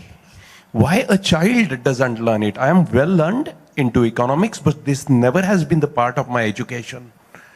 Today, when I see at the colleges, schools, I'm running colleges, going to the schools, 40 to 50% kids, they are getting addicted to kind of vape, that is e-cigarette, and another things, or the digital media. Yes, probably as you said, our DNA is very well cultural. Last 10 years taught me how gracious was our culture. The Indian heritage is really fantastic, and I'm proud of that. But that is all my study of last 10 years and some great lectures like you people have arranged. Never my studies and my books has taught me all these things. Why and what we are supposed to do so that my every kid, every person will learn these things. Probably this all knowledge and great thoughts, they remain only to well-studied people like us, and even on TV and media, people rarely see these things. They are much interested into entertainment.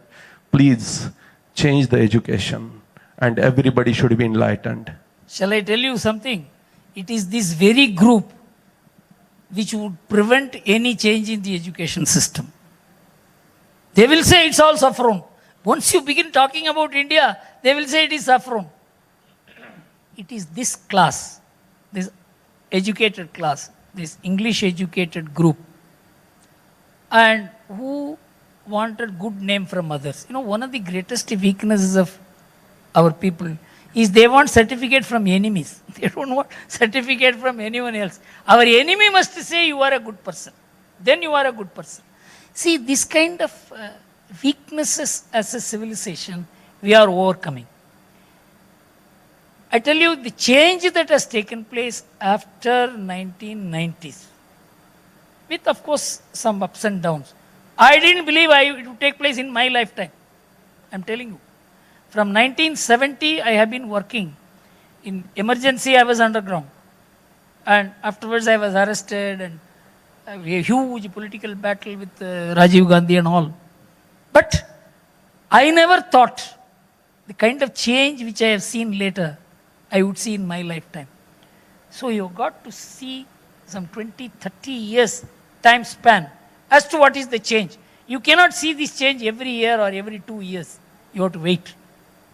But the change is taking place. Absolutely. Wonderful, sir. See, whenever you are answering, I think that, have you noticed one thing, Mr. Gurumurthy, that the entire audience has been silent and spellbound listening to you for 1 hour? I'm glad you're not a TV anchor, so you would have taken my job many times over. But your knowledge is profound and you're providing a multidisciplinary perspective. Geostrategy, economics, corporate, history, political science, agriculture, and you put together this multidisciplinary perspective, which is, it should lead to an awakening. It will. These kind of conversations, sir, we should all put it viral on social media. We have one more question for you, sir, from the here. Please go ahead. So first and foremost, it's been an absolute honor and a privilege to be in the same room listening to you. Thank you. And Arnab said it best, ki we never thought that a food style and a lifestyle could impact a world economy. And you exhibited it and made us understand it so very well. Just 2 points, sir. As the economy and the worldview has changed, earlier it used to be the industrial revolution, which actually made everything homogeneous, made everything manufactured at scale and reach everywhere globally. Now it is being changed and challenged by individualism, where everything is being, the power of a consumer, the power of a thinker, the power of a social media is making the change. Similarly, in India, the capital allocation in terms of the top 1% and the bottom 99% has also changed. What are your views on that? How does the small and medium scale enterprise in India actually grow big, grow global, and also make an impact? Thank you so much. Actually, it is globalization which gave impetus to the idea of huge manufacture. You know, if you take Fortune 500 companies in the year 1960, they employed 18% of the American population in 1960. In 1980, it came down to 8%. It is far less now. It is the small and medium enterprises which make the big enterprises function. For example, take any of the Toyota or whichever company it is. 30,000-40,000 MSMEs constitute one Toyota. So the way the small and medium enterprises will function in relation to a brand is what will decide the manufacturing part. For example, Hindustan Lever, it's not manufacturing itself. It's getting its manufactured from 1,000 people. So the small and medium relationship will be of the Japanese model. It is the American automobile industry copied the Japanese model actually. It is the Japanese which developed the alignment between small and medium enterprises and large companies. That is happening in India, in the manufacturing sector. And because India was quite late because of the political difficulties we had. Just to give you a small example, the 4 gorgeous dam which China built, it built in 11 years. Our Narmada dam took 60 years. It is because of the political problems, and no prime minister knew whether he would last for 3 months later. That kind of situations, that has been largely overcome because the nation feels that we need a government. Today, the biggest advantage of this government is that it has been able to rule and rule well, and it has been able to deliver certain things. And even if they go for another government, that government has to be like this government, is the message that has been delivered to the most important classes of India who have very heavy influence in the society. So my feeling is that we are all in the transitional stages. This alignment will keep on taking place, and as the world moves away from globalization, everybody has declared globalization as dead. There will be more triadization, there will be more regional pacts, there will be more bilateral arrangements which will take over the world, and this one money concept will disappear. And I have a feeling the picture that we have today will be very different from the picture that will emerge in the next 10 years. It's not possible to do it only through policy mechanism, because a whole host of things shape up the developments. All that I can say is the days of miniaturization of production, miniaturization of enterprises, miniaturization of delivery mechanism has come.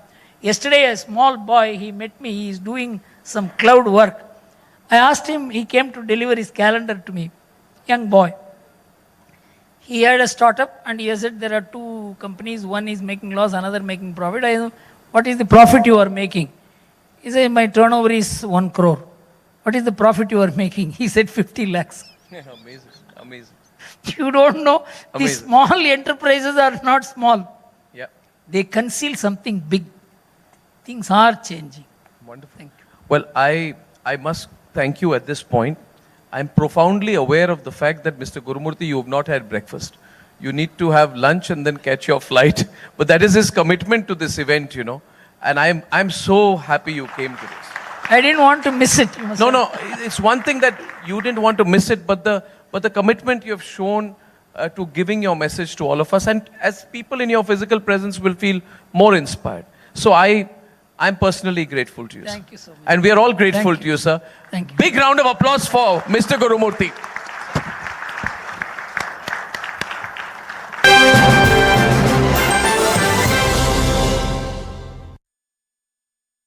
QS and THE, the world's foremost university rankings organizations, have ranked Amity amongst the top 3% universities globally, making it among the very few Indian universities to be included in both rankings. Yet another top ranking for Amity University.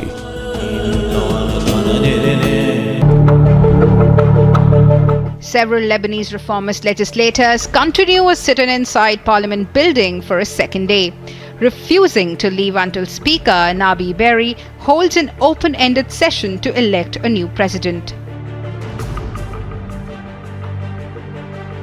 Lebanon's presidency is vacant as legislators fail to elect a new president since President Michel Aoun's 6-year term ended on October 30. The worsening political paralysis has left Lebanon not only without a president, but also with only a caretaker government,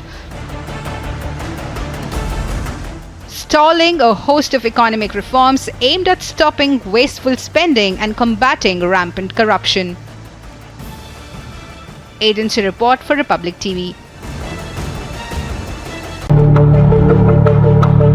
Several Lebanese reformist legislators continue a sit-in inside Parliament building for a second day, refusing to leave until Speaker Nabi Berry holds an open-ended session to elect a new president. Lebanon's presidency is vacant as legislators fail to elect a new president since President Michel Aoun's 6-year term ended on October 30. The worsening political paralysis has left Lebanon not only without a president, but also with only a caretaker government, stalling a host of economic reforms aimed at stopping wasteful spending and combating rampant corruption. Agency report for Republic TV. We've got an iconic policeman on our show. आपका police का सफर बड़ा iconic है. मैं आपसे ये पूछना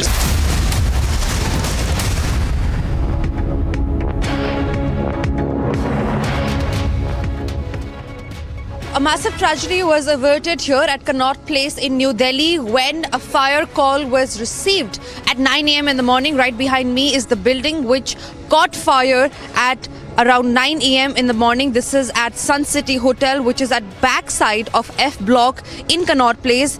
So far, there have been no injuries that have been reported. It is said the prelim reason for the fire is short circuit. However, the fire tenders had rushed to spot and they could manage to stop the fire from spreading. As you can see around, the smokes are still coming out. The operation investigation is underway to douse every possible fire, every possible object that could have caught fire. Outside, there are about 8 to 9 fire tenders who had rushed at spot. The situation right now is under control. As I said, a massive tragedy has been averted in the national capital here at Connaught Place, where at 9 a.m. in the morning there was a fire call that was received, and so far what we're getting to know that it was a close shave and no injuries have been reported so far. However, it was a very, very close shave where due to short circuit this fire was reported. This is Tanisha Avasthi with Vijay Bhisham reporting from New Delhi for Republic TV. Ukraine's President Volodymyr Zelensky met with US Senators Lindsey Graham, Richard Blumenthal and Sheldon Whitehouse, who are visiting Kiev. Reports suggest among the topics discussed was the recognition of PMC Wagner as a terrorist organization, referring to the Russian private military company that has been aiding Russia's military in its ongoing invasion of Ukraine. Again, I just want to repeat thanks to parties for such big help, support, and President Biden, Congress, and for today on Ramstein, I had speech there, and on Ramstein, so Secretary Austin just presented the next package, this package, the last one, $2.5 billion of new ammunition, which are very important for us. The meeting came as defense officials met in the US Ramstein Army base in Germany, where Zelensky called for additional military aid for his country. Agency report for Republic TV. Several Lebanese reformist legislators continue a sit-in inside Parliament building for a second day, refusing to leave until Speaker Nabi Berri holds an open-ended session to elect a new president. Lebanon's presidency is vacant as legislators failed to elect a new president since President Michel Aoun's 6-year term ended on October 30. The worsening political paralysis has left Lebanon not only without a president but also with only a caretaker government, stalling a host of economic reforms aimed at stopping wasteful spending and combating rampant corruption. Agency report for Republic TV. We've got an iconic policeman on our show. आपका police का सफर बड़ा iconic है। मैं आपसे ये पूछना चाहता हूँ सर, आपका सफर कैसे शुरू हुआ? Why did you choose to join the IPS? मैंने तो तैयारी की थी पूरे इंडियन एडमिनिस्ट्रेटिव सर्विस के लिए, पर कुछ संयोग ऐसा हुआ कि 2 पर्चे देने के बाद मेरी आंख में कुछ समस्या हो गई।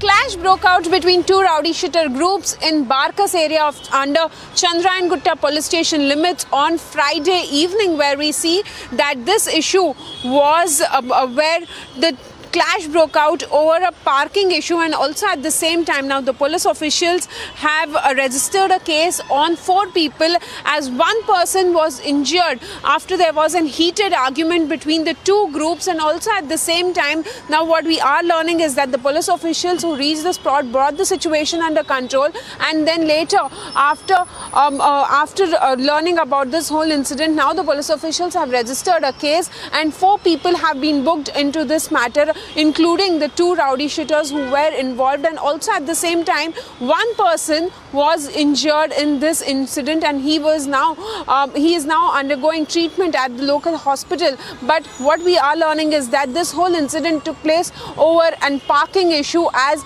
what we are being told is that one of the persons had objected to the parking in that particular area, and that is the reason why this whole incident was seen happening in Barkas area under the Chandrayan Gutta police station. QS and THE, the world's foremost university rankings organizations, have ranked Amity amongst the top 3% universities globally, making it among the very few Indian universities to be included in both rankings. Yet another top ranking for Amity University.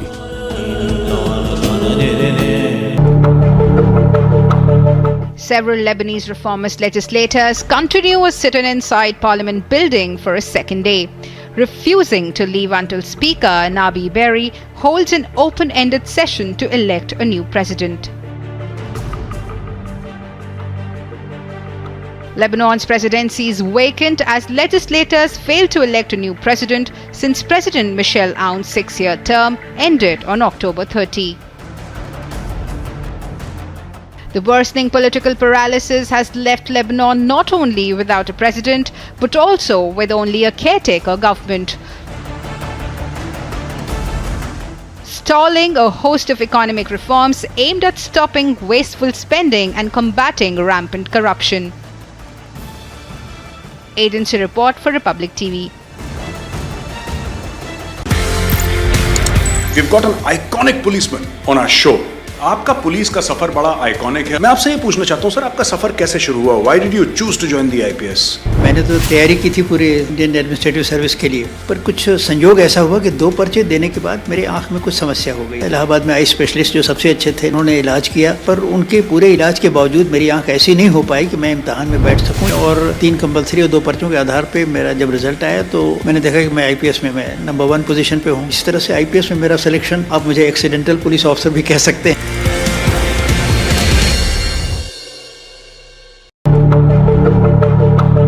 Several Lebanese reformist legislators continue a sit-in inside Parliament building for a second day, refusing to leave until Speaker Nabi Berri holds an open-ended session to elect a new president.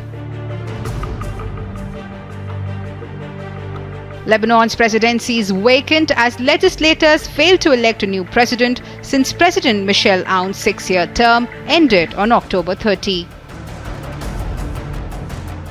The worsening political paralysis has left Lebanon not only without a president but also with only a caretaker government, stalling a host of economic reforms aimed at stopping wasteful spending and combating rampant corruption. Agency report for Republic TV.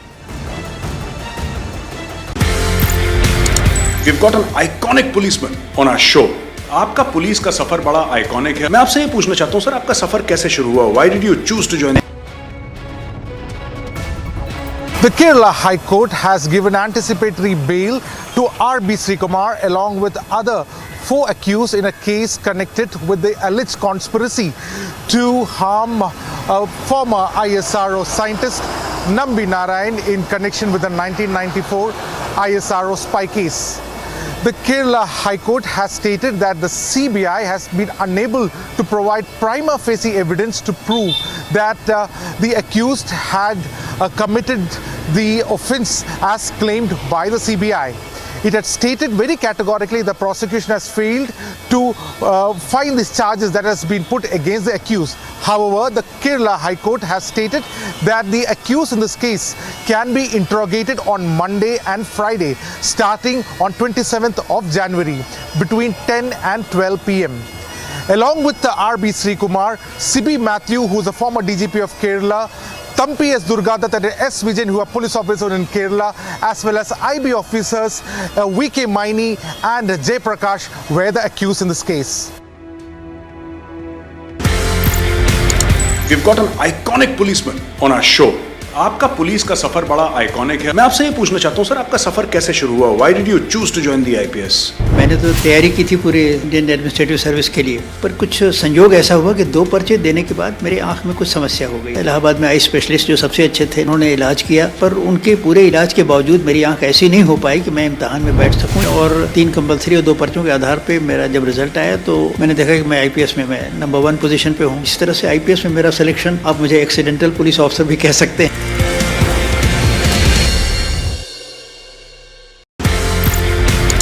We've got an iconic policeman on our show.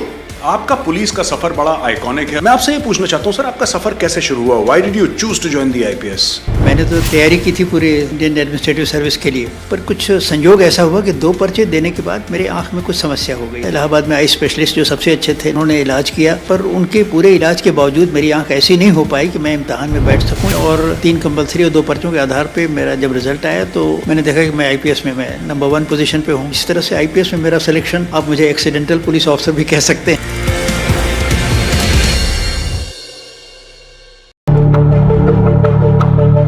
Several Lebanese reformist legislators continue a sit-in inside Parliament building for a second day, refusing to leave until Speaker Nabi Berry holds an open-ended session to elect a new president.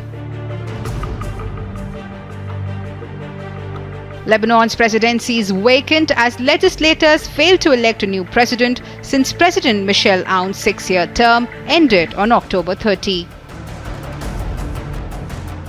The worst between the Aam Aadmi Party and the LG of Delhi continues. What has been stated by the top sources in the Aam Aadmi Party is that LG has not given the appointment to the Chief Minister of Delhi. It was the Chief Minister of Delhi who was seeking appointment for 1 p.m. today along with several MLAs of Delhi to meet LG. But the appointment has been not given. That is something what has been stated. This was to discuss several issues of Delhi. When we are talking about the tussle between the Aam Aadmi Party and the LG of Delhi, this is never new.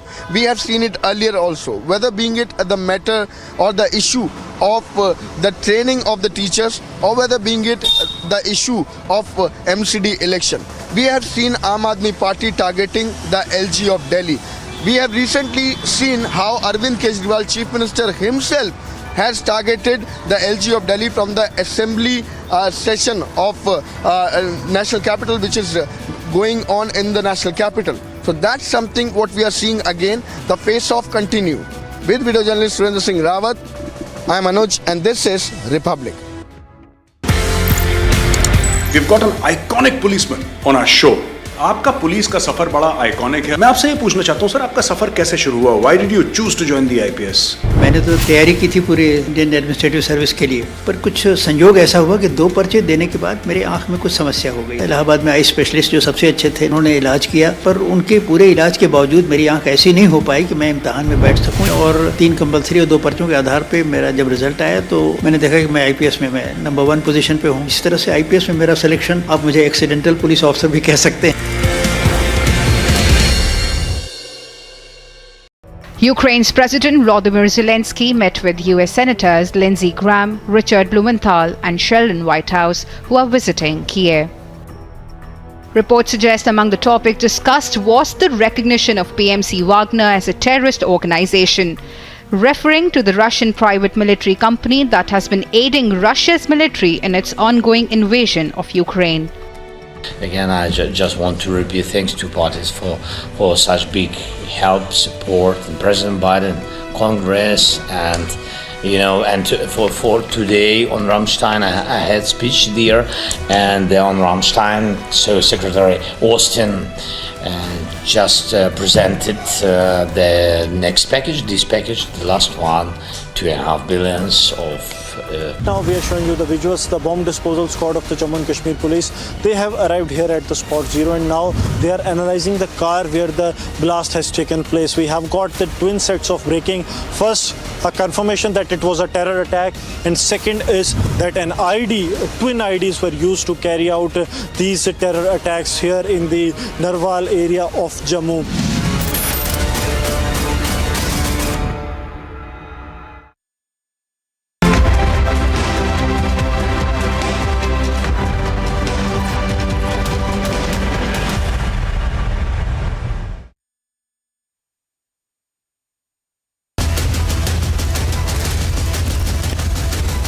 Burning question.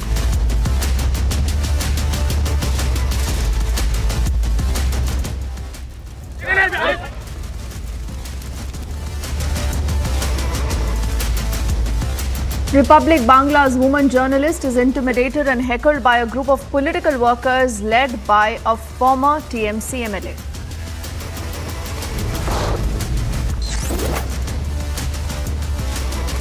"302 prominent personalities issue a statement and slam the BBC's biased documentary series on the Prime Minister."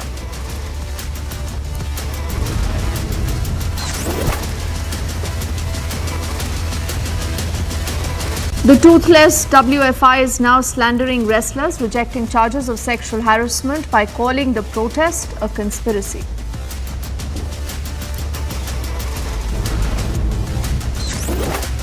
Twin ID blast in Jammu ahead of Republic Day. 9 are injured, 6 suspects detained by the police.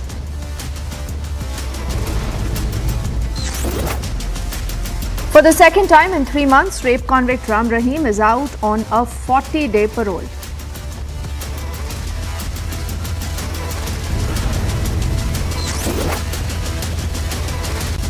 And the NI charge sheet in the Praveen Netaru case reveals how the PFI was raising a killer squad to achieve its mission 2047.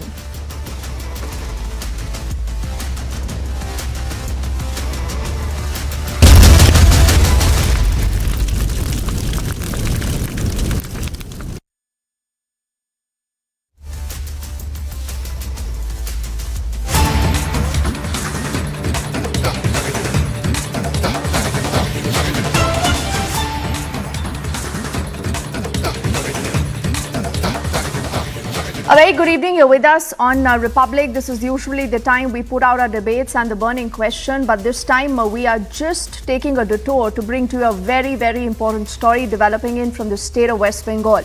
This is Republic Bangla's reporter Madhu Kalpita, who was intimidated and heckled by a group of political workers who were led by a very, very close aide of Mamata Banerjee. We are given to understand his name is Arabul Islam. The TMC leader then tries to snatch her mic. They intimidate her. His supporters then gherav her. First up, the entire sequence for you to watch what's happening in West Bengal.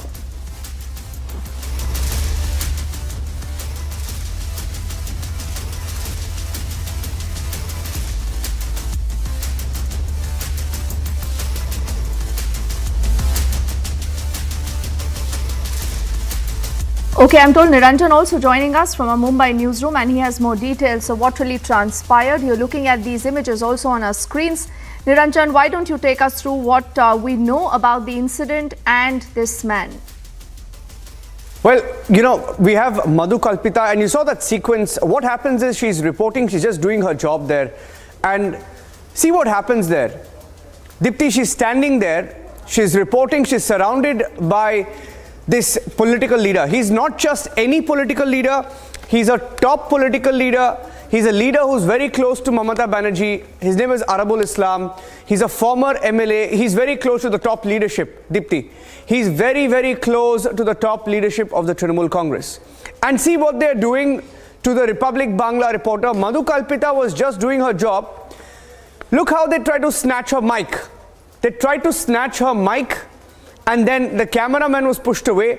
And if you play that full sequence out with the audio, you can see how they are being pushed, and the camera is being pushed. She's being called names, and she's being abused by the supporters of the Trinamool Congress leader. It's all on camera. Now, it's all on camera. Take a look at this. Dipti, I just wanted to play that sequence out. I think if you see the sequence, anybody watching, that's Madhu Kalpita there in that blue t-shirt, blue shirt. And take a look at this. থাকেন কোন channel বাজে কথা বলার চেষ্টা করবেন না আপনাদের আমি বলে দিচ্ছি বাজে কথা বলবেন না এই শুনুন বাজে কথা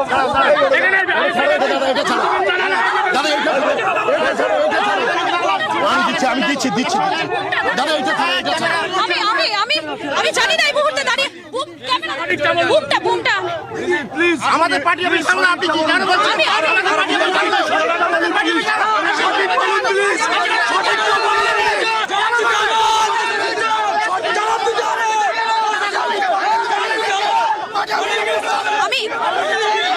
তুমি দেখতেই পেলে মিনাক্ষী কিভাবে আমার বুম নামিয়ে দেওয়া হয়েছে আমি সেই ছবিটা এই মুহূর্তে তুলে ধরার চেষ্টা করলাম।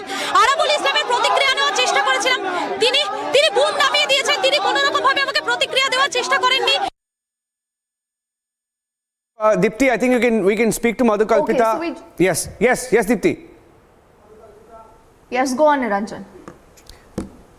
So Madhu Kalpita is joining us from Republic Bangla. Madhu Kalpita जी, हमें ये बताइए क्या हुआ वहाँ पे? ये पूरा सीक्वेंस है हमारे पास, थोड़ा बताइए हमें प्लीज।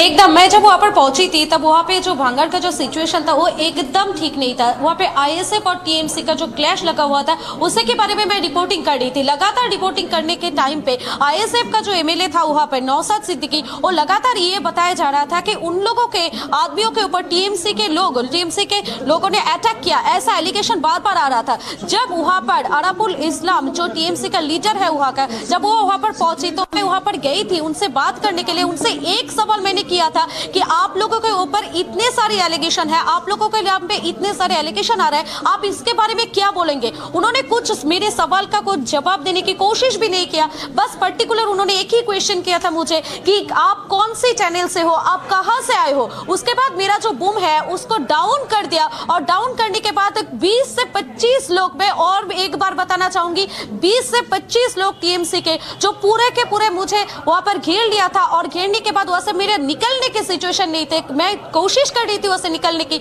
लेकिन निकल नहीं पा रही थी क्योंकि उन लोगों ने इतने सारे लोग थे वहां पे इतने सारे लोगों ने मुझे घेर रखा था। वहां से निकलने में बहुत ज्यादा मुश्किल हो रहा था। उसके बाद जब मैं वहां से निकल रही थी तब भी, और एक बात पे स्पेसिफिकली बोलना चाहूंगी कि वहां पर बहुत सारे पुलिस थे लेकिन कोई भी पुलिस वहां पर नहीं आए, क्योंकि पुलिस को दिखाई दे रहा था कि एक लड़की जो जर्नलिस्ट है जो अंदर जाके फंस गई है, जिसका बूम नीचे कर दिया है, जिसको 20-25 लोगों ने टीएमसी के गुंडों ने घेर लिया है, इसको निकालने की कोशिश कोई भी पुलिस नहीं किया था। वहां पर सिचुएशन ऐसा ही था कि मैं वहां से निकलने की बहुत टाइम से कोशिश कर रही थी लेकिन मैं निकल नहीं पा रही थी, क्योंकि ये जो मेरा बूम है जिसको लेकर मैंने क्वेश्चन किया था अराबुल को, वो बूम उसने रख दिया। वो बूम किसी भी कीमत पे मेरे हाथ में नहीं आने दे रहा था। वहां पर पूरा का पूरा सिचुएशन बिगड़ा हुआ था। जब मैं वहां से निकल के बाहर आई, जब मैं सेफ साइड में आई, तब मैंने एक ऐसा सिचुएशन देखा वहां पर बस आईएसएफ का जो एमएलए था नौशाद सिद्दीकी जी वहां से जब निकल रहे थे, मतलब लगातार वहां पे जो पत्थर गिर रहा था, जो शीशे का बोतल है वो सब गिर रहा था। वहां पे ऐसा ही कुछ हुआ कि वहां से निकलने के लिए मुझे बहुत ज्यादा, मतलब वो जो कहते हैं ना कि सिचुएशन अंडर कंट्रोल नहीं होता है, जब जो मतलब एक लड़की अंदर फंसी हुई है जिसको मदद करने के लिए कोई नहीं आ रहा है। ऐसे सिचुएशन में अगर आप फंस जाओ तो आप वहां से कैसे निकल पाओगे। जब मैं रिक्वेस्ट कर रही थी कि सर मैंने आपको एक क्वेश्चन किया, आप अगर आंसर दे सकते हो तो दे दीजिए, नहीं तो मुझे छोड़ दीजिए, लेकिन नहीं, वो मेरा बूम नहीं छोड़ रहा था। और जो सबसे बड़ी बात, जो 20-25 लोग जब मुझे घेर लिया तब कोई भी पुलिस नहीं आए, कोई भी पुलिस वालों को दिमाग में ये नहीं आए कि अंदर एक लड़की फंसी हुई है उसको बाहर निकाला जाए। कोई भी पुलिस को वहां पर नहीं देखा हमने।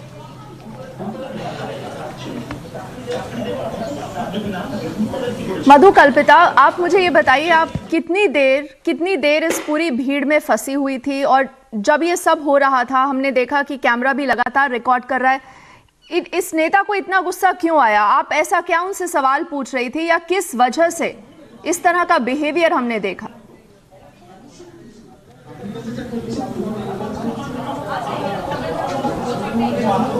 देखिए, मैंने बस उनसे एक ही सवाल पूछा था कि ये जो एलिगेशन आप लोगों के ऊपर आ रहा है, ये जो एलिगेशन कर रहा है आईएसएफ का जो एमएलए है वो जो कर रहा है वो सही है कि नहीं। मैंने बस एक ही क्वेश्चन किया था, लेकिन इस पर्टिकुलर क्वेश्चन का उन्होंने कोई आंसर नहीं दे पाया और उल्टा वहां पे मुझे 5 से 10 मिनट तक वहां पर मैं घेरा हुआ था। मेरा वीडियो जर्नलिस्ट रजनीकांत मेरे साथ थे, उनको भी बार बार कह रहा था कि कैमरा डाउन कर दीजिए, किसी भी कीमत में कैमरा ऑन नहीं होना चाहिए, किसी भी कीमत पे जो कुछ भी हो रहा है वो ऑन या नहीं होना चाहिए। मेरे साथ मेरे सीनियर एडिटर अनिर्बन सिन्हा भी है। मैं अनिर्बन से एक बात करना चाहती हूँ कि अभी जो क्वेश्चन हो रहा है कि क्यों मुझे ऐसा किया गया था, क्योंकि मैंने तो बस एक ही सवाल किया था कि आप लोगों के ऊपर इतने सारे एलिगेशन है, इसके बारे में आप क्या कहेंगे? बस एक ही सवाल था मेरा Anirban. Yeah, this is the question, because Arabul Islam, he is a tainted person. He has been arrested 3 times earlier, and with the serious charges of even attempt to murder, and attempt to murder to a ex-minister of left rules. That is Abdul Razzaq Mullah, who is by virtue, or I don't know by time, by which parameter is now colleague of Arabul Islam in Trinamool Congress. But that was the year of 2012 when Abdul Razzaq Mullah was being brutally attacked by Arabul Islam and had to be hospitalized. And this Arabul Islam has been arrested last 3 times, at least 3 times earlier, with the serious charges of attempt to murder. And he has got a practice of harassing, attacking people with the intent of even murdering them. So a straightforward question from a journalist, apart from being a lady journalist, a straightforward question from a journalist is an insult to him that Arabul Islam thinks about it. So this is the scenario on which ground Arabul Islam attacked Madhukalpita and attacked Republic Bangla. Exactly Anirban, ये जो अराबुल इस्लाम है जिसके background अभी अभी आपने बताया, इस आने के बाद भी मैंने एक ही छोटी सी कोशिश की थी कि उनसे एक रिएक्शन लेने की कोशिश की थी कि आप लोगों के ऊपर इतने सारे एलिगेशन है, आप लोगों के बारे में ये कहा जा रहा है कि आप लोगों के अंदर ही कुछ प्रॉब्लम है, एंड जो वहाँ पर जो टीएमसी का पार्टी ऑफिस था जो जल रहा था, आईएसएफ का एमएलए, वो बार बार मुझे एक ही सवाल किया जा रहा था कि ये जो पार्टी ऑफिस जल रहा है ये टीएमसी के अंदर का जो क्लैश है इसी के कारण ये हो रहा है। लेकिन उन्होंने कोई भी क्वेश्चन का आंसर नहीं दिया। वो एक बार भी ये नहीं सोचा कि एक लड़की है सामने, एक लड़की ने क्वेश्चन किया है, उस लड़की के एक सवाल को मैं जवाब दे दूं, ऐसा कुछ भी नहीं किया उन्होंने। बस मेरा बूम डाउन कर दिया, मुझे वहां पर मेरा हाथ पकड़ के वो खड़े रहे कि मैं कोई क्वेश्चन नहीं कर पाऊं उनको, मैं किसी भी तरफ की कोई सवाल उनसे ना कहूं। वो बस अपना आंख दिखा रहा था, वो बस अपना जो गुस्सा है मुझ पर निकालना चाह रहा था, वो बस ये बताना चाह रहा था कि आप अगर एक भी कुछ बताया तो आपको अच्छा नहीं होगा। लेकिन मैं फिर भी वहां पर नहीं डरी, मैं वहां पर खड़ी थी, मैं शाम के 5:30 बजे तक वहां पर खड़ी थी। अरबुल इस्लाम वहां पर था, अरबुल इस्लाम वहां से वहां पर जो रोड है रोड ब्लॉक करके उनके जो लोग हैं जिन लोगों ने मुझे कुछ टाइम पहले घेर के रखा था वो सारे लोग वहां पर थे, वो सारे लोग वहां पर बैठ के मुझे देख रहा था कि मैं वहां से क्या क्या कर रहा हूं, मैं क्या लाइव दे रहा हूं, मैं क्या बोल रही हूं, वो सब सुन रहा था वो लोग, लेकिन फिर भी मैं वहां पर थी। Actually, people were being watched by them because Arabul Islam is such a person which actually you are telling Madhukalpita to us the question of that TMC office that was being ransacked, and you asked the right question to Arabul Islam whether it is actually being done by the ISRO. I think a lot of people asking what happened. They want to see those pictures in that sequence. Can I play that out? Anirban, just playing the sequence out. Madhukalpita, I just want to play that sequence out. A lot of people asking what really happened there. They want to see what happened. Dipti, we just want to play that and we want to go back and hear Madhukalpita once again. Let's play that out, please.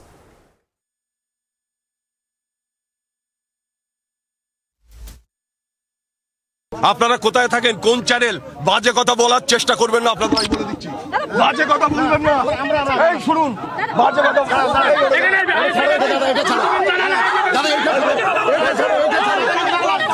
আমি দিচ্ছি দাদা, আমি জানি না এই মুহূর্তে দাঁড়িয়ে বুমটা please আমাদের পার্টি অফিস সামনে আপনি কি জানেন বলছেন,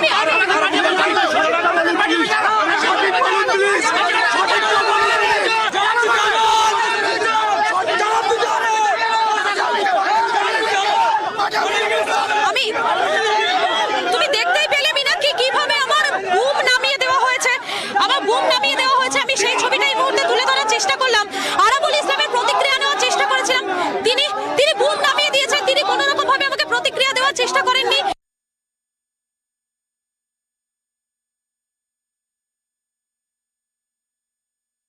You saw that, and they're very, very close to the leadership, Dipti.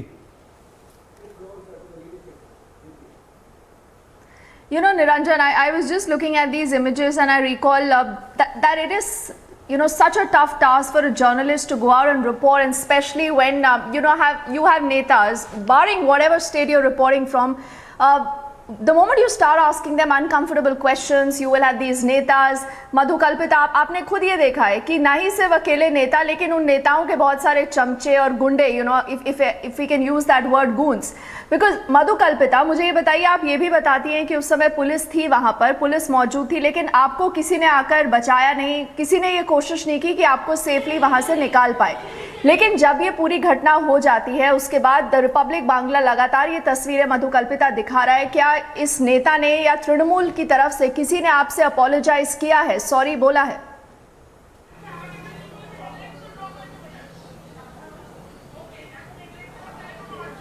एकदम ही नहीं। मैं 5:30 बजे तक वहां पर खड़ी थी, 5:30 बजे तक मैं वहां से लाइव कर रही थी, लगातार मैं वहां के अपडेट दे रही थी, लेकिन कोई भी टीएमसी की तरफ से कोई आके मुझसे एक बार भी ये नहीं पूछा कि मैं ठीक हूं कि नहीं, ये बात भी नहीं पूछा। अपोलोजाइज तो बहुत दूर की बात हो गई, किसी ने एक बार भी मुझसे ये नहीं बताया कि आप ठीक हो कि नहीं, आपके साथ जो कुछ भी हुआ वो गलत हुआ, ऐसा कुछ भी नहीं हुआ। मेरे साथ मयूक है, मयूक से मैं एक बात बताना चाहती हूँ कि अभी जो हुआ, जो पूरा इंडिया भी देख रहा है, इसके बाद एक सवाल तो आ रहा है कि मुझसे कोई अपोलोजाइज किसी ने मांगा कि नहीं मांगा, लेकिन नहीं, कोई भी नहीं। Absolutely, and Niranjan, one thing I would like to tell in English.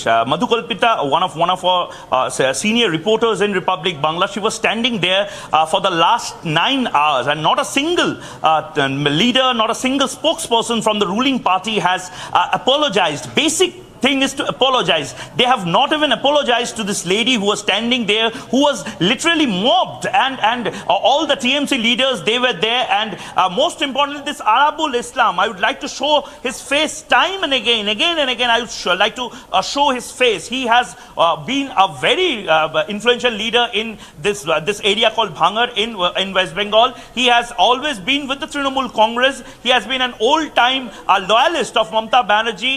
Time and again, Mamata Banerjee has warned Arabul Islam and his gang for all the antisocial activities, the violent incidents that are coming out in broad daylight in Bhangar area or in South 24 Parganas. So the basic thing is that why Trinamool Congress is not taking an action against this hooligans who are in the garb of being leaders, trying to manhandle women journalists who are actually doing their duty. Madhukalpita just asked, Madhukalpita, तुमने सिर्फ सवाल पूछा था कि यहाँ पे violence क्यों हो रहा है? That's the basic question that Madhukalpita asked the leader there, and you can see his reaction. आपने सवाल क्या पूछा था? What did you ask him? मैंने बस यही पूछा था कि सुबह से लगातार जो भंगर का सिचुएशन है, जहां से आईएसएफ का एमएलए जो वहां पर खुद खड़ा था, वो खुद एलिगेशन दे रहा है कि आप लोग मतलब कि टीएमसी के लोगों ने आईएसएफ के जो थे लोग, उन लोगों के ऊपर अटैक किया है। तो इसके बारे में मैंने बस उनसे यही सवाल किया था कि आप क्या कहना चाहेंगे,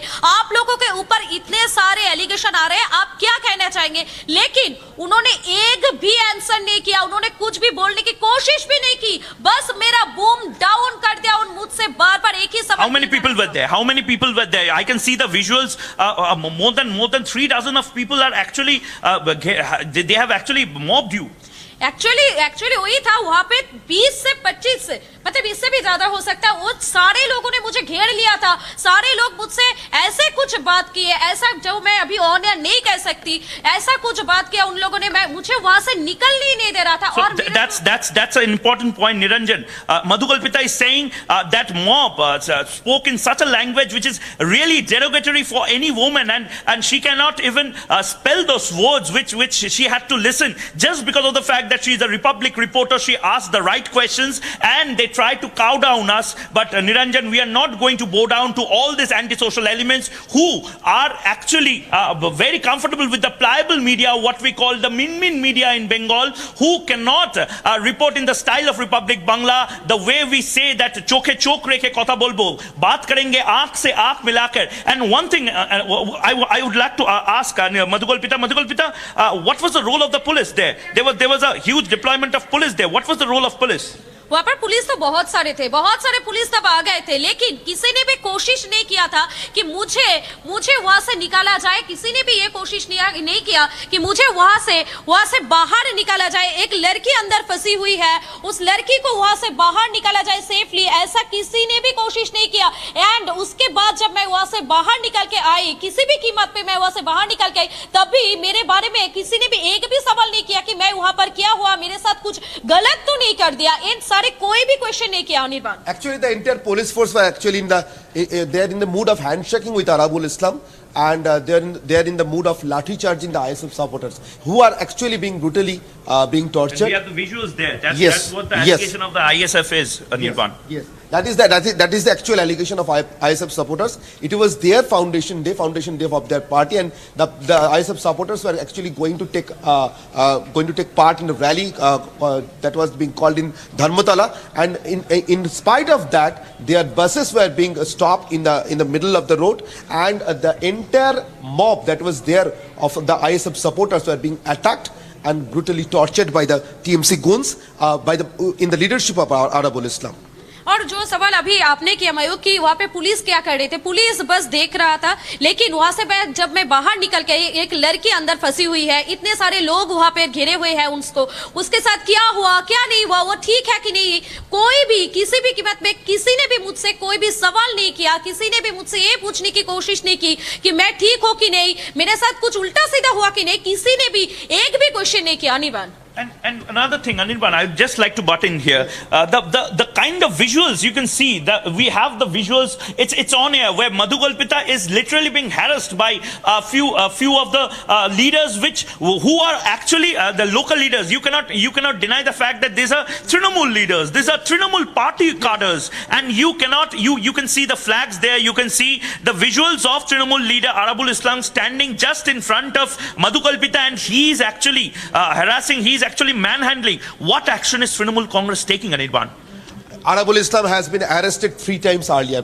I have recounted all the stories of his being arrested, even in the charges of attempt to murder of a ex-cabinet member of Buddhadev Bhattacharya's cabinet, Abdul Razzaq Mullah, who is now a party colleague of Arabul Islam.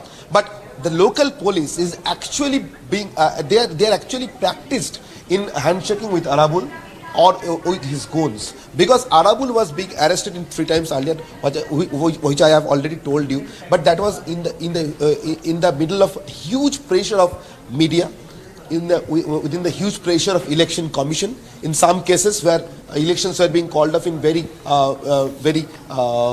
within a very few months. So that was the scenario of Arabul Islam being arrested. But now there is no election, and there is an election which is a Panchayat election, and this Panchayat election in West Bengal, in this scenario, is an exercise of violence, nothing else. Yes. So Arabuls are needed. Arabuls are needed in this scenario because Panchayat is coming. The election of violence is coming in Bengal, and the capital of the violence in Panchayat election, one of the capital of violence in Panchayat election is this Bhang area. Maybe you know all that. And that's where the question comes, Anirban and Niranjan. He's also there.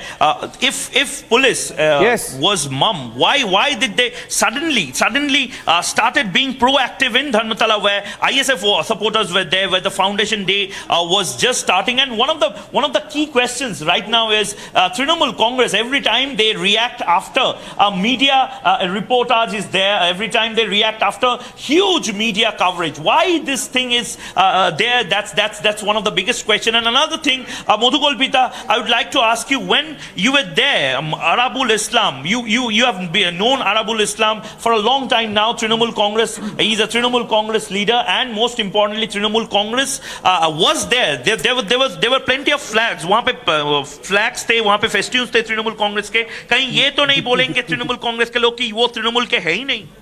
यहाँ पर जो footage अभी चल रहा है ना, उसमें आप लोग देख सकते हो कि मेरे पीछे जो मॉब है, मुझे जो घेर कर रखा है, सभी के हाथों में तृणमूल कांग्रेस की फ्लैग थे।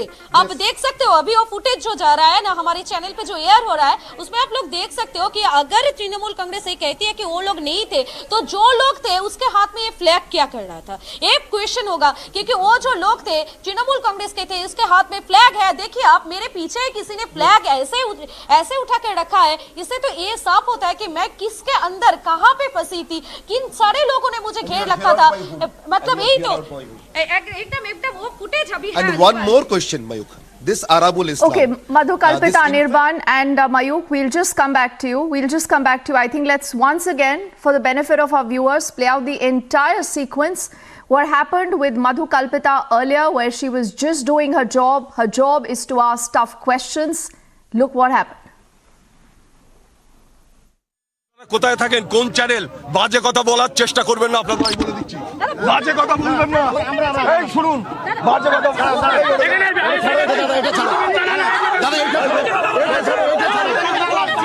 আমি দিচ্ছি দাদা, আমি জানি না এই মুহূর্তে দাঁড়িয়ে বুমটা প্লিজ আমাদের পার্টি অফিস সামনে আপনি কি জানেন বলছেন?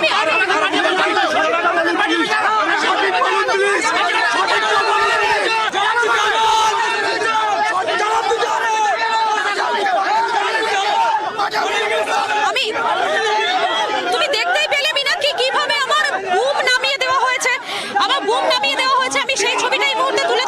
করলাম আরাবুল ইসলামের প্রতিক্রিয়া নেওয়ার চেষ্টা করেছিলাম তিনি তিনি বুম নামিয়ে দিয়েছেন তিনি কোনো রকম ভাবে আমাকে প্রতিক্রিয়া দেওয়ার চেষ্টা করেননি আপনারা কোথায় থাকেন কোন চ্যানেল বাজে কথা বলার চেষ্টা করবেন না আপনাদের আমি বলে দিচ্ছি বাজে কথা বলবেন না এই শুনুন বাজে কথা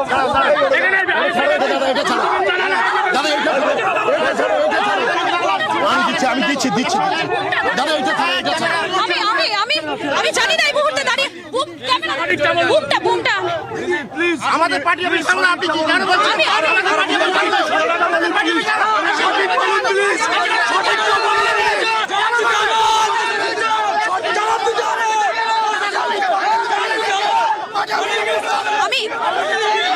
তুমি দেখতেই পেলে মিনাক্ষী কিভাবে আমার বুম নামিয়ে দেওয়া হয়েছে আমি সেই ছবিটা এই মুহূর্তে তুলে ধরার চেষ্টা করলাম আরাবুল ইসলামের প্রতিক্রিয়া নেওয়ার চেষ্টা করেছিলাম তিনি বুম নামিয়ে দিয়েছেন তিনি কোনো রকম ভাবে আমাকে প্রতিক্রিয়া দেওয়ার চেষ্টা করেননি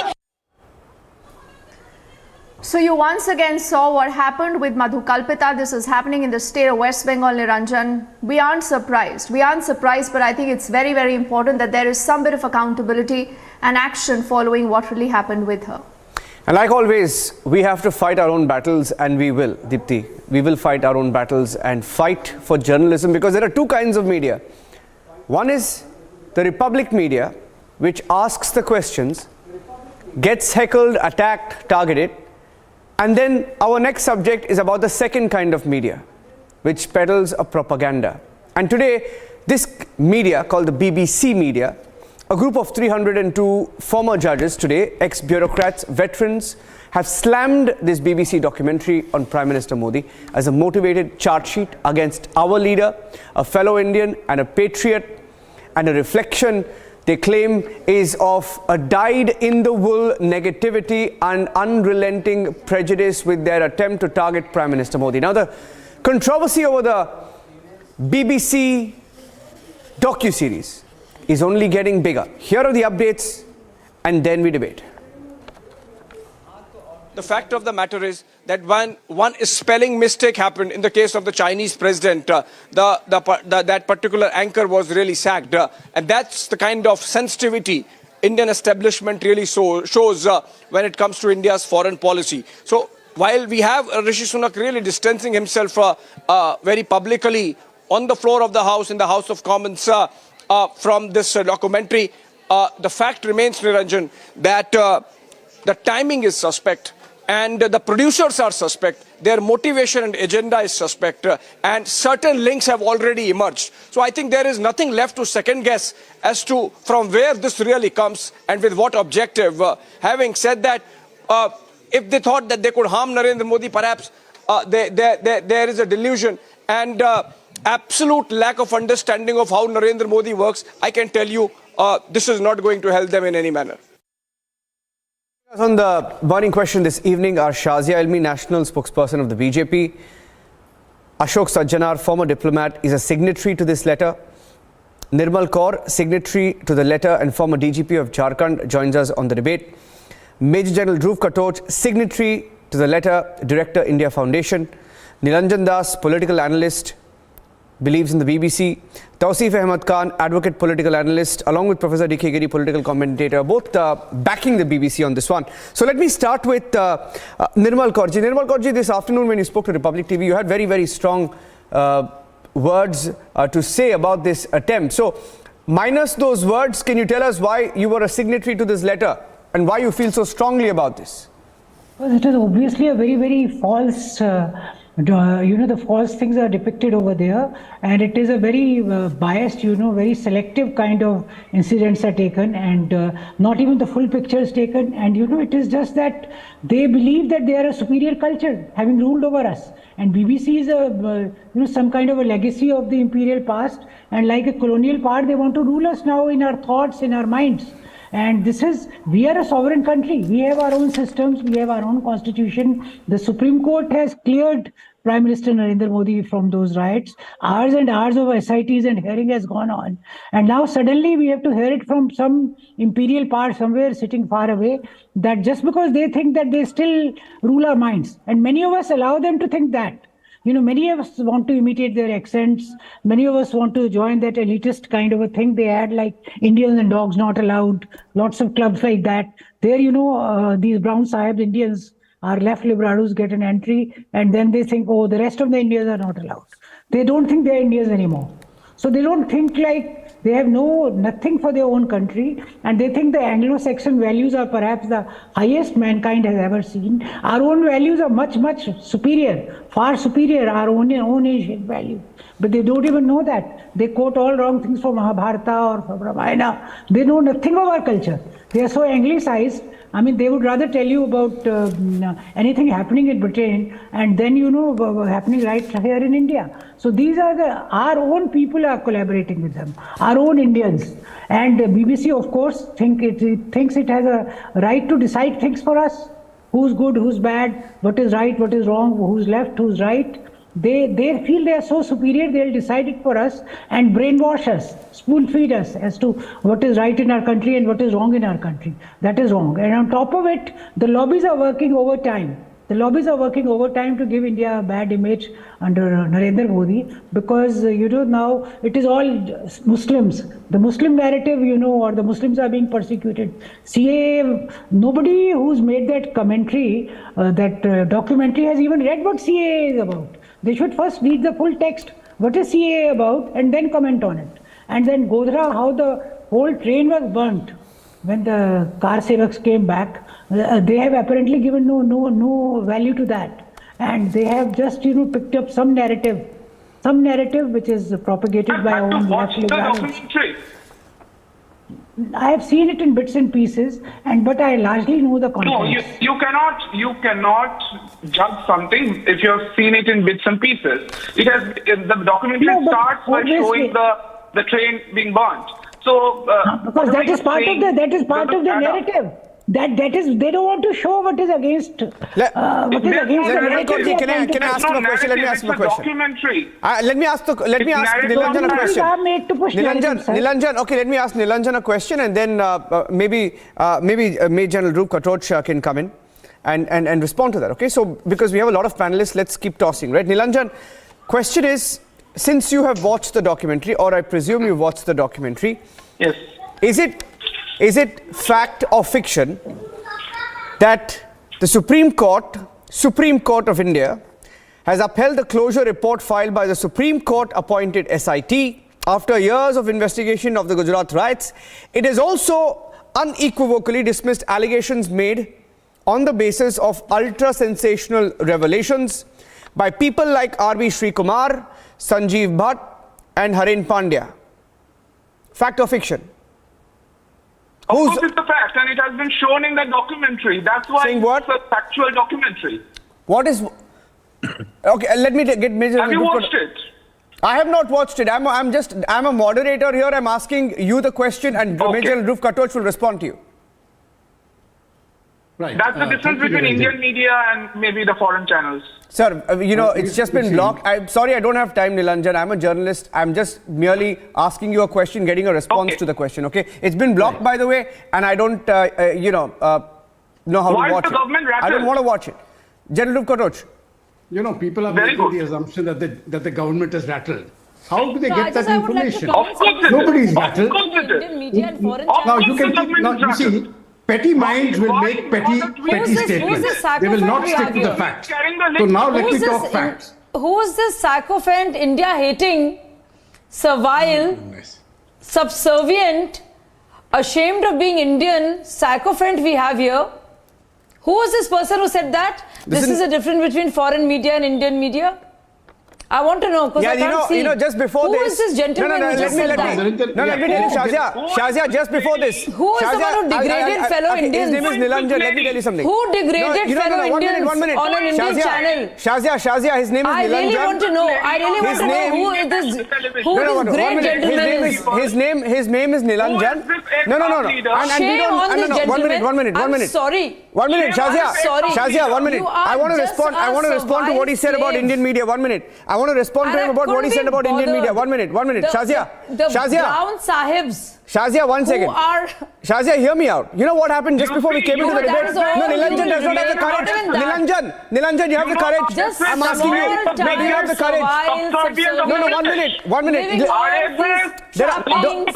Nilanjan, 1 minute. Nibbles left for you by the British. Shazia, can I request you to please stay quiet for a second, please? I don't want the shouting and screaming. I don't like shouting and screaming over each other. But you know what, Nilanjan, you said difference between Indian media. Nilanjan, do you have the courage? Just before we're coming into this debate, Republic Bangla reporter was heckled, attacked by a Trinamool Congress leader in Kolkata. You talk about difference between Indian media and foreign media. Do you have the courage to condemn Arabul Islam for heckling a woman reporter? Look at those visuals. And stop giving lectures to the media. Talking about Indian media, foreign media. Stop it. Stop it. Don't give us lectures. Okay, don't give us lectures. Stop it. And you don't give me lectures. Don't give us lectures about Indian media. Got it? We don't need lectures. You don't have the courage. Don't have the courage. Don't have the spine to talk. Don't have the spine. Shame on you. Don't have the spine to talk about. Look at that woman reporter. Look at that. Look at that. Stop it. Stop it. Yeah, from where you're sitting. From where you're sitting, have the courage to call out nonsense for what it is. I'm not here to debate with you. I'm not here to debate with you. Okay? I'm here to ask you questions. But don't give commentary on the media. Got it? I don't need your commentary. I'm getting an Ashok Sajjanar. Ashok Sajjanar ji, why did you sign that letter, sir? No. Slave mentality. Shazia, 1 second. I don't want shouting screaming, please. Who's degrading Indian media? The slave mentality lies with the RSS. No, I want to come in. I would request the moderator to kindly put this person on mute, because he has no locus standi to sort of, continue to speak over other speakers. You've asked me a question. Permit me to respond to that question. Ashok Sajjanar, you asked me a question. Why did I sign the letter? I think it is very clear in the letter, because all that the BBC has mentioned, it is all propaganda. There are a large number of questions that come up as to why did the BBC feel compelled to bring out this documentary 20 years after this incident has happened. Has it, is it privy to any new information, any new evidence? Nothing at all. It is all this discredited propaganda over the last 20 years, which even the Supreme Court has said that there was attempts to fabricate evidence against Prime Minister Modi. And they have completely rubbished it. They have completely thrown it out of the... why are you speaking? This is my turn. The moderator has asked me to speak. He's not asked you a question. Why are you responding? When you get a turn, you please respond. Why are you speaking? Please go ahead. So, that is the first thing that, there is no new evidence. It is all rehashing of the old evidence. The other is, the question that you asked right at the beginning. What is the agenda because of which the BBC has come out at this time? And of course, I feel that it is because, India's prestige, India's profile in the world is rising. You see whether it is the managing director of the International Monetary Fund, it is the World Bank, it is the UN Development Program. All of them are commending India for the manner in which it has conducted itself, not only as far as dealing with the COVID-19, with the health issue, with the vaccination, with the economy, in every sense of the word. The managing director of the IMF went to the extent of saying that while she sees darkness and gloom everywhere in the world, India is the only ray of hope.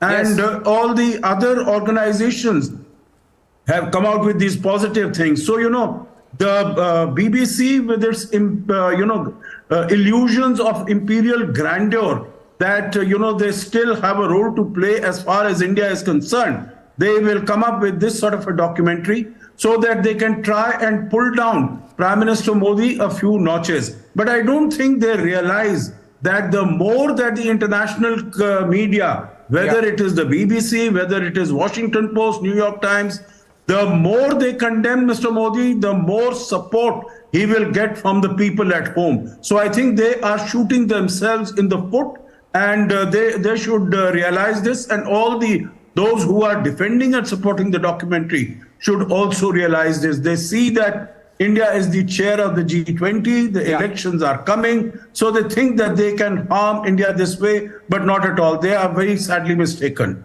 Yeah. Please. DK Giri, you want to respond to him? Yes.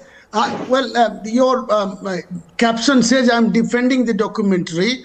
I am an Indian. I am not defending the documentary, but what I'm defending is the freedom of BBC to publish what they like. If anybody in the panel understands BBC is the autonomous media in the world, most autonomous. Even their government could not do anything to influence BBC. So BBC, by producing this documentary, they may be embarrassing their government. They may be harming our bilateral relation. We have a right to protest, but it is their freedom. Like you have your freedom. You showed your clip in Bengal, and you were protesting that they were undermining the freedom of the press. So BBC is a free press. So you cannot question, you cannot attribute. You may attribute motives to BBC, but you cannot question them producing the documentary. We may protest. We also criticize the other. I have a bad line, I think, with DK Giri. I've written trees of articles on China, telling China is autocracy, Putin is a despot. We condemn that. So like BBC is doing it, so they have a freedom to do so, and it is the freest media in the world. So, and we are right to protest. I'm not defending what they say. I will not let them undermine my country, my prime minister, my prime minister. No, I cannot. Sir, 1 minute. That is our protest. Sir, 1 minute. Sir, just 1 minute, sir. Couple of things. I don't know whether you watched the documentary or not, but there are many factual errors in it. Many factual errors from what General Dhruv Katoch have said. I've taken a list of from their letter. I want to quote their letter. Is it true or not, General Dhruv Katoch? You want to take this one? That in this reportedly the Citizenship Amendment Act that the BBC refers to it claims it is unfair to Muslims.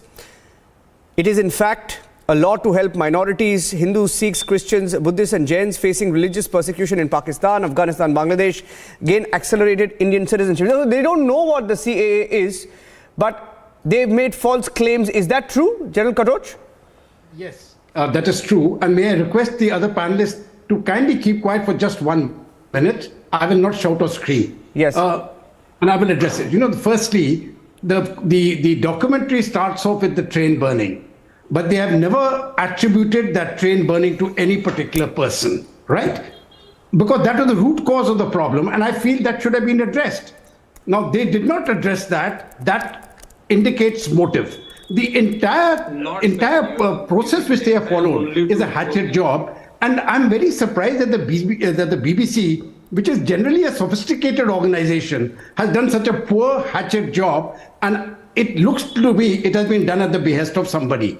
Now, what is the rationale of showing something which happened in more than 2 decades ago and then making a statement? And this statement has been made considering what is happening in India today. We are making that. Now, what is happening in India today? In India today, we have got the best communal relations which are existing as of now, and I'll prove it by a very simple example. In Pakistan, there are millions of Muslims who want to come and live in India. Ditto for Bangladesh. I'll be very happy if anybody can name me one Indian Muslim who would like to go and live in that country.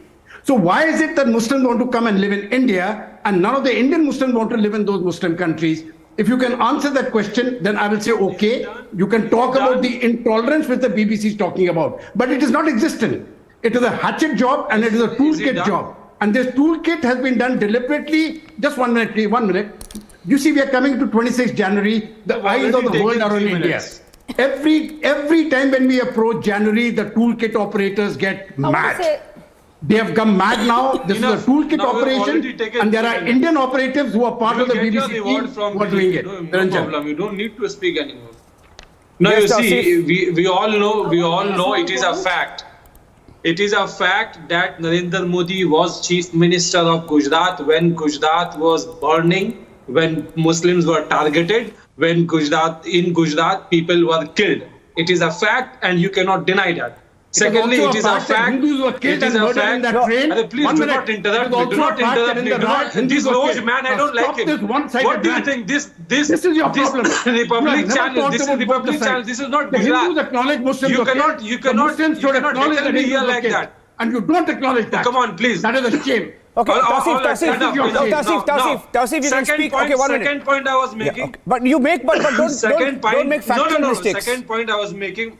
Oh, was Narendra Modi not the chief minister? What rubbish are you talking, man? I said you speak, but don't make factual mistakes in what you say, Tausif. Arey Baba, what factual mistake? I said Narendra Modi was the chief minister then. No, when Gujarat was burning. You quoted something else after that. Second fact. United States denied. No, I want to ask you, Tausif, was Madhav Singh Solanki? Do you know how many riots have happened on the watch of Madhav Singh Solanki, who was a Congress chief minister? No, you won't allow me to speak. Okay, have you ever mentioned that? Have you ever mentioned? Have you ever mentioned and talked about the Nelli massacre, the Bhagalpur massacre? Okay, Shazia, I know everyone. Shazia, give him 30 seconds. Give him 30 seconds, and I'll give you full chance to respond. I have to say, all right. So let it. I want to say something else. This is, first of all, I will not call it a documentary. Let's call it the BBC propaganda film. Shazia, give him 30 seconds, please. It is a propaganda film because it is done with the purpose to do. It's an anti-India, anti-Modi propaganda. Shazia, give her 30 seconds. Shazia, give him 30 seconds, Shazia. You are repeating yourself. No, Niranjan. No, you give him 30 seconds, let him make his point, you can counter it. I'll give you full opportunity to counter it. Even the first time, no. No, I'm only saying give him 30 seconds, it's only fair. It's only fair, you give him 30 seconds, you can counter him. You can lambast him if he's wrong on his facts. Go ahead. 30 seconds, yeah. Now, fact number one. Let's see what he has to offer. Narendra Modi was the... Arey Baba, why are you interrupting me? Just stay calm, you will be rewarded by BJP. Now you see, fact number one. He was the chief minister. Fact number one. Don't interrupt me. Supreme Court has actually totally exonerated him. This is not fair. Everybody knows that. Number one, he was the chief coming out with minister. something very profound. Number two, he was banned by United States from 30 seconds to say something so very basic. Number three, the Gujarat chief minister Pandya it is some testified. There is a testimony that Narendra Modi called. Okay, you know, but Tausif, whatever you're saying has been dealt with in courts. One sec. Why? No, 1 minute. No. You know, 1 minute. Tausif, the Supreme Court's. 1 minute, can I reduce? I want to reduce Tausif's audio 1 second, please. Tausif, the courts have dealt with it. 1 minute, the courts have dealt with. Shazia, 1 minute. Shazia, you also can't speak over it. 1 minute. The courts have dealt with all of this. No. If you say 1 minute more to me, I will leave the debate. If you say 1 minute more to me, I will leave the debate because you've not. I don't think it's fair. I don't think it's fair. What have I said factually wrong? Shazia is responding to you. Shazia, you respond to him. I don't think it's fair. Okay, respond to him. I'll give you 30 seconds to respond to him. I just want to say something. I mean, this is great. I mean, Tausif has just, it's hilarious. Tausif gave us some great information. You know what is the information this Tausif sir gave us? That Narendra Modi was the chief minister in these many years. We all know that, the whole world knows that. We all know how many riots happen in this country. We all know under whose watch, Bhagalpur, Nelli massacre, Muzaffarpur, all that happened. We all know that. We all know what the Supreme Court said. So we know everything. First, please do not come with something so idiotic, Tausif. Do not reduce this debate. You're not coming up with any great gyan. So 1. 2, I would like to say, because Tausif clearly have nothing to say on this issue, I would like to say something that your documentary is something that is based on documentary evidence and facts. Now this is actually a propaganda film, the purpose of which is to malign the image of India, to give an impression of the Prime Minister who's been democratic elected Prime Minister of democracy, the mother of all democracies, and we will not be judged by some body at BBC. We will not be judged by them about what our apex court says. I'm sorry, but what democracy stands for, what our institutions stand for. Sorry. No, the sun might be setting on the British Empire. For all I care. Let me tell you something. You think we are so subservient, that we will depend on the British to judge us. Shazia has no points to make. Judiciary. 1 minute. Again. No points to make. Oh, really? What is the point?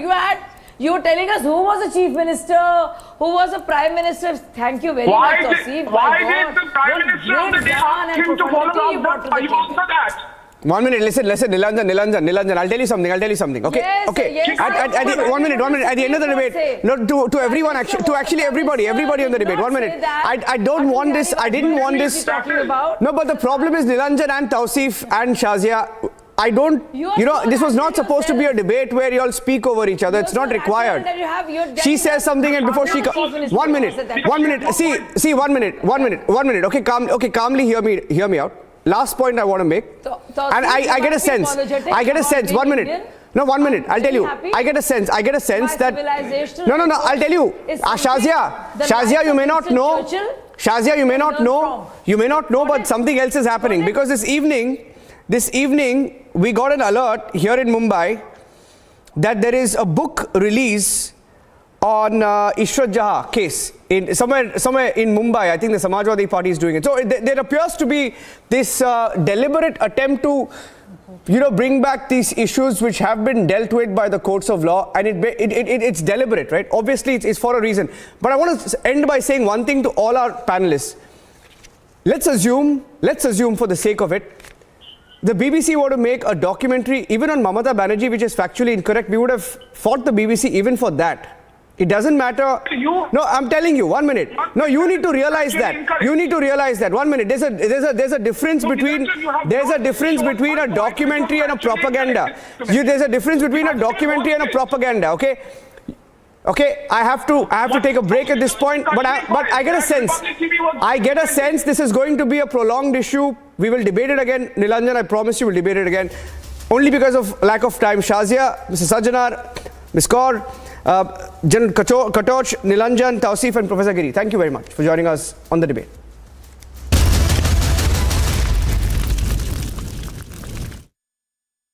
QS and THE, the world's foremost university rankings organizations, have ranked Amity amongst the top 3% universities globally, making it among the very few Indian universities to be included in both rankings. Yet another top ranking for Amity University.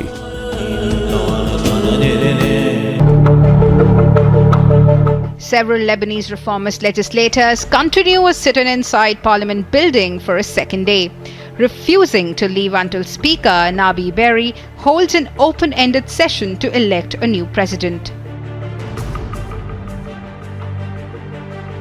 Lebanon's presidency is vacant as legislators failed to elect a new president since President Michel Aoun's 6-year term ended on October 30.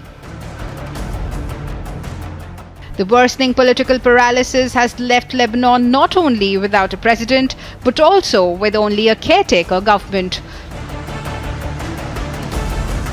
stalling a host of economic reforms aimed at stopping wasteful spending and combating rampant corruption.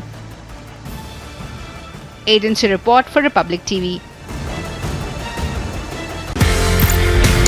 We've got an iconic policeman on our show. आपका police का सफर बड़ा iconic है। मैं आपसे ये पूछना चाहता हूँ सर, आपका सफर कैसे शुरू हुआ? Why did you choose to join the IPS? मैंने तो तैयारी की थी पूरे इंडियन एडमिनिस्ट्रेटिव सर्विस के लिए, पर कुछ संयोग ऐसा हुआ कि 2 पर्चे देने के बाद मेरे आंख में कुछ समस्या हो गई। इलाहाबाद में आई स्पेशलिस्ट जो सबसे अच्छे थे, उन्होंने इलाज किया, पर उनके पूरे इलाज के बावजूद मेरी आंख ऐसी नहीं हो पाई कि मैं इम्तहान में बैठ सकूँ। और 3 कंपल्सरी और 2 पर्चों के आधार पर मेरा जब रिजल्ट आया तो मैंने देखा कि मैं IPS में मैं नंबर 1 पोजीशन पे हूँ। इस तरह से IPS में मेरा सिलेक्शन, आप मुझे एक्सीडेंटल पुलिस ऑफिसर भी कह सकते हैं। Ukraine's President Volodymyr Zelensky met with US Senators Lindsey Graham, Richard Blumenthal and Sheldon Whitehouse, who are visiting Kiev. Reports suggest among the topics discussed was the recognition of PMC Wagner as a terrorist organization, referring to the Russian private military company that has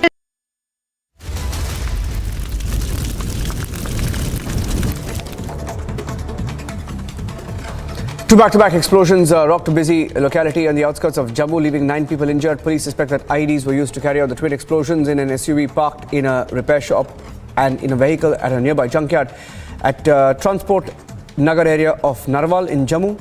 The Jammu and Kashmir Lieutenant Governor Manoj Sinha strongly condemned the incident, called for urgent steps to take action against those responsible. 6 suspects have been detained and are being questioned in connection with the blast. The blast was triggered by suspected terrorists at a time when security agencies in the region are on high alert in the wake of the upcoming Republic Day celebrations. Officials saying that the whole area was cordoned off by joint teams of police and CRPF immediately after the first explosion, followed by another blast 15 minutes later. Several Lebanese reformist legislators continue a sit-in inside Parliament building for a second day, refusing to leave until Speaker Nabi Berri holds an open-ended session to elect a new president. Lebanon's presidency is vacant as legislators fail to elect a new president since President Michel Aoun's 6-year term ended on October 30. The worsening political paralysis has left Lebanon not only without a president, but also with only a caretaker government, stalling a host of economic reforms aimed at stopping wasteful spending and combating rampant corruption. Agency report for Republic TV. Several Lebanese reformist legislators continue a sit-in inside Parliament building for a second day, refusing to leave until Speaker Nabi Berri holds an open-ended session to elect a new president. Lebanon's presidency is vacant as legislators fail to elect a new president since President Michel Aoun's 6-year term ended on October 30. The worsening political paralysis has left Lebanon not only without a president, but also with only a caretaker government, stalling a host of economic reforms aimed at stopping wasteful spending and combating rampant corruption. Agency report for Republic TV. We've got an iconic policeman on our show. आपका police का सफर बड़ा iconic है। मैं आपसे ये पूछना चाहता हूँ सर, आपका सफर कैसे शुरू हुआ? Why did you choose to join the IPS?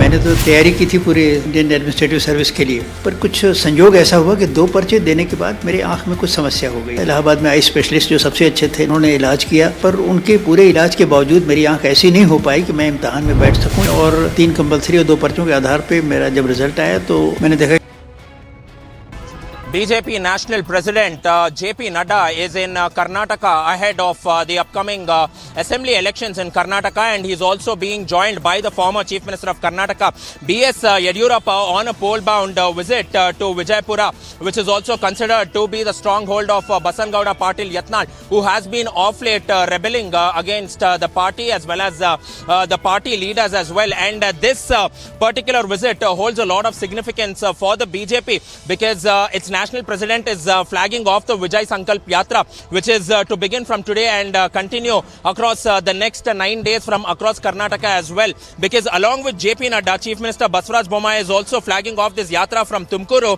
and the Karnataka state in charge for the BJP, Mr. Arun Singh, is flagging off this Yatra from Chikbalapur. So this is BJP's agenda and BJP's mission 150 to go on and get 150 assembly seats in the upcoming election. This amounts to a lot of significance with the BJP central top leadership coming to Karnataka ahead of the elections in the state.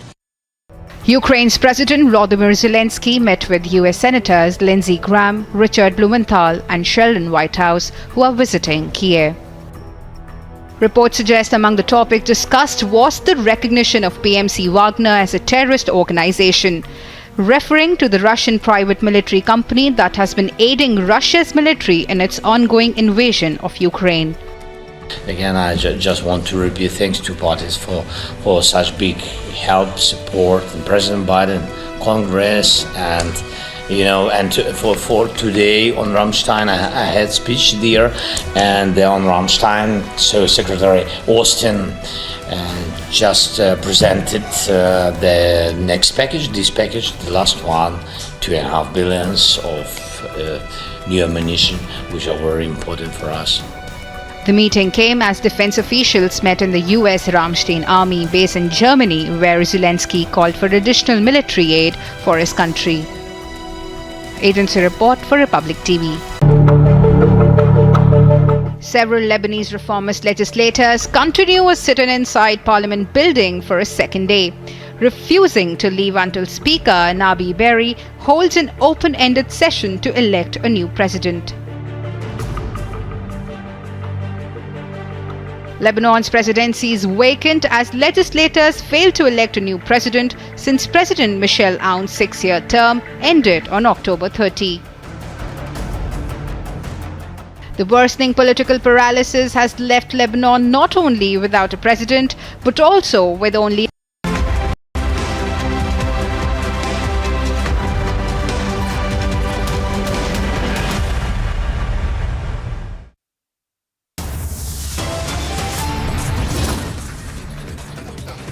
Republic Bangla's woman journalist intimidated and heckled by a group of political workers led by the former TMC MLA.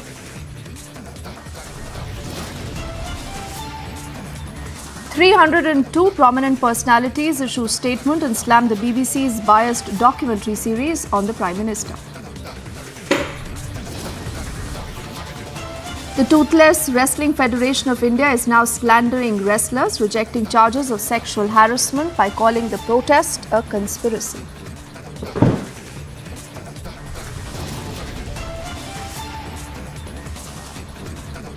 Twin ID blast in Jammu ahead of the Republic Day. 9 are injured, 6 suspects detained by the police.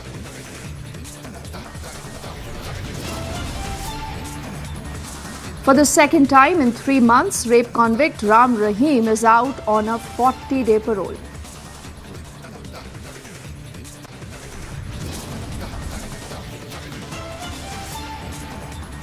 And the NI charge sheet in Praveen Netaru case reveals how the PFI was raising killer squad to achieve its mission 2047.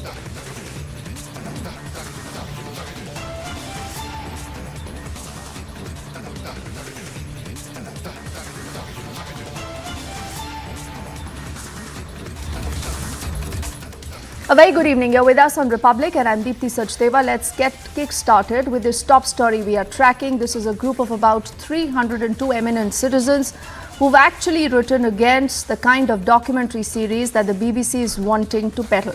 They say this is not just about negativity and unrelenting prejudice. They also say that this entire controversy over the BBC issue is only getting bigger because they see a larger pattern here and they believe that all this has been done with an intention to not just malign India, but also malign the Indian Prime Minister.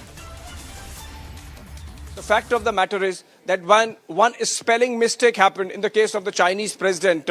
That particular anchor was really sacked. And that's the kind of sensitivity Indian establishment really shows when it comes to India's foreign policy. So while we have Rishi Sunak really distancing himself very publicly on the floor of the House, in the House of Commons, from this documentary, the fact remains, Niranjan, that the timing is suspect and the producers are suspect, their motivation and agenda is suspect, and certain links have already emerged. So I think there is nothing left to second guess as to from where this really comes and with what objective. Having said that, if they thought that they could harm Narendra Modi, perhaps there is a delusion and absolute lack of understanding of how Narendra Modi works. I can tell you this is not going to help them in any manner. And now to our next top story. This is about the Dera Sacha Sauda chief Gurmeet Ram Rahim Singh, who's again been granted a 40-day parole. As per reports, the rapist is out on parole for a certain birthday celebrations, again making everyone ask the key question, that is it getting too easy for him? Do remember, he's serving a sentence of about 20 years and the charges are as heinous as rape. Of rape and murder charges, Ram Rahim walks out on 40-day parole again. The latest parole to the Dera chief comes 3 months after he was granted a similar parole. The Dera chief's last 40-day parole ended on November 25th, where he had released a spiritual song. Sources claim that this time Dera chief is out on parole for his birthday celebrations. हमारे प्यारे करोड़ों बच्चों, आप सबको परम पिता शासन दाता रहबर के अवतार महीने की बहुत बहुत बधाई हो। आपकी सेवा के लिए फिर से बेपरवाही ने समय दिया है हम आपकी सेवा में हाजिर हुए हैं, यूपी में पहुंच चुके हैं। बड़ी खुशी हो रही है कि बेपरवाह जी के इस अवतार महीने में कई सालों बाद आपके दर्शन करेंगे और लाइव करेंगे जैसा राम जी चाहेंगे। However, Republic spoke exclusively to Haryana jail minister, who stated that he had no say in the matter. उनका अब तक जेल में कंडक्ट ठीक रहा है, कभी भी कोई हमें 1% भी कभी कोई दिक्कत नहीं आई। जब भी पैरोल पे गए टाइम से आगे समय से पहले आते रहे, तो हमारी तरफ से कोई इस तरीके का नहीं है। Even Haryana CM Manohar Lal Khattar took a step back in the matter. ये जानकारी आप ही मुझे दे रहे हैं कि उनको पैरोल मिली है, और अगर मिली है तो कोई प्रोसीजर के अंतर्गत मिली होगी, कोई उनका अधिकार होगा। इसमें हम कोई न दखलंदाजी करते हैं न कभी करेंगे। ये तो हर व्यक्ति, हर कैदी जो होता है उसके अपने व्यवहार के हिसाब से एक नियमावली है, उस नाते से अप्लाई करते हैं। जब भी अप्लाई करेंगे, अगर वो ड्यू होगा तो मिलेगी, नहीं ड्यू होगा तो नहीं मिलेगी। Dera Chief Ram Rahim is serving a 20-year jail term for raping his two disciples. He was also convicted in 2021 for hatching a conspiracy to kill Ranjit Singh, a Dera manager. Bureau Report for Republic TV.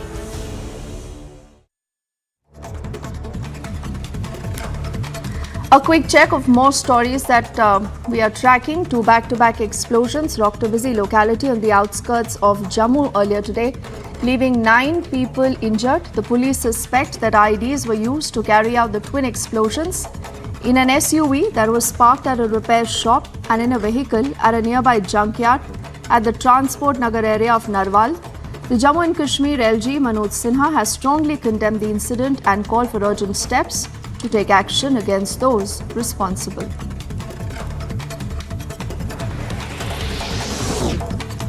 Six suspects have been detained and they are being questioned in connection with the blast. These blasts were triggered by suspected terrorists at a time when security agencies in the region are on a high alert in the wake of the upcoming Republic Day celebrations. The officials say that the whole area was cordoned off by joint teams of the police and the CRPF after the first explosion, which was followed by another blast 15 minutes later.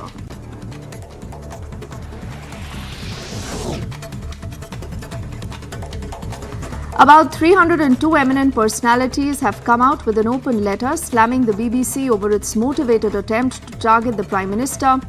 Earlier, you would recall, the MEA had also described the documentary as a quote-unquote propaganda piece that lacked objectivity and reflected a colonial mindset.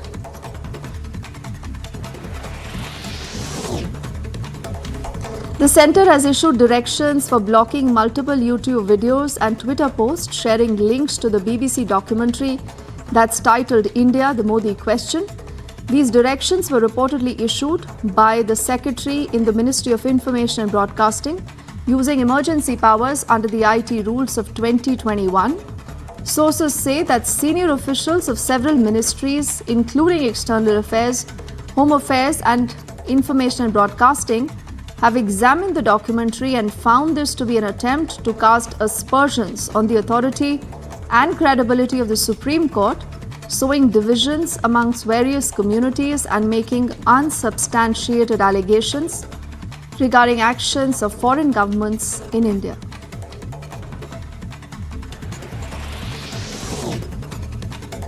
The Russian embassy has said that it is closely following the situation relating to a Goa-bound flight from Russia that was diverted later to Uzbekistan, apparently because of a bomb threat.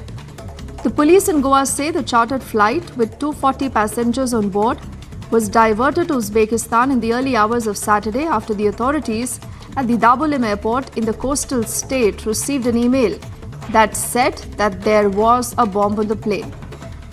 Later, the Russian mission said, and I quote, "The embassy is closely following the situation around the flight en route from Perm to Goa." The Wrestling Federation of India has rejected the allegations that of sexual harassment against its president and claimed that the wrestlers' protest was motivated by a quote-unquote hidden agenda to dislodge the current management. The Federation has also denied all the charges in its response to the government's notice and asserted, and I'm quoting again, that there is no scope for arbitrariness and mismanagement, unquote, in the Federation. The ministry had sought an explanation from the Federation after the country's top wrestlers sat on a dharna and alleged that the Federation chief sexually harassed women wrestlers and acted like a dictator.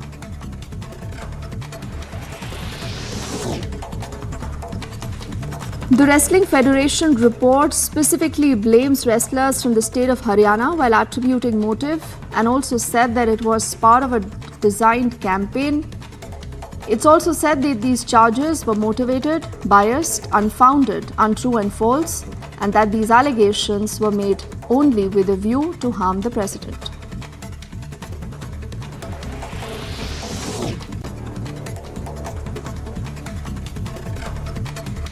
Our next story is about Praveen Netaru. He was, remember, a BJP Yuva Morcha leader who was killed.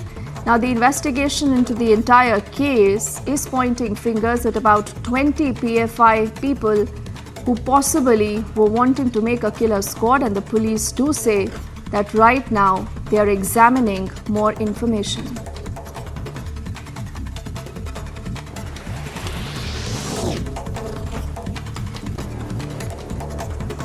The Air India PGate accused Shankar Mishra's judicial custody has been extended, disagreeing with the findings of the internal inquiry into the alleged incident on board an Air India flight where he was accused of urinating on an elderly woman.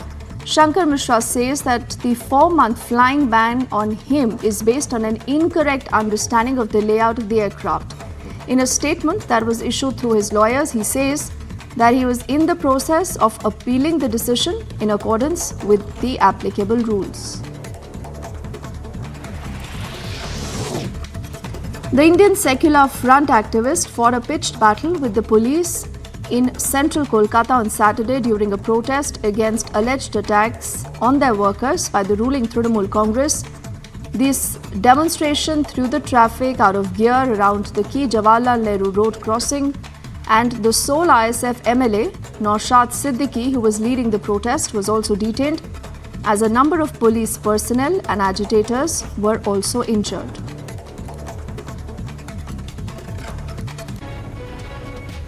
Army, the teams of the Indian Army, they have already arrived at the spot. The Special Operations Group, the Bomb Disposal Squad of the Jammu and Kashmir Police, they are also here at the spot because they are now trying to ascertain what has actually transpired. See, twin blast taking place in the heart of the Jammu city, one of the busiest area. Now the teams of the BDS are getting prepared. I'll request Sarjeevan to keep showing you the visuals that the forensic and the bomb disposal squad of the Jammu and Kashmir Police, they have arrived here at the ground zero and they will be now heading towards the area. The ambulance too has been called in to put it on the standby because the police is not ruling out the possibility of any more explosive being in the area. See, the Special Operations Group of the Jammu and Kashmir Police, they have also been deployed here. If Sarjeevan can continue to show you the visuals that the senior officials of the Jammu and Kashmir Police, they are here also at the spot ground zero, and what actually transpired is yet to be ascertained by the senior officials. But yes, the SSP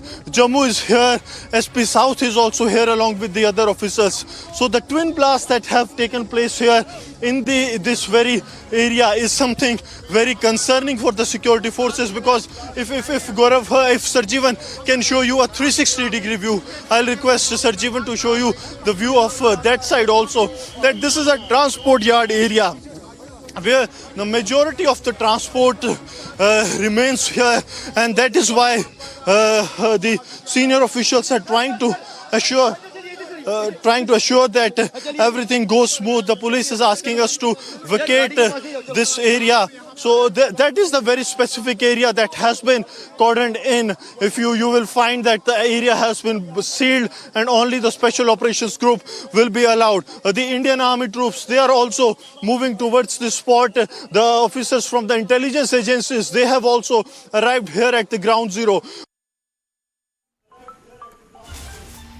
And our next story is about the Wrestling Federation of India that, remember, has rejected all the allegations, including that of sexual harassment, that have been leveled by some very, very senior and top athletes. And this is all against their president, Bhushan Sharan Singh. And they say now that the wrestlers' protest was motivated by a quote-unquote hidden agenda to dislodge the current management. They also, in fact, deny all these charges in their response that they've sent to the Sports Ministry. They've asserted that there is absolutely no scope for any arbitrage and mismanagement in the federation. This clearly means that the Wrestling Federation of India says we've done no wrong. The wrestlers are to be blamed, and in fact, even as we are bringing you this entire coverage, there has been some bit of action as the Assistant Secretary now from the Wrestling Federation has been suspended. जब तक ये जांच पूरी नहीं हो जाती, जैसा मैंने कहा कि 4 हफ्तों में हम इसको करने का काम करेंगे, तो एक कमेटी तब तक दैनिक कार्यकलाप को देखेगी, डे टू डे वर्किंग को, और तब तक भारतीय कुश्ती संघ के अध्यक्ष श्री ब्रिजभूषण जी वो अपने आप को स्टेप असाइड करेंगे, दैनिक कार्यकलाप से अलग रखेंगे. A little before 12:30 a.m. on Saturday, after a 7-hour-long meeting, Sports Minister announced that Brijbhushan Sharan will step aside as WFI President due to the pending investigation. It was a victory for the wrestlers who fought a long battle.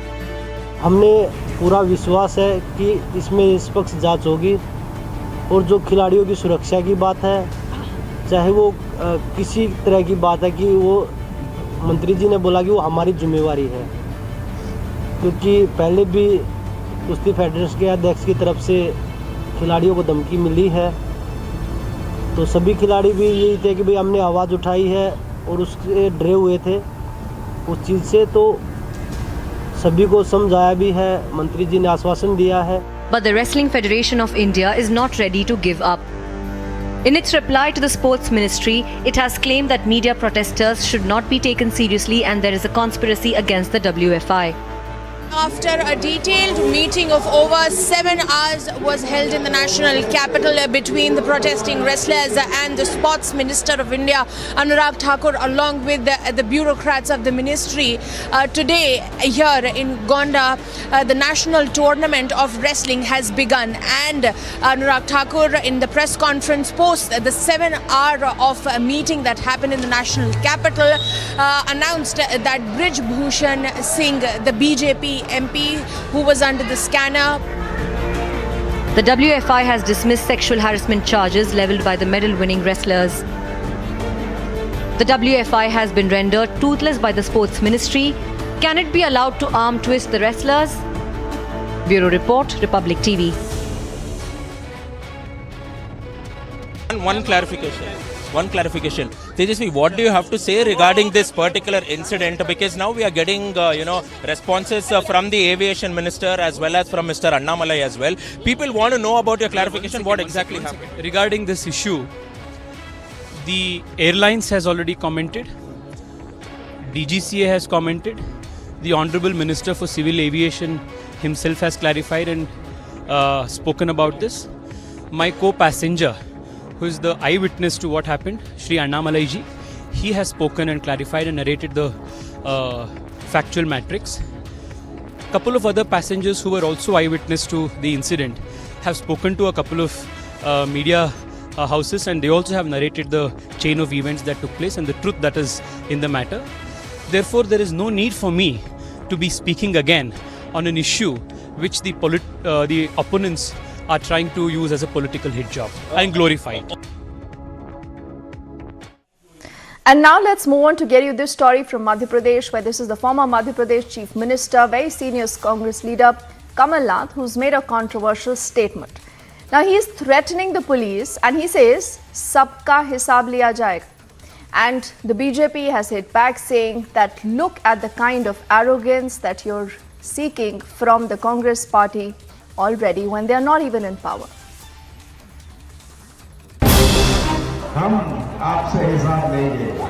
Former Madhya Pradesh CM and Congress leader Kamal Nath has triggered controversy. Ahead of the Madhya Pradesh Assembly elections, Congress leader was caught on tape warning officers of the state. और मैं आप सबसे कहना चाहता हूं, याद रखिए 8 महीनों में चुनाव है, डरिएगा मत, आक्रमण रहिएगा, अधिकारी और पुलिस को कह दीजिएगा 8 महीनों में हम आपसे हिसाब लेंगे। और सब कर्मचारी और पुलिस के लोग समझ कि अच्छा हिसाब उनका लिया जाएगा। But this is not the first time that Congress leader Kamal Nath has threatened officials. Congress leader Kamal Nath had stoked a similar kind of controversy in 2021 when he had openly threatened the government employees in Bhopal and alleged that some officials were working with BJP badges. But the BJP has hit back. Kamal Nath ji सेठ हैं, पैसे वाले हैं, धमकी देना, दबाव बनाना, बदमाशी करना ये उनकी आदत है और ये पहली बार नहीं है। वो हर समय इस तरह की दबाव की राजनीति बनाना चाहते हैं। लोकतंत्र में कार्यपालिका, विधानपालिका और न्यायपालिका इसके अपने अपने दायित्व हैं और अपने अपने कर्तव्य हैं और उसका वो ठीक ढंग से निर्वहन करती है। Once again, the former CM and tall leader of Congress Party Kamal Nath ji has shown and displayed his undemocratic emergency mindset when he openly threatened officers, police officers, administration from Sarvajanik Manch and said that they must remember that only 8 months are left for the elections and that sabka hisab liya jayega. This is not the first time Kamal Nath ji has tried to intimidate the officers, police officers and administration. As Vadra Congress now resorts to threats, will any action be taken? Agency report for Republic TV.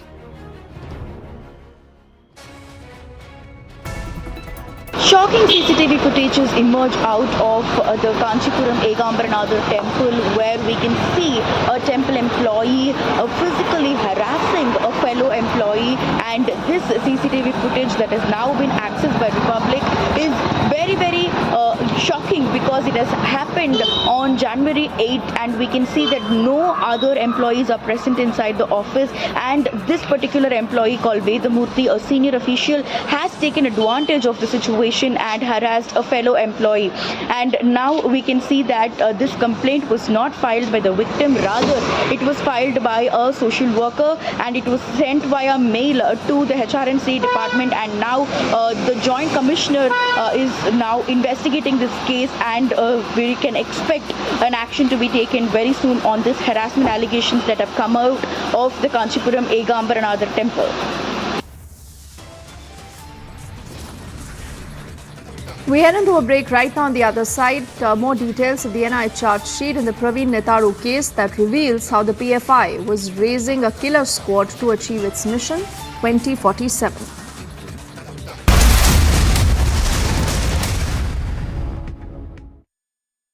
QS and THE, the world's foremost university rankings organizations, have ranked Amity amongst the top 3% universities globally, making it among the very few Indian universities to be included in both rankings. Yet another top ranking for Amity University. We've got an iconic policeman on our show. आपका police का सफर बड़ा iconic है। मैं आपसे ये पूछना चाहता हूँ सर, आपका सफर कैसे शुरू हुआ? Why did you choose to join the IPS? मैंने तो तैयारी की थी पूरे इंडियन एडमिनिस्ट्रेटिव सर्विस के लिए, पर कुछ संयोग ऐसा हुआ कि 2 पर्चे देने के बाद मेरे आंख में कुछ समस्या हो गई। इलाहाबाद में आई स्पेशलिस्ट जो सबसे अच्छे थे, उन्होंने इलाज किया, पर उनके पूरे इलाज के बावजूद मेरी आंख ऐसी नहीं हो पाई कि मैं इम्तहान में बैठ सकूँ। और 3 कंपल्सरी और 2 पर्चों के आधार पर मेरा जब रिजल्ट आया तो मैंने देखा कि मैं IPS में मैं नंबर 1 पोजीशन पे हूँ। इस तरह से IPS में मेरा सिलेक्शन, आप मुझे एक्सीडेंटल पुलिस ऑफिसर भी कह सकते हैं।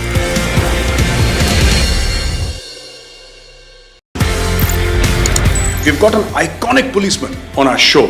आपका पुलिस का सफर बड़ा आइकॉनिक है। मैं आपसे ये पूछना चाहता हूँ सर, आपका सफर कैसे शुरू हुआ? Why did you choose to join the IPS? मैंने तो तैयारी की थी पूरे इंडियन एडमिनिस्ट्रेटिव सर्विस के लिए, पर कुछ संयोग ऐसा हुआ कि 2 पर्चे देने के बाद मेरे आंख में कुछ समस्या हो गई। इलाहाबाद में आई स्पेशलिस्ट जो सबसे अच्छे थे, उन्होंने इलाज किया, पर उनके पूरे इलाज के बावजूद मेरी आंख ऐसी नहीं हो पाई कि मैं इम्तहान में बैठ सकूँ। और 3 कंपल्सरी और 2 पर्चों के आधार पर मेरा जब रिजल्ट आया तो मैंने देखा कि मैं IPS में मैं नंबर 1 पोजीशन पे हूँ। इस तरह से IPS में मेरा सिलेक्शन, आप मुझे एक्सीडेंटल पुलिस ऑफिसर भी कह सकते हैं।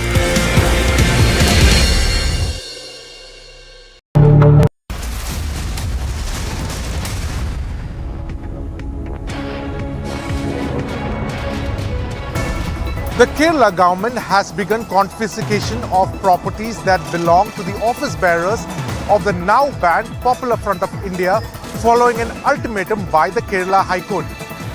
The Popular Front of India had called in an illegal hartal, and after which the Kerala High Court had stated that the hartal was illegal and that any destruction to the public property, the office bearers of the PFI must bear it. The government had estimated that close to 5.2 crore worth of public assets were destroyed as part of the illegal hartal. Although after that the government was going very slow on confiscation of the property, the High Court finally issued an ultimatum, and because of which the Land Commissioner, Revenue Commissioner TV Anupama had ordered all the collectors of various districts to conduct the confiscation of properties without any notice. Over 60 leaders of the PFI from 14 districts, homes were raided and the properties were confiscated. We're heading into a break right now. On the other side, Republic Bangla's woman journalist is intimidated and heckled by a group of political workers led by a former TMC MLA.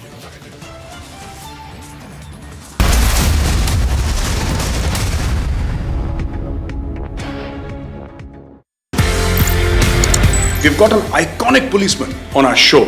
आपका police का सफर बड़ा iconic है। मैं आपसे ये पूछना चाहता हूँ सर, आपका सफर कैसे शुरू हुआ? Why did you choose to join the IPS? मैंने तो तैयारी की थी पूरे इंडियन एडमिनिस्ट्रेटिव सर्विस के लिए, पर कुछ संयोग ऐसा हुआ कि 2 पर्चे देने के बाद मेरे आंख में कुछ समस्या हो गई। इलाहाबाद में आई स्पेशलिस्ट जो सबसे अच्छे थे, उन्होंने इलाज किया, पर उनके पूरे इलाज के बावजूद मेरी आंख ऐसी नहीं हो पाई कि मैं इम्तहान में बैठ सकूँ। और 3 कंपल्सरी और 2 पर्चों के आधार पर मेरा जब रिजल्ट आया तो मैंने देखा कि मैं IPS में मैं नंबर 1 पोजीशन पे हूँ। इस तरह से IPS में मेरा सिलेक्शन, आप मुझे एक्सीडेंटल पुलिस ऑफिसर भी कह सकते हैं।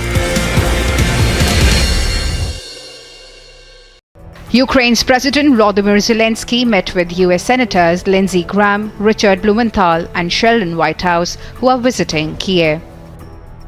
Reports suggest among the topics discussed was the recognition of PMC Wagner as a terrorist organization, referring to the Russian private military company that has been aiding Russia's military in its ongoing invasion of Ukraine.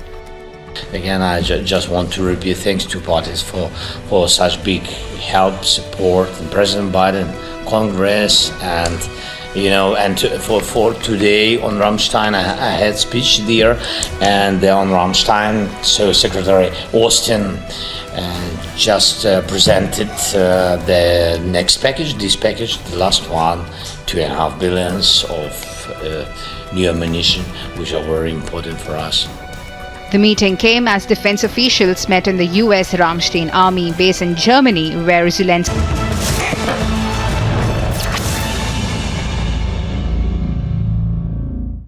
There's simply too much happening in the neighborhood. There is no boring day. There is no day when something does not happen. And there have been so many things happening in the recent past that it's difficult for me on a weekly show to come and discuss everything with you. But I've taken out 5-7 points here which I'd like to bring to your notice and analyze these top news items for you as to what is actually happening in Pakistan and in our nearby countries. Hi, I'm Major Gaurav Arya and you're watching Checkmate.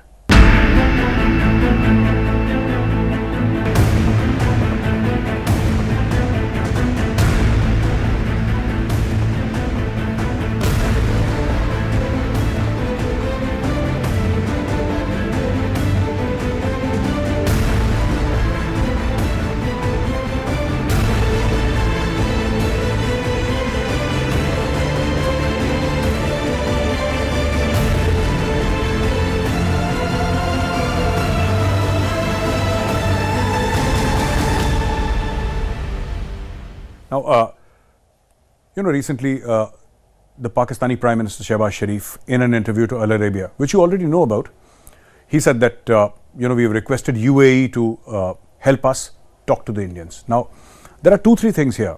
There have been various U-turns on this statement. First, the Pakistani Prime Minister said, yes, we want to talk to the Indians. And then he said, no, unless you sort of bring back 370 and 35A, we cannot talk to the Indians. And the latest is again a double U-turn in which he said that we have requested the United Arab Emirates, to come in between and play a mutual friend, if you will, and get India and Pakistan on the same table talking. Now, why does Pakistan want to talk to India? This is something that defies logic. This is a country with which you fought 4 wars, not 3, as Shehbaz Sharif would like us to believe, but 4 wars. They started terrorism in Punjab, they started terrorism in Kashmir, where it's still existing. 26/11, parliament attacks, Akshardham temple attacks, and more and more and more. 1993 bomb blasts. So, there are Pakistani fingerprints all over India. Why would Pakistan want to talk to India? Now, Pakistan is suffering a food crisis, a food security crisis. There isn't enough to eat. There are riot-like situations in many, many cities and towns and villages across Pakistan. Subsidized wheat, people are killing each other for subsidized wheat. There isn't enough vegetables in the market to go by, commodities in the market, and it's a problem. One other problem is that, how Pakistan industries and Pakistani companies are shutting down because of letter of credit problems. They don't have dollar inflows. They don't have a foreign exchange reserve. So there is no way Pakistan can pay dollars. Even for small little things, Pakistan is finding it difficult. Now the problem here is different. The problem here is slightly different. Why does Pakistan want to talk to India? If Pakistan needs vegetables and wheat, I'm sure their best friend China can help them, because China also produces wheat in very, very significant quantities. Rice in very significant quantities. China has a huge landmass, much, much bigger than India. China's economy is much, much bigger than India. And China is Pakistan's quote-unquote best friend, iron brother. Why is China not helping Pakistan? I think it's largely due to Pakistan's own shenanigans over a period of time. The Pakistanis, as usual, they've done to the Chinese what they've done to the Americans over decades. They fleeced the Chinese. And according to many Pakistanis who I've spoken to, nearly $26 billion worth of CPAC were stolen by Pakistanis. There's corruption in excess of $26 billion US. That's a huge amount of money. So this is what the Pakistanis have done to the Chinese, and Pakistan today is surrounded. Let me tell you Pakistan's predicament. Why is Pakistan screaming in agony? It's not just about, the increase in prices of food commodities. That's just one part of it. It's not simply also about Pakistan's internal struggles with their economy, with terrorism, with law and order, political instability. All that is true. But Pakistan is under attack from 5 sides. And today I'll tell you what these 5 sides are. 1, China. China is refusing to fund Pakistan.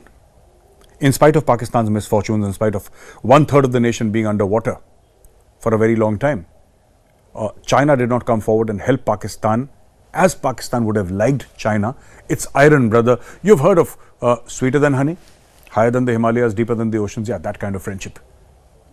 So China says, we are not helping Pakistan any longer because you cannot keep our people safe inside Pakistan. Chinese are getting killed, terrorists are killing Chinese, our businesses are shutting down, you're not paying us back the money that we invested. And there is a huge long list of complaints that China has against Pakistan. So China is no longer funding Pakistan the way Pakistan had become used to receiving Chinese funds. So number 1, China. Number 2, India. India is on a diplomatic offensive against Pakistan. I've said this and a lot of people disagree with me. It's become slightly controversial, but I'll say it again. I think whenever Pakistan tries to do something which is against India's interests, it will meet with very, very strong opposition. There is this video of Prime Minister Modi, which is viral in Pakistan nowadays. Maybe 4 or 5 days back, Azam Swati, the senator from, Pakistan Tehreek-e-Insaf, Imran Khan's party, he tweeted Prime Minister Modi's video in which he said that Prime Minister Modi said that I have forced Pakistan to go across the world with a begging bowl. Prime Minister Modi says in a public rally, in a political rally, that he has forced Pakistan to go begging around the world with a bowl. Now, this is something that Pakistanis are talking about. And this is something that is true. I've been saying it for a very long time. When Pakistan was able to meet all its FATF obligations, Pakistan was still kept in FATF grey list for over 2 years or 1.5 years after meeting its FATF obligations. So India cannot tell FATF that, keep Pakistan in the blacklist or keep Pakistan in the grey list forever. But what India can do is make sure Pakistan is uncomfortable for a little while longer, and India is doing that. Right? Now, suddenly IMF was supposed to give money to Pakistan. The World Bank had promised, I think, $1.2 billion in loans to Pakistan. Of course, they'll give the money, not today, but they'll give it after 3 months. And after 3 months, that money has only 1/4 of the value because Pakistan needs that money now. And India is doing all this for simple reasons. Pakistan's enmity towards India, Pakistan using terrorism as a tool of foreign policy, this must stop. Pakistan must stop terrorism inside India, especially in the Jammu and Kashmir Valley. You know, Pakistan has been using various terrorist outfits to cause India harm. And this is how India is evening the scales. And this is what I've told Pakistanis. You know, we will use diplomacy. We don't need to fund the TTP. We don't need it. We are a respectable nation. We are a much respected nation. People look up to us. Why would India, for heaven's sake, why would a country like India that is so respected, that is one of the world's leading economies, you know, everybody acknowledges our weight in this world. Everybody acknowledges when Dr. Jaishankar goes. You know, when Prime Minister Modi goes, everybody acknowledges our weight. Why would we want to get our hands dirty by, you know, funding two-bit terrorists? What problem does it solve for India? It solves no problems. And India has never done it in the past. India will never do it in the future. But the fact of the matter is, the road to peace and prosperity in Pakistan passes through Kashmir. And Pakistanis must realize that, you know, their country, unless there is peace in Kashmir, there will be no peace in Pakistan. You will continue to suffer. And you will continue to suffer simply because you're not going to get any support from India. And without Indian support, you cannot thrive, you cannot prosper. Third, Afghanistan. Fourth, Iran. So I said 5 things, you know. We have discussed China, we have discussed India at length. Afghanistan and Iran, both Muslim countries, both Muslim brother countries, as Pakistan never tires of telling the world how the Islamic Ummah is one great lovely brotherhood where everybody loves everybody else. But the fact of the matter is, very recently, there were terrorists launched out of Iranian soil that killed 4 Pakistani soldiers. And this was not a one-off, it's happened in the past. Iranians come, they kill Pakistanis and they go back. Afghans come, they kill Pakistanis and they go back. So why is Pakistan not getting along with any of its neighbors? What is the problem essentially with Pakistan? You know, why can't Pakistan get its foreign policy right? They were supposed to be the greatest friends of the Afghan Taliban.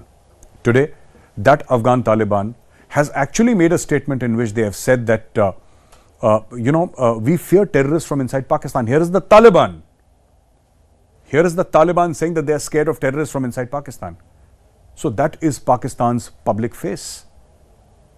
I mean, if Taliban is afraid of you, then God help you, there's something you're doing which is very, very wrong. Apart from that, there's this news of Abdul Rahman Makki, who's the brother-in-law of Hafiz Saeed, and how he was proscribed and, a global terrorist declared. You know, he's declared a global terrorist.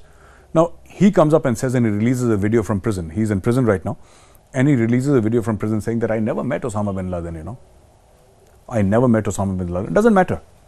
You know, from an Indian perspective, it doesn't matter whether you've met Osama bin Laden or not. Fact of the matter is, most of the global terrorists, recognized, proscribed global terrorists by the United Nations Security Council, most of them are today found with either Pakistani connections or are Pakistani citizens or are living in Pakistan.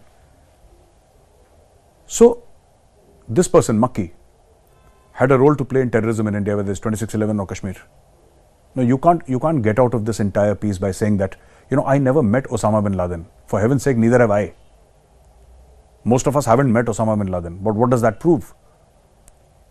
As far as India is concerned, Makki is responsible for terror incidents inside India. And he should be in jail in India, not in Pakistan, by the way. So, and who gave him a camera and who gave him a phone inside his prison cell? He's making videos there. Isn't this supposed to be a global terrorist? Isn't this person supposed to be a global terrorist who's supposed to be kept under great scrutiny and watch? But Pakistani jails are famous, Terrorists have had children inside jail. While they were in jail, they've had children. So, this is the kind of control that you have on the Pakistani jail population, or even hardcore terrorists, proscribed by the United Nations Security Council. This is the kind of security measures that they have in Pakistan. Another news that I have for you is that Pakistan has finally surrendered to the IMF. Yeah, Pakistan has said, no, enough is enough. Bahut ho gaya. Now you tell us what to do and we'll do it. Why did this happen? All of a sudden, Pakistanis have been saying IMF this and IMF that. If you look at Pakistani television, if you see their programs, all the while there is this animosity against the IMF. Now the IMF never begged Pakistan, that please come and take money from us. This is Pakistan who's begging IMF. So I refuse to understand I refuse to understand this kind of attitude. I simply cannot wrap my head around this, You're abusing the same organization that is giving you money, not one. This is Pakistan's 22nd program. All right. Pakistan, or 23rd program if I'm not mistaken, Pakistan has already gone to the IMF 22 times. So in spite of abusing and criticizing the IMF, why has Pakistan suddenly surrendered shamefully like 1971? That was in front of India, this is in front of the IMF. Why have they said that, now whatever you say, whatever you ask us to do, we'll follow everything, please give us the money? Why is Pakistan saying that? Pakistan is saying that simply because the World Bank was supposed to give them $1.2 billion, I think, and the World Bank said no. They promised that money. Pakistan thought that if they got the money from the World Bank, they could hold off IMF a little while longer and negotiate better. When the World Bank pulled back, this entire house of cards collapsed, and Pakistan has now come on the negotiating table. And this entire thing, I'll just take you back to Iran for a while. This entire thing about Iran and Pakistan getting money, we discussed in the previous episode about how Pakistan was funded by the Americans, $450 million for F-16s. And I'd also said that this is for Afghanistan and also their own tribal areas, anti-terrorist operations. Don't be surprised if America gives more money to Pakistan and uses the Pakistani Air Force and ground forces against Iran in the future. It's very possible, and the Pakistanis are happy to do this because the generals are not going to get killed. It's only the soldiers who are going to get killed, and the generals will take the money from the United States of America. So America is, putting all its ducks in a line. If America gets too uncomfortable with Iran tomorrow, they always know that Pakistan is a Sunni majority country and Iran is a Shia majority country, and that card can always be played, and a war against Iran can always be justified in religious terms. This is exactly what they did, in Afghanistan.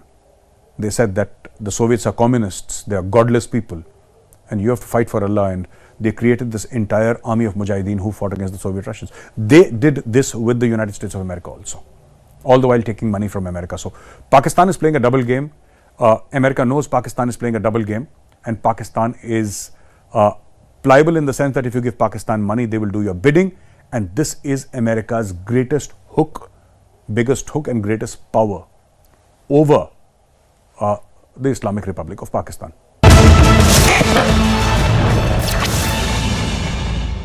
You're all aware of BRICS. BRICS is an organization with Brazil, Russia, India, China, and South Africa. They have had a meeting in which Foreign Minister, South African Foreign Minister Naledi Pandor, the South African Foreign Minister, says that we need to start doing business amongst the BRICS nations in our local currencies. So get rid of the dollar, is what this person is saying. Get rid of the dollar.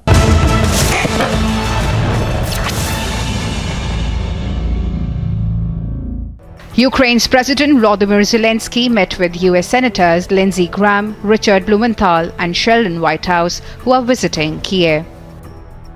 Reports suggest among the topics discussed was the recognition of PMC Wagner as a terrorist organization, referring to the Russian private military company that has been aiding Russia's military in its ongoing invasion of Ukraine.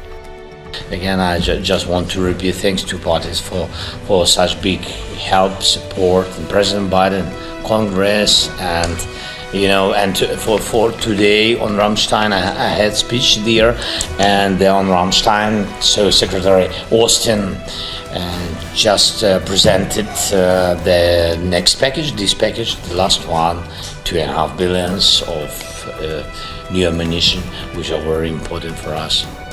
The meeting came as defense officials met in the US Ramstein Army base in Germany, where Zelensky called for additional military aid for his country. Agency report for Republic TV. Ukraine's President Volodymyr Zelensky met with US Senators Lindsey Graham, Richard Blumenthal, and Sheldon Whitehouse, who are visiting Kiev. Reports suggest among the topics discussed was the recognition of PMC Wagner as a terrorist organization, referring to the Russian private military company that has been aiding Russia.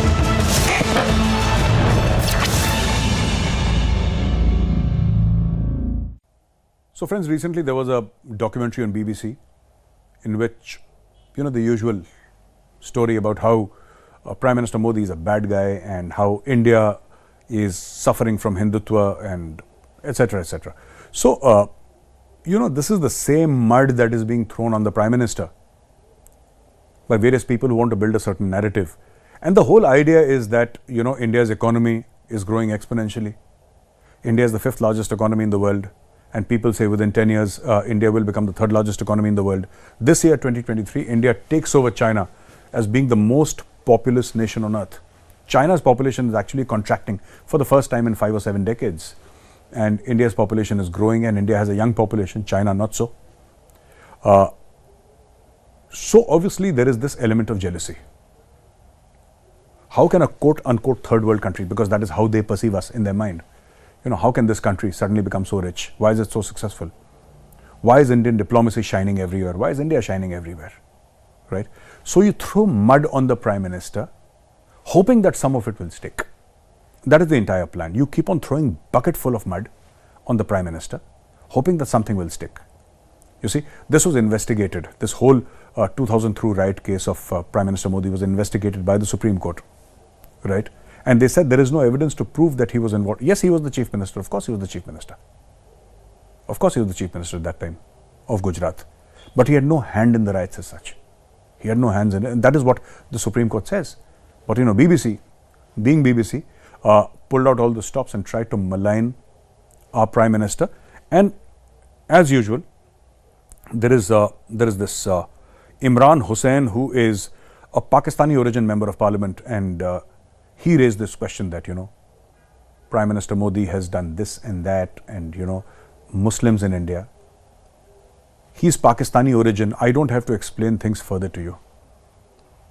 Lack of education, lack of exposure, a radicalized mindset, Hindu hatred, India hatred.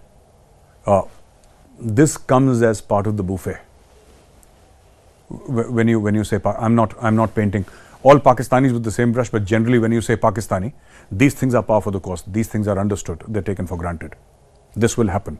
So this has happened. And Imran Hussain, a member of Parliament, a person, Pakistani origin, but born in the UK, I'm given to believe. He said in Parliament that, what are we doing and what can we do as far as Prime Minister Modi is concerned? Nobody can do anything actually. Not Britain, not the United States of America, not any other country in the world. There is nothing that you can do to India. We're simply too big. Now we're simply too rich. We're simply too powerful. There's nothing that you can do. And there is nothing even morally that you can do. So I'm not trying to say that something wrong happened and Britain has also done something wrong. But maybe a BBC documentary on 200 years of British colonial rule with a special edition on Jallianwala Bagh would be nice. This entire colonial experience, how Britain fleeced the entire world, how it caused millions to die in India in famines. Nobody talks about that. Because obviously when the British came to rule India, they were doing India a favor. Because the British obviously think that before they landed up on Indian shores, the Indians didn't know how to eat. They didn't know how to speak. They didn't have a culture. It was the British who actually civilized India. It is with this mindset that these kind of documentaries are made. With a colonial mindset. And this is exactly what our Foreign Office also said. This is a colonial mindset. You need to get rid of it. Anyway, when this Imran Hussain fellow in the British Parliament made those comments, it was Rishi Sunak, the Prime Minister of UK, who stepped in and said that I don't agree with your characterization of the Prime Minister of India. I don't agree with this. Ye galat hai. This is wrong. So this is what he said, and this was a snub to the Pakistani, and the matter ended there. So people will try and form a narrative. People will try and say that this is wrong and that is wrong. And obviously, there is some sense of jealousy in all this. There is also a very strong,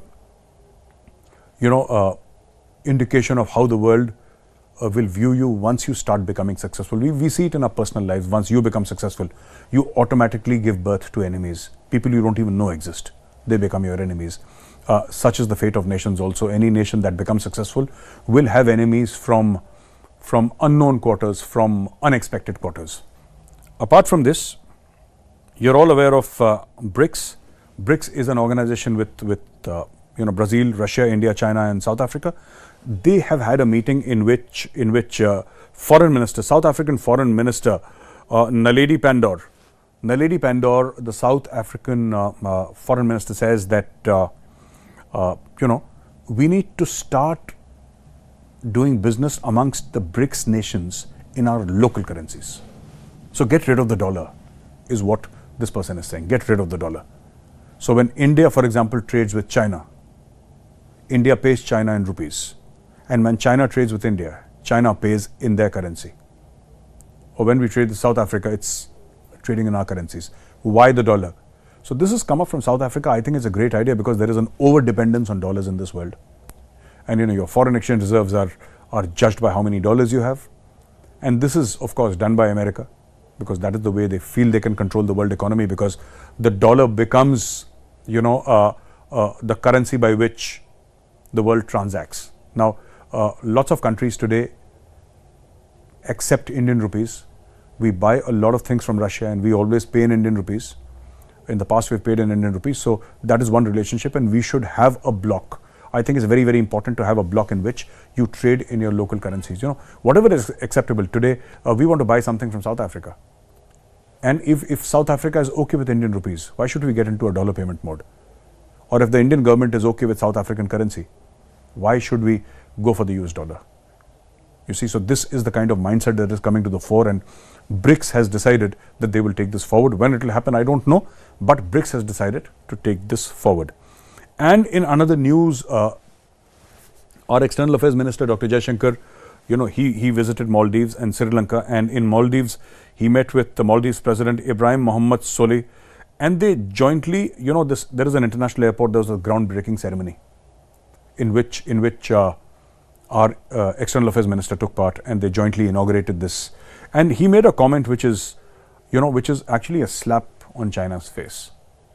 But I'd like to read that comment to you. It's very beautifully put by Dr. Jaishankar. He says that it is a partnership that has enabled us to swiftly and effectively respond to challenges.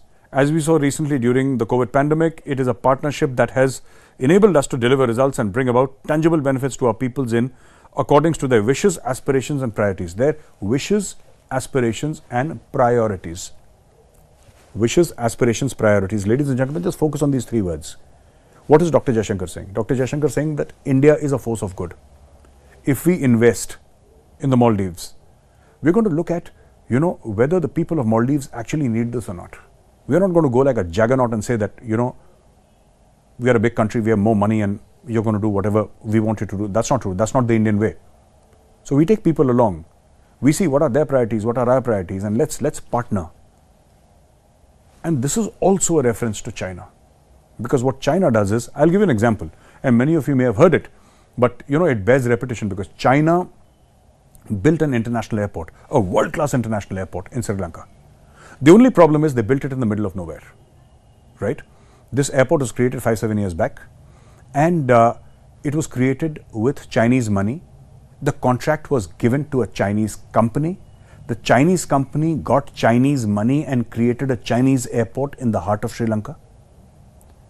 Of course, the money, as I said before, went to the Chinese company, so the money came to Sri Lanka and they went back to, the money went back to China through the Chinese company. So Sri Lanka got nothing. On the first day of the inauguration of that international airport, a flight landed. And after some time, that flight took off. And that was the first and last time that the airport was used. So, China builds an airport in Sri Lanka with Chinese money using a Chinese contractor. And who pays the bills? It is Sri Lanka. This is one of the main reasons why Sri Lanka's economy collapsed. Pakistan is a typical example of how an entire country can be, looted by the Chinese with the active connivance of their own government. It's happened all across Africa, and Chinese are past masters. So this is what Dr. Jaishankar was speaking about.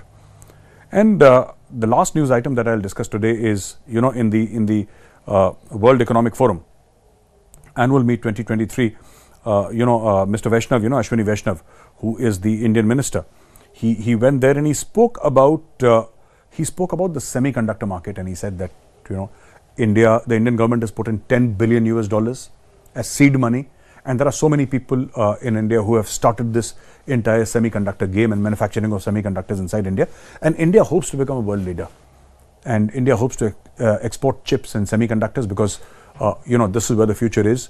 And significant investments have been made. Today, India is totally dependent upon imports as far as semiconductors are concerned, chips are concerned. But tomorrow, that will not be true because Make in India is taking form, it's taking root. And top-class Indian companies are coming in, spending tens of billions of dollars in setting up these factories inside India, which will employ, hundreds and thousands of people, and millions will be positively impacted.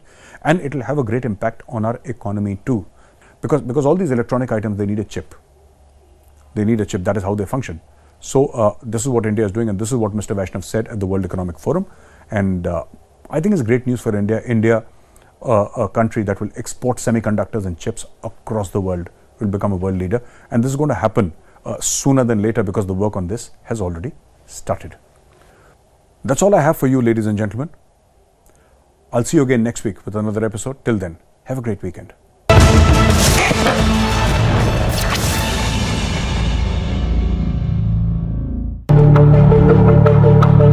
Several Lebanese reformist legislators continue a sit-in inside Parliament building for a second day, refusing to leave until Speaker Nabi Berri holds an open-ended session to elect a new president.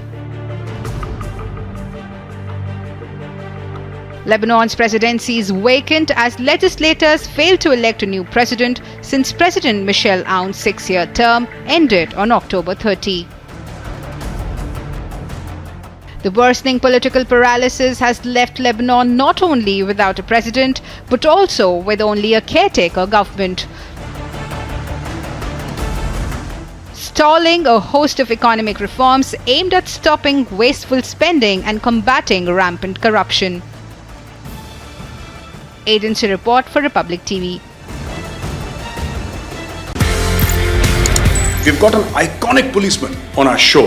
आपका police का सफर बड़ा iconic है। मैं आपसे ये पूछना चाहता हूँ सर, आपका सफर कैसे शुरू हुआ? Why did you choose to join the IPS? मैंने तो तैयारी की थी पूरे इंडियन एडमिनिस्ट्रेटिव सर्विस के लिए, पर कुछ संयोग ऐसा हुआ कि 2 पर्चे देने के बाद मेरे आंख में कुछ समस्या हो गई। इलाहाबाद में आई स्पेशलिस्ट जो सबसे अच्छे थे, उन्होंने इलाज किया, पर उनके पूरे इलाज के बावजूद मेरी आंख ऐसी नहीं हो पाई कि मैं इम्तहान में बैठ सकूँ। और 3 कंपल्सरी और 2 पर्चों के आधार पर मेरा जब रिजल्ट आया तो मैंने देखा कि मैं IPS में मैं नंबर 1 पोजीशन पे हूँ। इस तरह से IPS में मेरा सिलेक्शन, आप मुझे एक्सीडेंटल पुलिस ऑफिसर भी कह सकते हैं। Ukraine's President Volodymyr Zelensky met with US Senators Lindsey Graham, Richard Blumenthal and Sheldon Whitehouse, who are visiting Kiev. Reports suggest among the topics discussed was the recognition of PMC Wagner as a terrorist organization, referring to the Russian private military company that has been aiding Russia's military in its ongoing invasion of Ukraine. Again, I just want to repeat thanks to parties for such big help, support, and President Biden, Congress, and for today on Rammstein, I had speech there, and on Rammstein, so Secretary Austin just presented the next package, this package, the last one, $2.5 billion of new ammunition, which are very important for us. The meeting came as defense officials met in the US Ramstein Army base in Germany, where Zelensky called for additional military aid for his country. Agency report for Republic TV. Several Lebanese reformist legislators continue a sit-in inside Parliament building for a second day, refusing to leave until Speaker Nabi Berri holds an open-ended session to elect a new president.